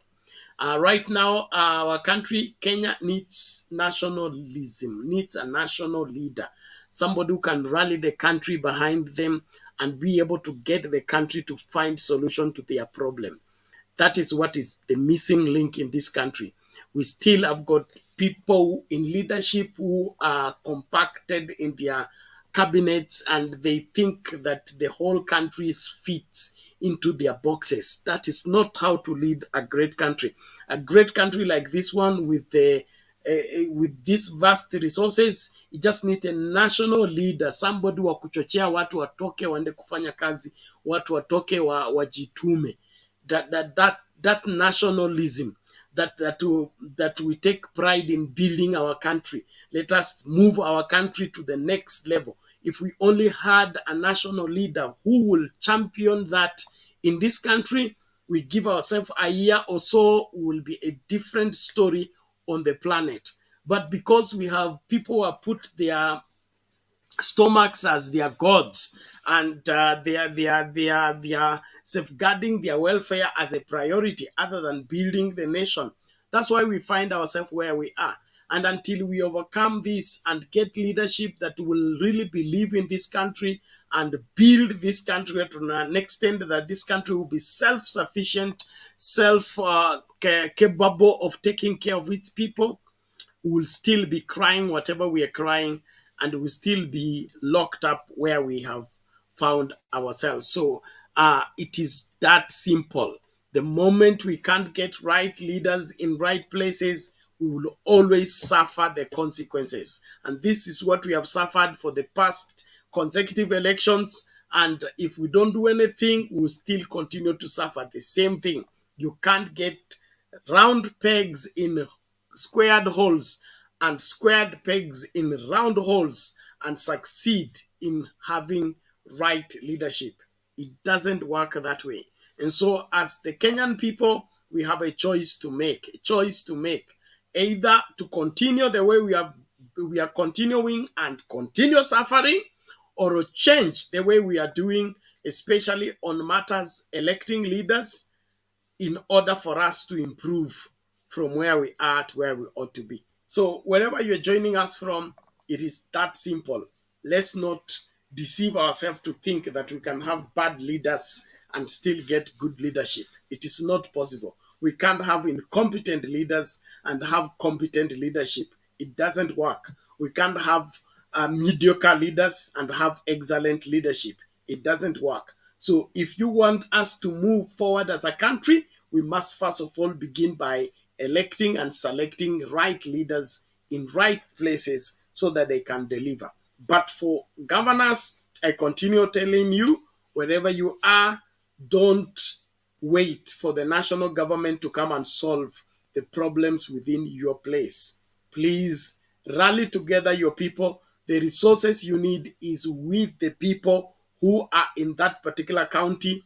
Mobilize people, put them in different segments, let them begin to deal with one problem at a time. Is it food security? Is it insecurity? Is it education? Is it health? How can we make that health available? How do we sustain wherever our nurses? How do we sustain our doctors? Let the people come and participate into that governance. They will provide right answers. Other than you sitting in that office, flying a flag and pretending to be in charge when you don't know what's happening within your county. It is time every governor took charge of their county governments and be able to deliver better than the national government. Let the national government envy you. Be a challenge to the national government. That's how you can now run for president, because you have held the county together. You've succeeded. You have put the security issue in the county under control. You have placed the food issues in the county under control. You have placed the healthy issues in the county under control. You have overcome every problem that has defeated the national government. If you do that in your county, then you have succeeded. You have demonstrated you can deliver. That's the only way you should ask for presidents. But telling us that you want to be president because you are 60 years old, that doesn't make any sense anywhere. So let's get governors demonstrate their capability by sourcing resources, engaging those resources, delivering, and ensuring that the issues that bedevil our people are dealt with conclusively. Thank you, everyone. Let's keep going. I'm still waiting for Francis to come over.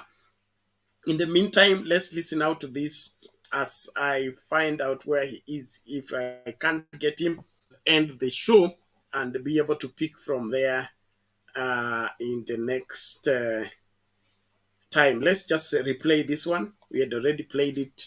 I believe it serves a point.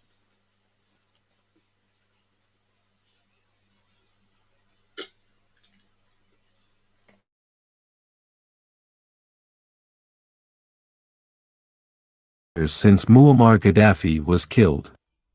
Muammar Gaddafi's prophecies. I will not go into exile to any foreign country. I was born here in Libya, and I will die here. This country was a desert, and I turned it into a forest, where everything can grow. No one loved this land more than its citizens. If Europe and America tell you that they love you, be careful. They love the wealth of your land. The oil and not the people. They are helping you to fight against me, but it will be wiser for you to fight against them because they are fighting against your future and progress. My message to you, the people of Libya, is, they are helping you to kill me, but you will pay the price because you will suffer.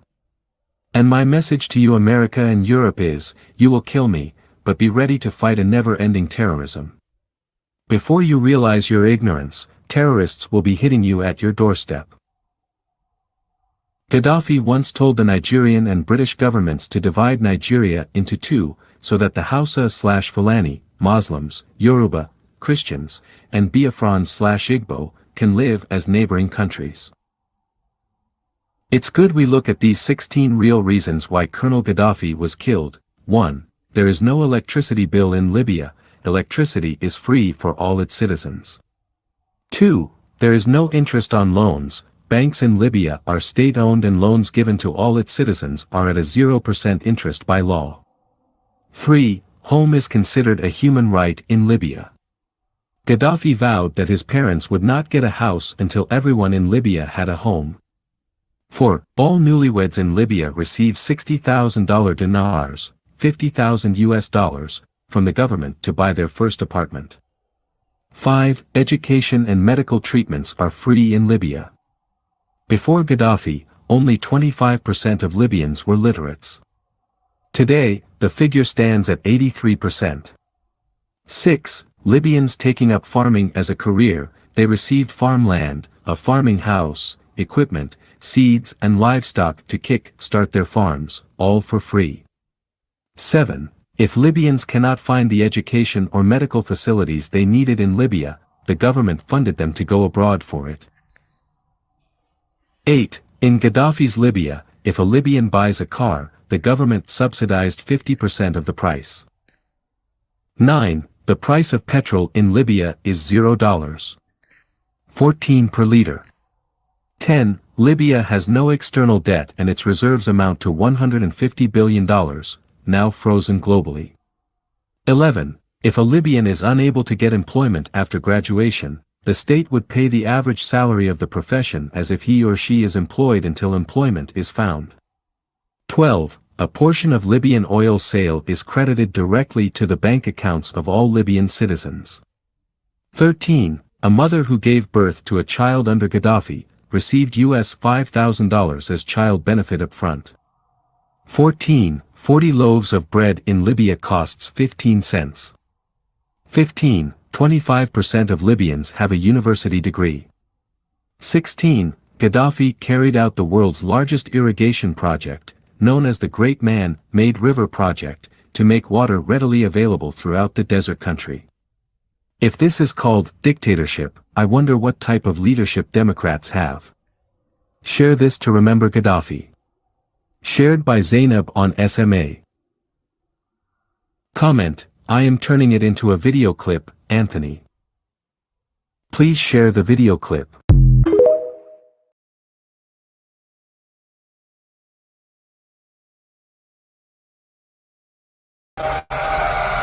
Kuanzia Jumatano hii na kila Jumatano, Triumphant Bible Media inakuletea Escape the Era of Error. The era of error. The era of error. Escape the era of error. It may sound like tongue twister.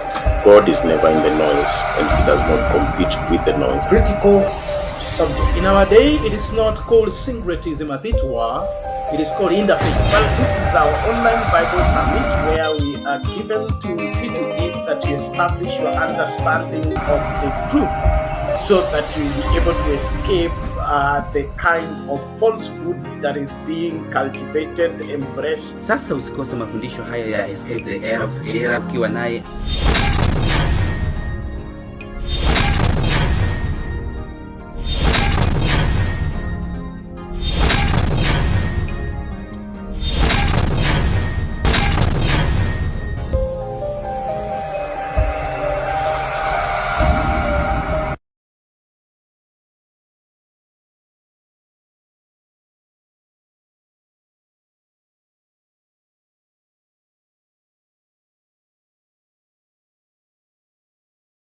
Okay, thank you everyone. I appreciate everybody for continuing to follow our broadcast. I trust you have learned one or two things that are good for you and good for this country. Let us keep into the fight and see to it that we deliver the right leadership and the right nation to our children and to our children's children. It seems like my relief teachers, all of them are absent today, and therefore I'll be forced to end the show prematurely because I need to get out of here.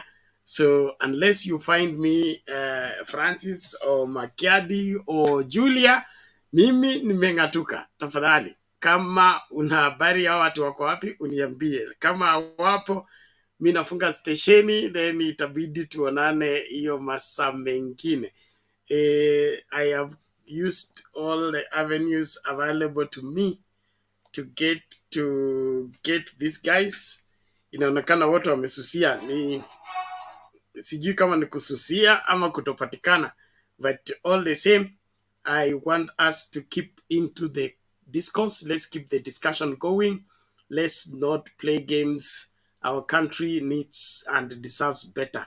Our children's children needs a great and better country than this, and we can only secure that by securing right leadership in right places. So tafadhali, mahala popote ulipo, usikue Mkenya ambaye ni mzembe, usikue Mkenya ambaye ni mvivu, usikue Mkenya ambaye umelegea.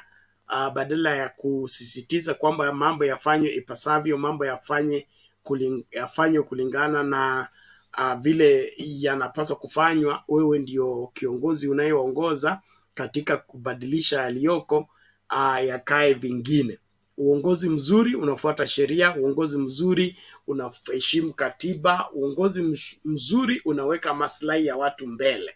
Hiyo ndio uongozi mimi naelewa.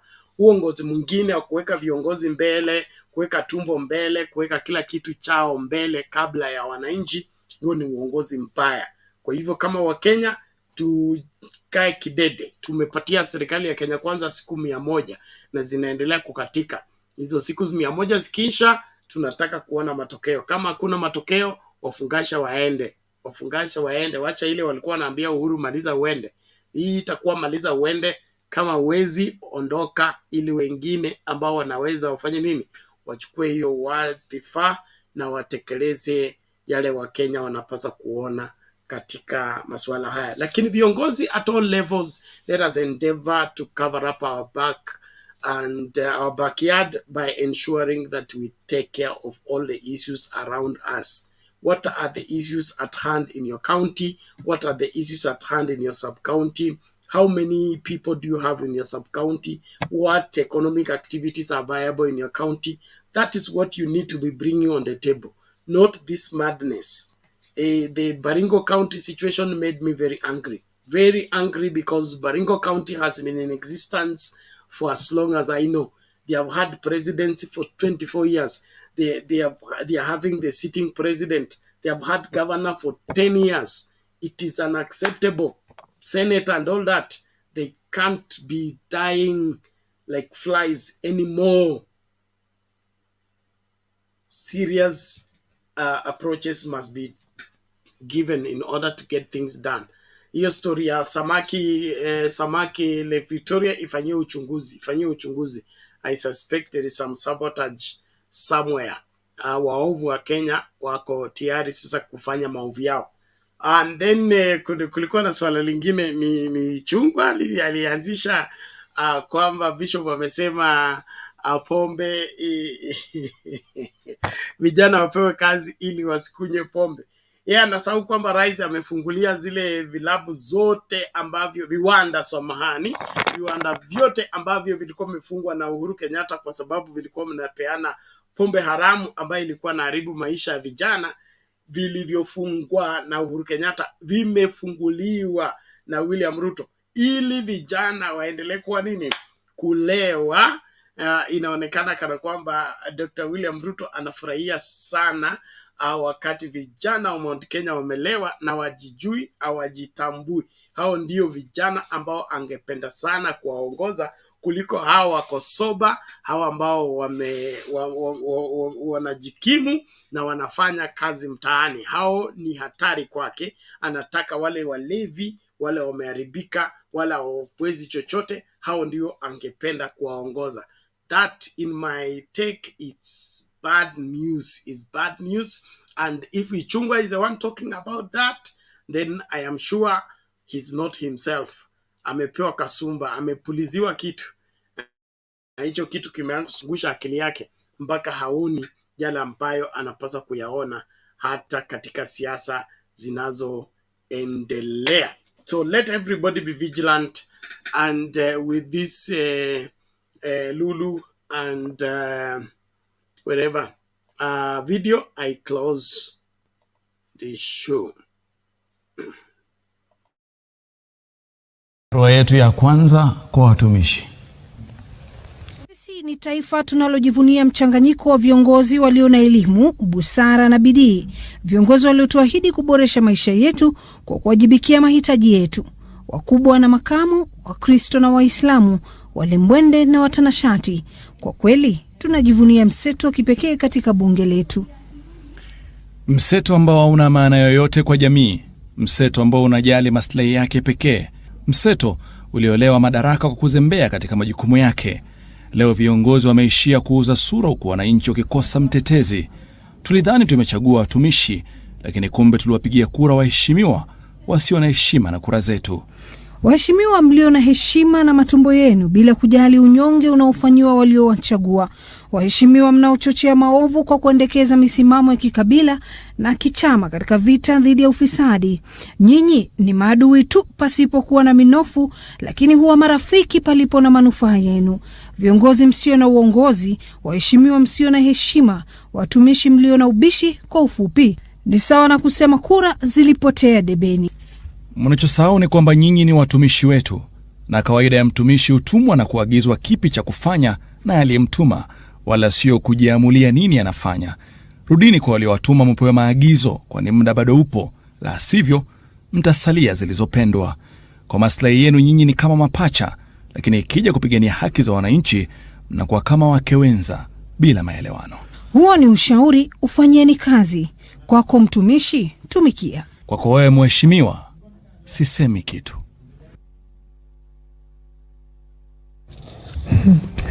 Ama kwa hakika wajua mtazamaji, mimi hadi leo sielewi ni kwa nini tunawaita waheshimiwa. Sana na vile kile kiti cha back left. Ndio ukikizoea kitakuwa cha nyuma kwa muda. Lakini cha mna mtazamaji, wao ni watumishi na wala sio waheshimiwa, manake sisi ndio tuliowapa kazi.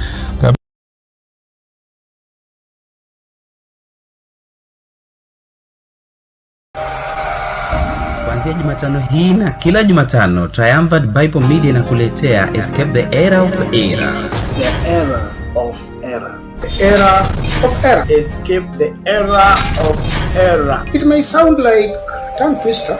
God is never in the noise, and he does not compete with the noise. Critical subject. In our day, it is not called syncretism as it were, it is called interfaith. Well, this is our online Bible summit where we are given to see to it that you establish your understanding of the truth so that you will be able to escape the kind of falsehood that is being cultivated, embraced. Sasa usikose mafundisho haya ya Escape the Era of Error ukiwa naye